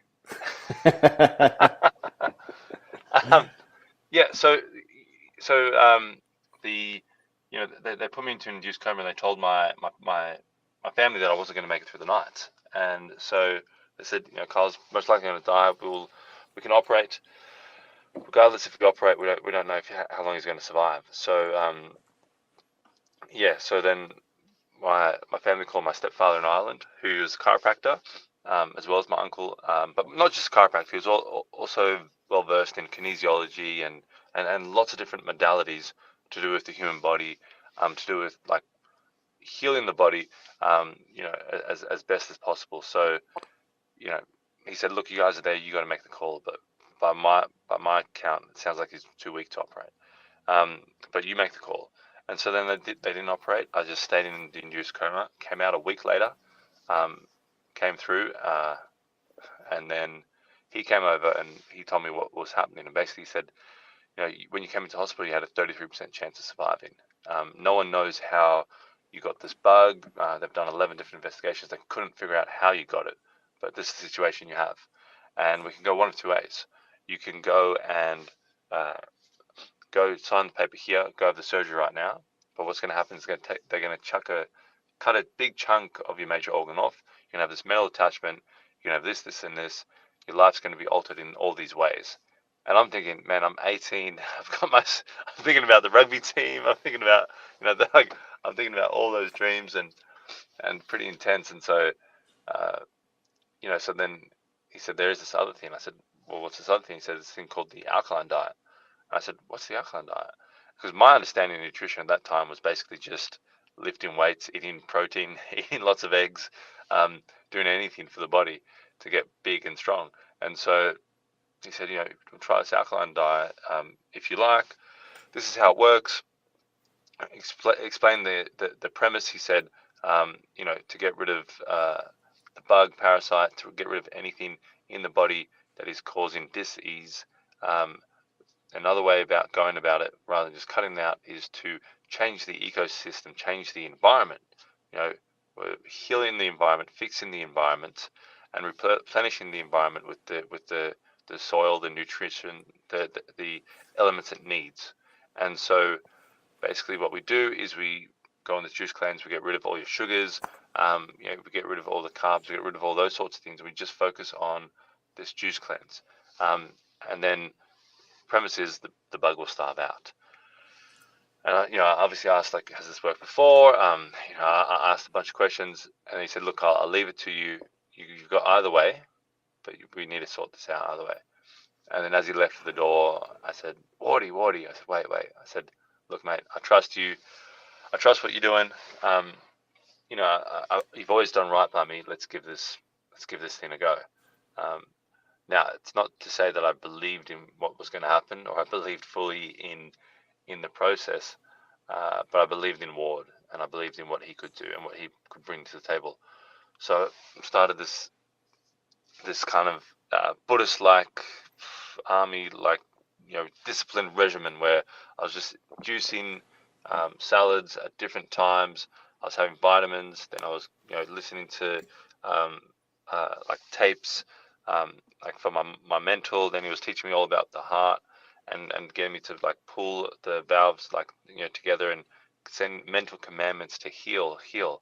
I had to do this in the shower because I was, this is all way out of my comfort zone. At private school that I went to, private all boys, all men, rah-rah sort of sportsy school, they weren't ever, teaching any of this information. That this was not a part of the indoctrination protocol at all. This is this is far out of anything I'd ever been taught. So it was very new to me. And we gave it a red hot go, and almost miraculously at the 3-week mark, we kept asking the cardiologist, what size does the bug have to get down to until it's a non-issue? And then we got the bug down to he says it has to get down to below 0.5 centimeters until it's a non-issue.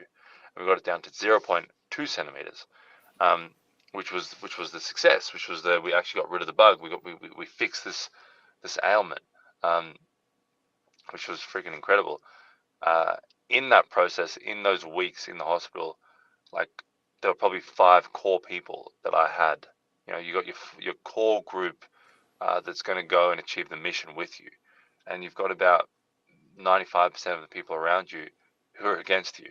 And I think that was a really important lesson to learn, not just then, but just for life, because anytime you go out and Chad, whatever you go out, you write a book, you do this, you put this thing together, you go into partnership with a business, or you do business with family, or this, or whatever you do, you just constantly get these contracting forces, these forces that are going to try and squash you down to a less being than what you can be.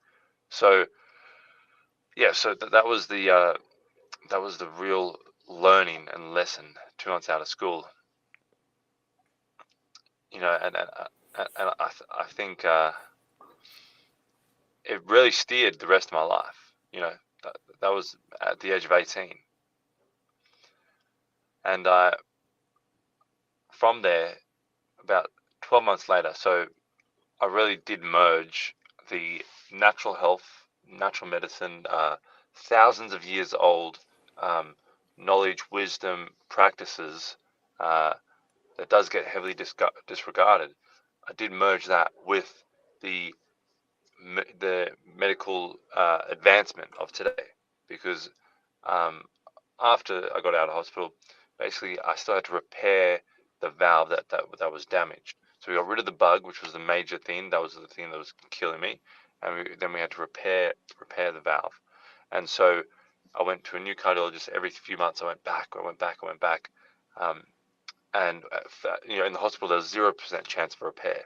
Then when I went to the new cardiologist, it was 30% chance. Then I went back 6 months later, 50%, and then once it got to about 70%, I decided, all right, I think it's time to go ahead and have open heart surgery. So I didn't have it in a rush state where everything was going to be manipulated. I tried to control the uncontrollables as much as possible. Yep. And then choose when I had it. So yeah, I had it, and then had the open heart surgery basically a year later to repair the valve. And then that was the kind of merging. But as I kind of expected, once you have one incursion, once you have one slice, one surgery, there's many more that you have to have. So I had that, and then there was a complication with the surgery, and then I had to have something else put in, and then every few years have to kind of go back in. So, and then it kind of meant that I was joined at the hip to the medical establishment for quite a while. So lots of appointments, lots of procedures, lots of tests, lots of different specialists, different doctors, lots of going into the waiting room and looking around and seeing everybody here's 80, in their 70s, 80s, 90s, and they're all looking like sticky beak, looking at me, going, "What the hell's this kid doing here?" And so, and I mean, there are times where I'd go in and I'd find out more information of all the procedures and everything, and like I'd leave and then I'd be driving to work and I'd be crying, and so it was a real mental test.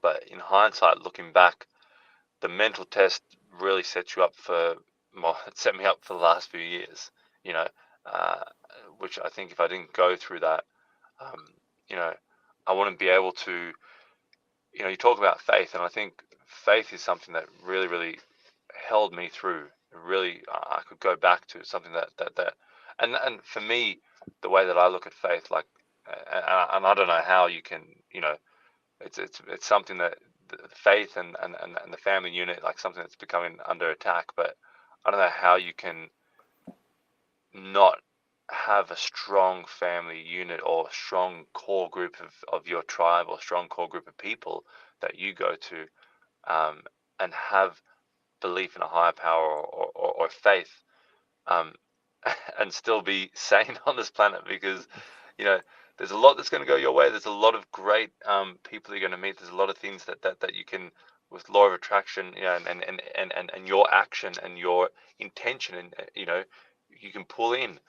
However, there's also the tides of the ocean and the rough waves and everything else that's going to happen. So for me, I had to have a strong faith, throughout the hospital. I had to have a strong core family unit, and that family was people I wasn't related to. So, I had to have my strong core group with me, not pointing and pushing me and telling me who to be or what to be, but just supporting me. And so that was a really, really important part of my life. And then the following years, to find that persistence, to find that resilience, to find that strength. I think a big thing, or big advice that I like to give to young bloods, young kids coming up, is to, when you're going through those hard times, is just to get curious about how much strength you have within you, because there's a lot you can't control. There's a lot you're upset about, a lot that's tearing you up inside. But if you can just get curious about, well, how much strength, like how far can I be pushed? Can I do a 15-hour summit? Can I, can I host this thing and not have my voice completely go? That's exciting. Yep. Yeah. And the thing. Oh, sorry. Go ahead. No, you go. I was to say, and the thing is, you don't know what your limits is until you push it. Yeah.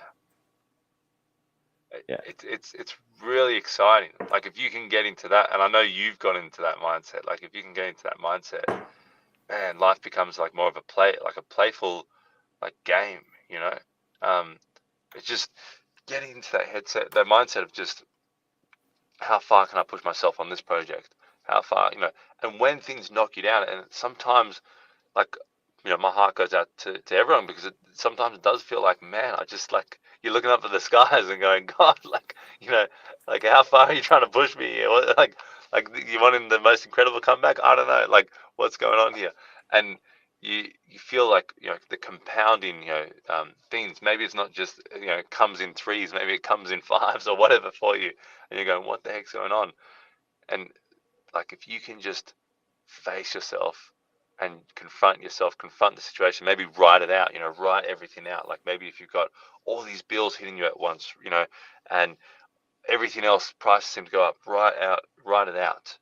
If you've got this problem with this coworker or this relationship or anything, just put it on paper, get it out of your mind, your head that processes 50,000 thoughts a day, put it out, write it out, and face it. And if you can start confronting it, and then that excitement comes from, wow, like this is my mission, and that's where like you don't have time to bitch and hate on people and spread your sickness negativity around, because you're like, well, man, I've got this beast to tame over here. This is going to take all of me. Yeah, and I laugh at that because people are like, how do you do all this stuff? And why are you so, unhealed people be like, why are you so selfish, focusing on yourself? I'm like, no, because I need to take care of the beast I have. Like I have my own demons. And to me, it seems like I'm a bulldozer at times, where I'll just go like bulldoze, not people down, but like my own life to go push the limits.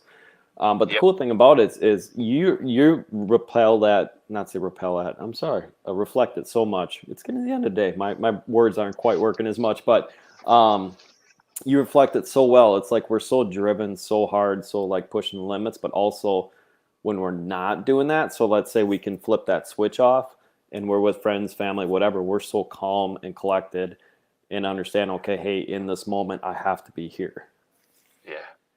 Yeah, exactly. And that's the kind of the vision of, hey, I want to have an ideal life across the board, or I want to like have a beautiful life everywhere. And there's going to be ugly days, but a part of that whole vision, and I'm definitely someone like similar to yourself. I can get that sort of bulldozer sort of mentality.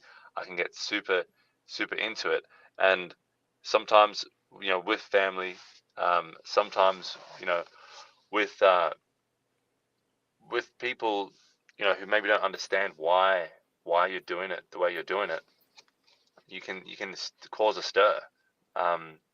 You can really rub them up the wrong way. But so if you know how to come back to them, and be present, and sometimes you're just doing recon work. You're just going to ask questions. You're just going to be there and just listen, and it doesn't mean you have to be deterred from your dreams and it's maybe some family and friends are negative. It doesn't mean you have to be, swayed in a certain way, but you kind of have this invisible gold protecting cloak, and you're just there communicating and listening, asking questions. And you ask enough questions and people think you're freaking, I don't know, like a saint, I tell you, like, it's amazing in this world. Oh man, I'm not a saint. I'm doing better. Everyone's like, you're a saint. No, I'm not I just know I've been damaged and roughed up and sent in the nice way of saying it, and I look at this with friends too. Like I want people in my community that's been through the mixer, that's been in the life. I call it the life grinder. Like life's going to grind you up, spit you out, and put you in a new direction. And to me, I attract to those people because to me, there's so much lessons behind that. So like yourself, whatever, and it's not even for my sake. It's just collectively, you can help so many people by collectively putting the lessons together. Yeah, exactly. And it's the exciting thing about now and what you've done here. It's the collaboration. Like, man, like you find similar people. You find like you are so much more powerful with other people, and if you can start getting your family, and I've started to do this, get my family to watch the same training videos that I do, the same motivational videos that I do, get like friends, like try to get people, like just subtly just put it into the ether and go, oh, how about we we switch the news off. We know what we're getting there. We know the kind of mentality we're going to come out of there. Like, let's just put that off to today, or let's just, like, instead of that segment, watching an hour of that, let's watch some training stuff. Let's watch some personal growth stuff, whatever it is. But if you can get the people around you on the same page, because otherwise you're going to have competing elements. You're going to like you said, you got this beast, you got a tame, you got this bullet, you got this mission, you got rah, and then you like turn to your left or your right, and you got, oh, what's the point of it? Everything's just, we're all gonna die one day, and and you're like, but that's the whole point. We got to, go on this mission. We got to help as many people. We got to do what we got to do. We got to, find our spiritual, like why we were sent here. Our soul, our soul was sent here for a reason. And you're like, and then you got this person to the right that's just like, bringing you down. And so, and it's funny because, I guess in the US, maybe some like my sort of energy would probably be like kind of normal or normalized, but in Australia, Australians are very chill. So oftentimes I'm a little bit too much for them, and oftentimes Australians go, oh, sometimes they think Americans are too much for them. So for me, that sort of energy, that upbeat nature sometimes is a bit much. And so it's an interesting way of trying to work it in. And there's one thing that I've learned throughout this process, and I think it's maturity when we start going. And the stuff I do, that's there's days I'm not mature, and then there's days I'm mature. I'm gonna laugh at exactly that. Like, I still want to be a kid. As many times do stupid random stuff just to make it laugh and have fun. But in general, like the thing that I love, and I think it's just a growth with my age and maturity, is I love people with their space, and I'm gonna say it that way. So like if I have a friend that's a very good, gym dude, whatever, just let him be him. Like, let that person be that person. If this person's a great, gun person, skier, whatever, like, go through the list. Like, that's who they are. Let them be. Like, give them the space when they want to, the space to be free. Like, don't control anything. Like, don't tell them how to live their life unless they ask. Be like, bro, like, how do you do that? All right, cool. I'll give you answers. But like, don't be like, oh yeah, you're doing this. You're doing, like, I just know what suits my life the best. And same thing with you. Like, obviously I'm not a party scene. I enjoy downhill skiing because obviously you guys seen some videos. I enjoy working out. I enjoy, seeing nature. I have some real minor, acute, small, micro things I love to do in my life. And, there's certain things in my past that don't suit me. Don't get me wrong. Like, I still love them. It just, they don't suit me as much. And I'm not going to make a big stink on, having to do them because that's who I was in the past. Like, there's always continuous growth of getting better. But yeah, there's also times where I need to learn, the space and being present. Like, it's like you. Like, there's times you're like, what the hell am I here for? But you got to understand the lesson of that. Yeah. And I think it's okay to sometimes look up to this guy and ask, or look to a friend and ask.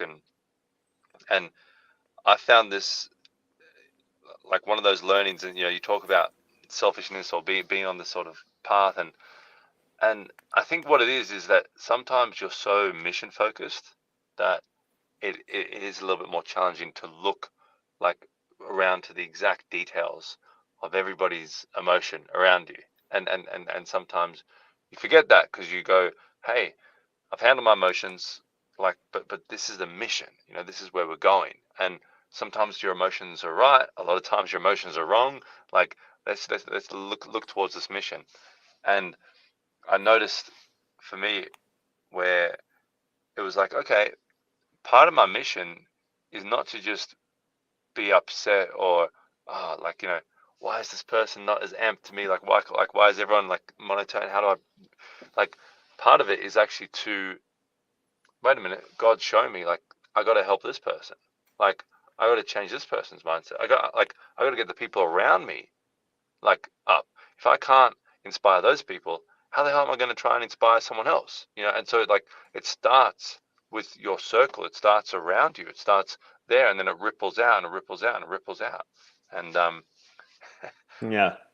Your lights, man. and We're it, gonna roll with it. He's being a half face right now, guys. He's getting at the end of the speech. I love it. I'm just gonna let him roll for the 10 minutes to get up and flip it. It's all fine. But no, Kyle is reaching to us at what time is it? 4 a.m. your time? well, so we've gone on 4:45. It's 5:22 now. So the sun should be up, or should be creaking up pretty soon. I love that early morning light as well. So man, I like getting up early. I think it's the best part of the day. My grandfather, my grandparents raised me, and my grandfather would go to bed maybe 8-9 p.m. But when he was working at uni, because he did architecture, he would get home from uni, from from being from TAFE, when he was also doing TAFE, and he would maybe get to bed at like midnight and then get up back up at 4, because he had like client work. He had jobs that he was doing in architecture, but he was the happiest man I ever met. He was just like huge inspiration, just being around him and going, wow, like you can be that happy, like and you're not on happy pills. You can be that happy, Yeah. and like and content and inspired and energetic into your 90s, like this roaring laugh and this energy. And he would get up at 4 a.m. every day, and he lived until like his almost mid-90s. And he said, Kyle, it's the most beautiful part of the day because the rest of the world's asleep, and I've definitely grown a liking to that, because it is quite nice. The early mornings of the day are stunning. Yeah, and for me, that I'm starting to capture that now, especially with work. We're a little busy, so I'm going in at 5 in the morning, but I'm up at 3:30. I did not like working out at 3 because it was just different with the my eating patterns and stuff. But in general, like it is so cool to drive and know that the world. It's a weird feeling. You get it 100%. Like I did it when I was on second shift doing podcasts at. I think when we did it, it was like 2 o'clock in the morning. And I was shocked. It was like so peaceful and quiet. And I'm like, I'm putting in work. I'm enjoying it. Yes, I'm not going to get much sleep, 4 or 5 hours or whatever it was that night. But the cool thing about it is everyone's sleeping or they're watching TV. And here we're putting in extra effort to get ahead. Yeah. And all of a sudden it's like the world is just so clockwork at times that it's like we're getting up, we're getting moving, we're getting it done. And I never loved it growing up. I slept a lot, I will say it that way. But, like my stepdad would always come up, be like, get up. We got work to do. Like, we got no time all day. Got to get all, like, it was that old traditional farmer mentality. And now I appreciate it because we were looking at it. And to me, I think my perfect would be like 11:30 to 6. Like, it don't matter, guys, how it is. But no matter what, the peacefulness when the world is sleeping, if it's in the morning or late at night, it is perfect, because if you just get in the right zone with a little bit of soft music playing, or like, for me, I'm a huge Dirty Heads fan, just whatever it is to get you in your zone. There's a lot of creative genius and stuff that comes in those moments. Yeah, exactly. And if you can, like, so I've been spending a bit of time, because like my kind of living arrangements have changed a little bit. So I've been spending a bit of time getting out of the house, So I've got some family staying. So it's like, all right, I need to get my mind out, get my spirit out, get my body out into the world first thing in the morning. And so go to a coffee shop first thing in the morning, take my my book, my notes, my plan for the day, like anything that I'm working on, and just spend a little bit of time, like, and that's really like it's time for yourself. It's like, okay, this is my, like, when people talk about like your self-care, this is like time for myself. And then you're doing some work, and then you're looking around and you just start seeing the world wake up. And like you said, it's really cool to be working when everyone else is sleeping. And you spoke about incremental things that you like to do, like to look after yourself. And that in life really is those incremental bits of effort that you do that compound over a long time. And like with what you do every day, like if you just shift a few things in your day, work while they sleep, while they party, while they play, like, then you got a heck of a lot of playing that you're gonna do later, but in a much better position. Like, so, and I resonate with that thing. Like my grandfather would, like, I'd wake up in the morning, sleep in, I love sleep, and then he'd go, "Oh, you're up, Carl." Like, goodness, you're up. It's before midday. Wow. And he said there must have been ants in your bed, and like, so just that kind of. Sometimes a mentor can be someone who's just itching at you, just kind of like nibbling at you a little bit, and really they're nibbling at your greatness. They're going like, "Come on, you can do better than this," but they're just doing it in a different way. And so sometimes it's not always, "Give me 100." Sometimes it's just some cheeky humor, and you're like, "God damn, he's got me here." Like, like, why am I getting up late? So Yeah, no, a and little bit of uncomfortable. it was actually quite funny because ski trip, we kind of were like 6:37 and whatever. But yeah, the older I'm getting, man, it's less and less sleep in a good way. So like the 5.5, 6.5 is like my sweet spot. But I never noticed now until I finally started doing all this self-help, personal development, podcasting, all that stuff, like the appreciation of the time. So like the Netflix, people are like Netflix and chill, and I'm not against anyone that does it, but here you're binge watching a show for 5 hours, and I'm like, how much stuff I can get done in 5 hours flat? Yeah, and the like, man, it hits me as well because, and sometimes like sometimes you're with family, like friends, like or you're in that environment. It's like, all right, like and sometimes you might just need to switch off for an hour, and you spoke about this, but it's so true. You look at it and you're like, there are so many avenues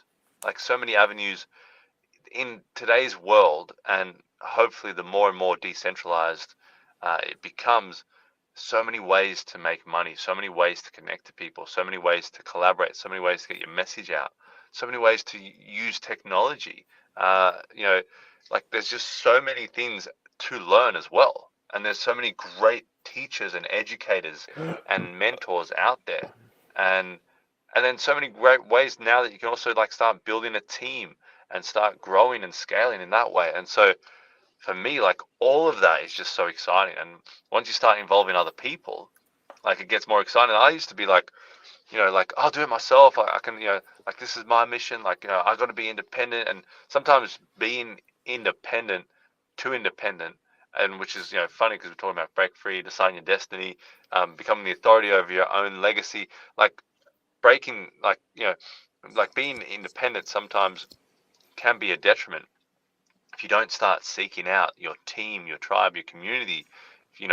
Like, if you did the summit for 15 hours on your own, like, it'd be great. If I did the summit 15 hours on my own, it'd be great. But we both know that it's better when you get like other people involved. You get other juices, you get other perspectives, you get like maybe even you get like different thoughts to your own, and it's just really exciting when you start realizing, hey, like, I could actually give someone a job. I can help.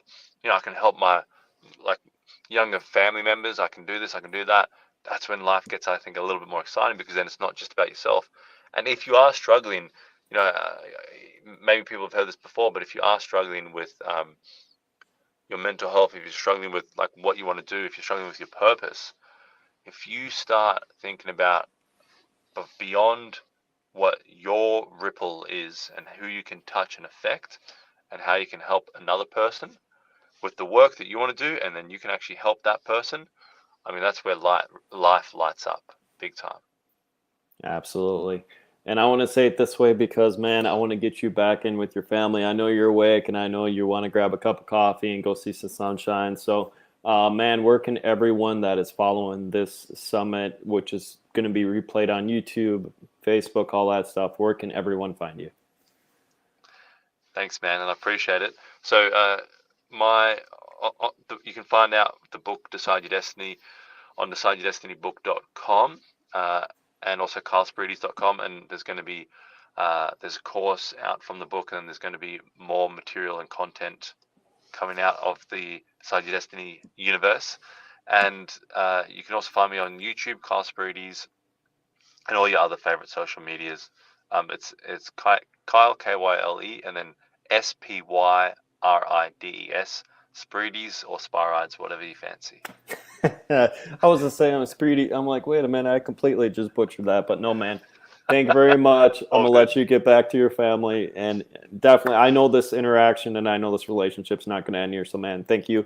I look forward to helping you out in the future, man. Thanks, brother. Looking forward to it. Absolutely. You have a beautiful day. I'm going to take him off here. We're going to take a quick 5-minute break. We're going to bring Jonathan on to end it and remove this, end this beautiful, beautiful summit. And like I said, go take a quick bathroom break, whatever it is. But guys, we'll be back in literally 5 minutes here. So 3:35, we're going to be rocking and rolling. And then we will be finishing this out here with Jonathan at the end here. So we're going to be rolling to about 4:15, 4:30, somewhere in there, give or take. And we will go from there. And yeah, thank you guys very much. Thank you all the speakers that had helped this throughout the 2 days work. We're getting to the end. I'm gassing all the coffee I can. I'm about 24 cups in 2 days. So 2 pots in 2 days, give or take. But I'm going to take a quick 5, just get some water back in me, make sure my voice is good. And then we will end it with Jonathan. And thank you, all you guys that downloaded this, all you guys that seen this on Facebook, YouTube, all this fun stuff. But yeah, we are near the end here, guys. One more to go after the break.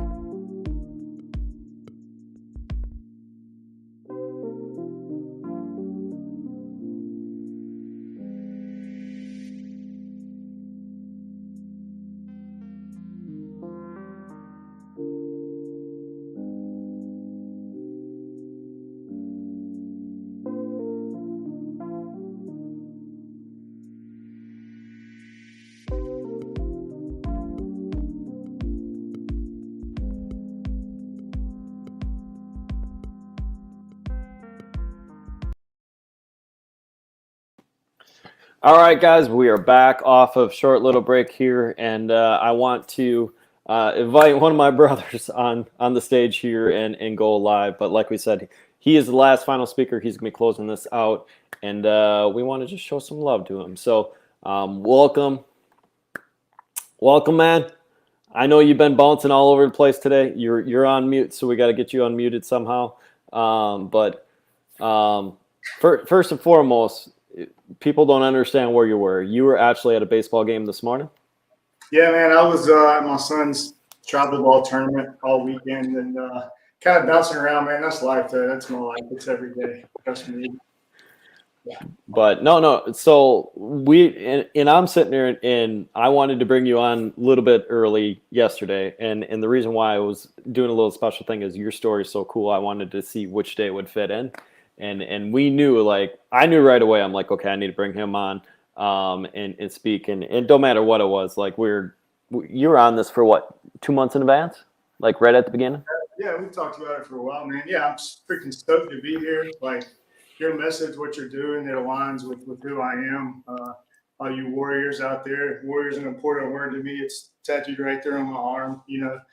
So I definitely want to jump on and support you. I just kind of had my virtual thing last week or so, and you're having yours. So I know how it is, man. And much respect for the marathon that you ran this weekend.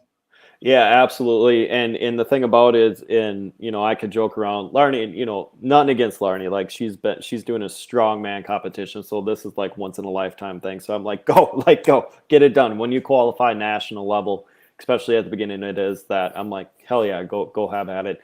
But the trick and the trade of this is, I think, and your faith is strong too, but like, what happened in these 2 days marathon and getting this, it had to happen. So like, the situation had to happen, whatever it is, which is great, because it's tricks and trades and stuff and skills and whatever it is I need to learn to go at the next level. And I want you to dig into that, because with the Resilient Man Project, it's all about overcoming. It's all about resiliency and all that stuff. And I'm like, heck yeah, man, like, bring him on, because we're brothers. Like, we had 3 or 4 people today and yesterday that were all in the same circle. Yeah. And I'm like, heck yeah. I'm like, we need to have him on. So tell everyone where you're at currently. I know you launched yours last weekend, but like the episodes and all that stuff. So go ahead. Yeah, man, I think what you did, these past couple of days, you tapped into that resilient mindset, where you understand that, hey, this is the goal, this is the mission, and whatever it takes to achieve that mission is what I'm going to do. I think so many times in life, like, we get in those situations and we either can give up or say that it's too big or it's too much, or we can decide that it's going to happen and make it happen. So yeah, man, that's awesome, and it's a pretty good fit for what I like to talk about. So a little bit about me is I just kind of grew up in around addiction and drinking and those types of things, and then turned into a full-blown addict myself in my 20s, and actually wound up in prison. About 10 years ago or so, I was released from prison, and really started to kind of put my life back together, or really together for the first time. Found faith in all these things, which we can get into if you would like. Then kind of about 2 years ago, I kind of had this purpose. As I turned 40, I had this purpose thing enter my heart, and it's tapping into my story and the things that I've been through, finding the gold in it, the things that I can share with other people to kind of help them get through things. And man, once I heard your last guest, and you're so right. Like, once you figure out that purpose piece, everything else just kind of doesn't matter as much anymore, and life becomes about so much more than yourself. I think that's kind of what we're both doing here is, trying to leave a legacy and do important work and help men and pull people along that might be a little bit behind us, and maybe give them a path through some storms ahead. So yeah, man, we are 15-ish episodes in Resilient Man Project, the podcast. It's been awesome, getting to have, I think I did like 3 with you in one night. Yeah, 3. Let's talk about that too, because I'm laughing because I think our mics on both sides. Was I doing it for you? All of a sudden, my mic just decided to go out for like 35 minutes. I don't remember. It was good too. 40 minutes and realized something and did it again, and something happened and did it the third time. So, oh man, it is what it is. We were laughing at this. Yeah, we were laughing for sure. That was an awesome night. But about 15 or so episodes in, had some amazing conversations with all sorts of guests. And I think that's the coolest thing about podcasting is just having these conversations with people all over the country, all over the world, that you would never get to have the conversations with if you weren't doing a podcast. That's an amazing thing to experience. So I've got to experience a lot of that and gain so much knowledge from each guest, and kind of multiply that by the things I've been through and the things I've learned through my own life's experiences. And it's done nothing but help me grow and become a better version of myself. We launched a virtual event. We did ours a little different. We just did an hour a day for 5 days last week, kind of touching on the pillars of Resilient Man Project, which are faith, freedom, family, resilience, and freedom. Anyway, the 5 pillars of Resilient Man Project. And Much from it, but it was awesome. It was so much fun. I don't know if you got to check it, man. I had some people come on and give some just amazing speeches and testimony and a lot of value, I think. So it was really fun. And now we're getting ready to launch some other stuff. So everything's moving forward pretty nice, man. It's been fun. Yeah, absolutely. And you know, the big theme about this one is overcoming something and getting to your calling and all that stuff. But there's another theme that you start seeing through a lot of these speakers is we call them verticals. And what it is you start one thing, another thing that is still involved with the first thing happens and happens and happens. And all of a sudden, like everyone's like, okay, what is vertical? Okay, so you have a big tree. Obviously, you know, a lot of us, faith is our foundation. So we want to make sure our roots are good and all that stuff. But you have an idea. So like, and I'm gonna paint this as a picture, guys, like whatever. But like you have a root coming up, which is Resilient Man Project. And all of a sudden there's a little tiny verticals coming off, which is your tree. And it makes one big, huge project going forward, which is a good way. It's little tiny things that just start helping each other. And I'm gonna just use that for example, because construction industry, trucking, all that, whatever it is, like there's so many verticals with one thing that you're doing that people don't really realize and get and understand. Yeah, man, absolutely. And I think it comes from also like knowing the goal or the mission, you know, and understanding that the first piece isn't going to get you to that mission, you know, it's just the first steps. And then, you know, developing a plan as you go to reach the second steps and the third steps until you kind of get to that place where you're, you know, making the impact that I dream of making. So that's where we are, man. And like thinking about kind of today and like the real world piece, you know, something that can kind of help men out there or women out there, whoever's watching. You know, my business background is the key to my success, I think, is the sales piece, is the way that I approach sales. And it's really simple, but you have to be genuine and authentic and those things, but it's all about connection. It's all about creating oneness, you know, like loving what you do, loving the problems, the challenges, you know, loving the final product, loving the customer, loving the facility, you know, just loving even their families and their stories and, you know, and just creating that oneness and realizing, you know, that connectedness. And that's been the key to really my success in the professional business world is creating, being able to have the innate ability to create oneness with customers and earn their trust quickly and, you know, come through on that trust and things like that. You know, and I think that kind of ties into what we're doing here. Like, I really think that like the way we change the world or get it back on track is like through vulnerability and through connection. I think everybody is like kind of starving for it. The culture has gone away from it in man's world, you know, the generation before us, vulnerable, rub some dirt on it. You know what I mean? That's yeah. You know, and I think that, you know, in today's world with social media and just all the new aspects of technology, we've really gotten away from being able to be vulnerable, even with our wives or our kids or anyone. And I think that comes from like, we've lost the innate ability to like meet people in their story. Instead, we want to hear their story and make a decision about them or judge them or whatever. And we've kind of lost, you know, the empathy of being able to see the other side and like meet them in their story, you know, by relating to them from something in our own story. And that's what creates real connection. And I think, man, if we could just kind of figure that piece out, we would really do something to kind of, you know, heal the world a little bit. Yeah, and that's a thing that, we were talking about that. Actually, it's a theme on both days is community.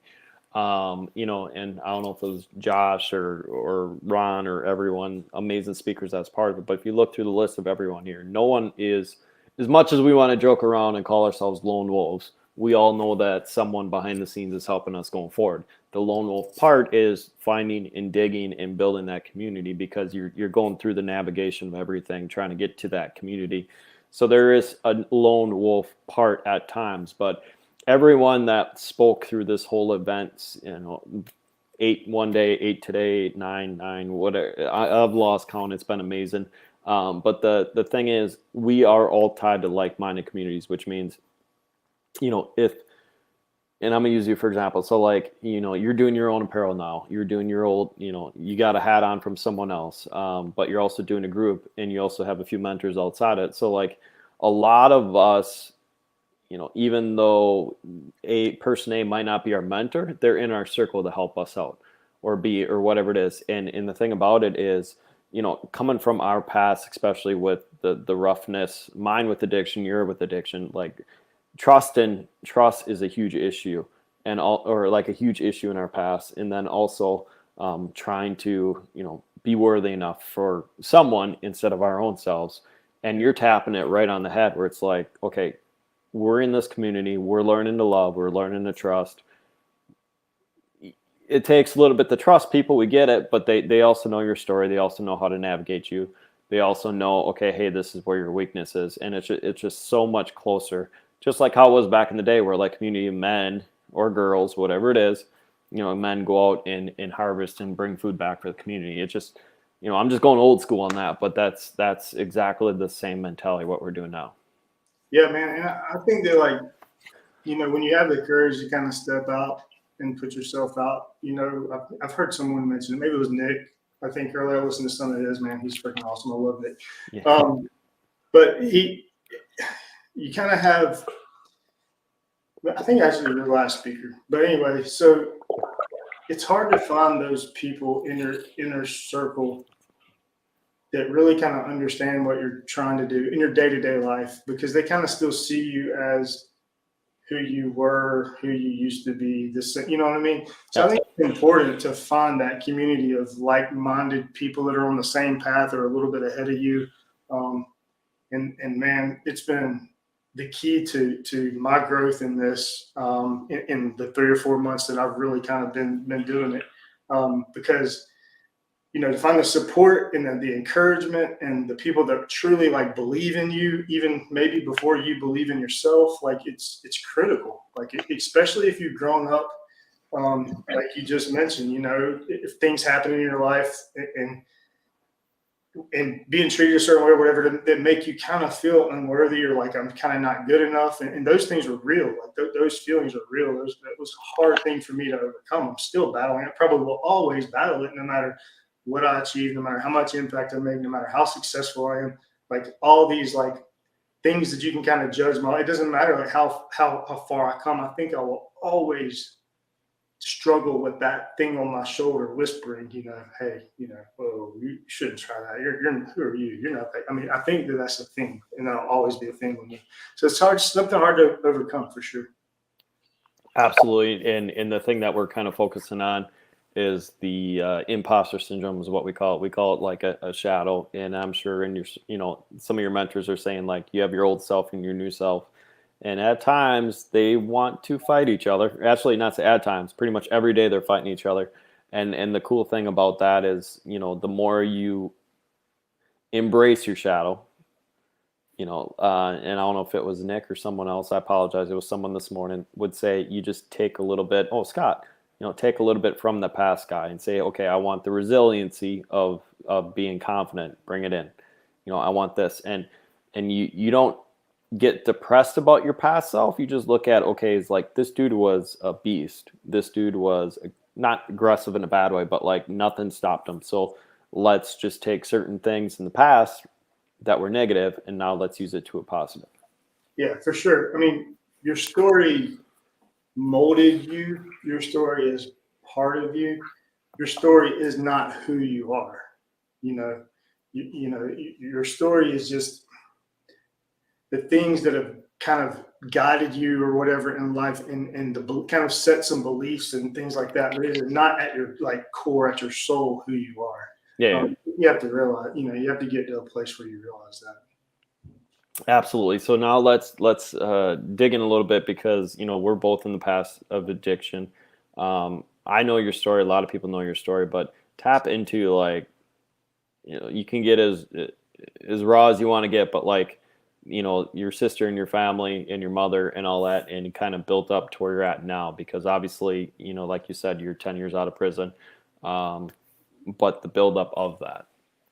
Okay, so yeah, like I said, I grew up just surrounded by drugs and alcohol and drinking, whether it be my own family or the streets of South Atlanta, kind of where I grew up, and drug dealers were idolized, and I was drinking and smoking weed at like 10, 11 years old. Like that was the life. It was no big deal. It was normal. Those things showed up in me, and addiction consumed everything about my life in my 20s. My first wife ended up finally divorcing me after like 10 years of trying to like straighten me out. When she did, I hit the streets way harder. About 2 years, I ran around hotel to hotel, basically homeless, kind of the right-hand man, drug dealer's right-hand man, all kinds of crazy stuff, man. I could tell some wild stories about those 2 years. Long story short, they landed me in prison. Once I got out, or in prison is the first time that I felt the presence of God was in prison. After I kind of sobered up, I never grew up in church, never really was a man of faith. I mean, I kind of tried sometimes when I first married, but when you're an addict, it's like, you always are in a haze or you're just never clear-minded enough to really feel much of anything, honestly, because you spend your whole time numbing yourself. And I laid that foundation of faith, or built that foundation of faith through those 3 years in prison, and through all that inner work and thinking and all those things that I was doing. But, and I thank Jesus that I did, because when I got out, within a week of me getting out, or I think it's 2 weeks, I got a call from my sister that my mom had overdosed and was in ICU. So I spent the next 5 days by her side, and imagine like a severe stroke victim with her mouth hanging open, tongue hanging out. Like, it was really bad. There was whispers of, hey, I was next to kin, you might have to make a decision. It was bad. Anyway, she pulls through. And then just a few short months after that, my sister overdoses, and she actually passes away in some crappy motel room in Atlanta. That devastated my mom, obviously. And my mom had already spent so many years abusing her mind and body with all sorts of substances. So she basically became kind of, especially when she would mix alcohol with the prescription Xanax and the pain pills and everything else she was taking. Once she would mix alcohol with that, after all that trauma and that life, she was like mentally insane for the past 4 or 5 months of her life, having conversations with ghosts, and just it was some vile, like, just things you would, so crazy, like, it wouldn't even make sense, some of the things that she would say. So I'm checking on her every day on my lunch break. I get her to live about 5 minutes or so from where I'm working. And one day I go to check on her on my lunch break, and she doesn't answer a text for a couple of days, which is kind of normal because sometimes she just lays in bed for days at a time. Anyways, I go to check on her. Her door's unlocked to open it, and her apartment is completely trashed. The TV's flipped over. The pictures are off the wall. The table's flipped over. I mean, it looks like when they used to toss our cells in prison, like, or if you've been in the military and they've even tossed your barracks or whatever, that's what it looked like. It just complete destroyed. I thought she'd been robbed at first, or something. I didn't know what happened, but anyway, so I kind of looked down the hall, and all I can see is her feet. I walk back there, and my mom has taken her own life, suicide by overdose, and is slumped down against the wall. I actually, in that moment, walked over, felt her, kissed her forehead, closed her eyes, reached over, grabbed a handful of pain pills on the floor that she had taken her own life with, threw them in my mouth, chewed them up, and walked out the door and called 911, which kind of spiraled me on a couple, 3 months or so, headed back down the wrong path. But like I said, that foundation of faith, I firmly and truly know that in my core is the only reason that I had the strength to do something a little different this time. I told my wife, who's my wife now, about what was going on, got me the help I needed. Hyper focused on work kind of through the next few years, went from $8 an hour as a convicted felon to 6 figures a year later, to $250,000 4 years later, to owning my own company 7 years later. But really, like in that time, I like I said, hyper focused on work, ran from everything that I've been through.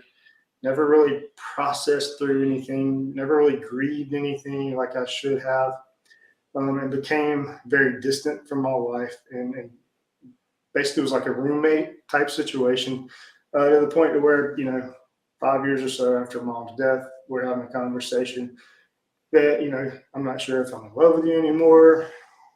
We were talking about divorce. I moved into my buddy's camper, live there for like a couple of weeks, go out of town, do work for 30 days or so. And like, it's bad. And then I actually go home to talk about kind of splitting things up, and we have a conversation. And anyway, one thing leads to another. And now here we are.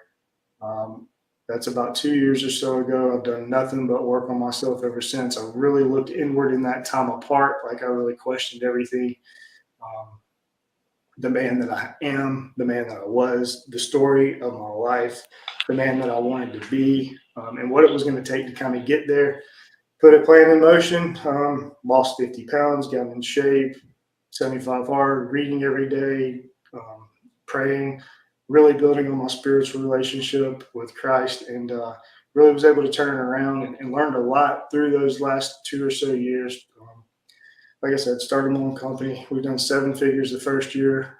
We're on our way to doing 7 figures the second year, just in revenue. I didn't make that, trust me, but still it's pretty good for first year starting out. And it's been a heck of a ride, but I've learned a lot. And I think that's what, and to kind of go back in that, sometime in that 2-year process, before I started Resilient Man, God laid it on my heart that, like, I always kind of carried myself with this victim mentality. Why was I born into this? Why did my parents this? Why did my mom this? And he really laid it on me as clear as day one day. Like, your story, your journey has all been for a reason. Like, you went through it because you had to go through it to become the man that you are today, and for this mission that you're about to embark on. And at the time, I didn't know it was Resilient Man, and it just kind of all happened from there. And now that I consider it my purpose in life is sharing my story. There's things that I learned, helping people build resilience, build a resilient mindset, helping people tap into their faith and their purpose and understand that their story doesn't define them, that they're more resilient and they're way stronger than they think they are. All those things, man. That's what I'm here to do. Absolutely. And you've been rocking it as long as we've known each other. And I'm sitting there going, I'm like, I need to slide his story on because, and like I said, I tried yesterday, and the thing with this lives, and I purely focused on it today, especially with everyone that's speaking. It's like everyone's got family. On Sundays are typically a good family day where a lot of people, at least, us with the faith background, will shut down and just be family. I mean, we want it every day, I get it, but like truly Sunday is the day for the family just to go out and get family time before we amp it up here. So, you know what, man? I'm gonna end this as early as we want. We started 15 minutes early to allow everyone to have a beautiful day on this Sunday evening. And I want to say thank you for joining, man. Where can everyone find you? And we'll direct all the listeners from this. Yeah, it's we're pretty consistent across all platforms. Resilient Man Project, all social media, all podcast platforms, YouTube if you like video. Our Resilient Man Project, Resilient Man Movement. If you would like to see our virtual challenge that we just completed, it's free. It's going to become like a little course of the book, and it's all free. So if you're interested in that, find us, hit us on social media, join the little group, man. That's it, man. Just really getting this thing going and getting started. I cannot wait to see what the rest of this year holds and what the future holds, man. For sure. Absolutely. And I want to say thank you for allowing me to be on your podcast, even all the headaches we had here. But guys, like I said straight out, like I wanted to start early today on purpose so we can get everyone back to the family, enjoy how key Sunday is for everyone in their weekly thing. So I wanted to honor Sunday and end it early. And I want to say it this way, but guys, thank you for downloading this. Thank you for watching this. We are pushing almost 9.5 hours plus. I have the 7-hour ticker there. So what is that? 16, 17 hours of straight just interviews and guest speakers and stuff. So everyone that was part of this, thank you. Thank you for ending it, man. Thank you, guys. And we're going to get the replays up and running here. But yes, it is 4 p.m. Central Time, A lot of us have stuff going on this afternoon, but yeah, no, build your Sundays up for the week, and you'll say it straight out, like create your game plans on Sundays. But thank you guys very much. We are all blessed for the speakers, and like I said, we're all blessed with everyone that watched it through social media. So thank you guys very much. Jonathan, you have a great day, man, and go be dad. Yeah, man.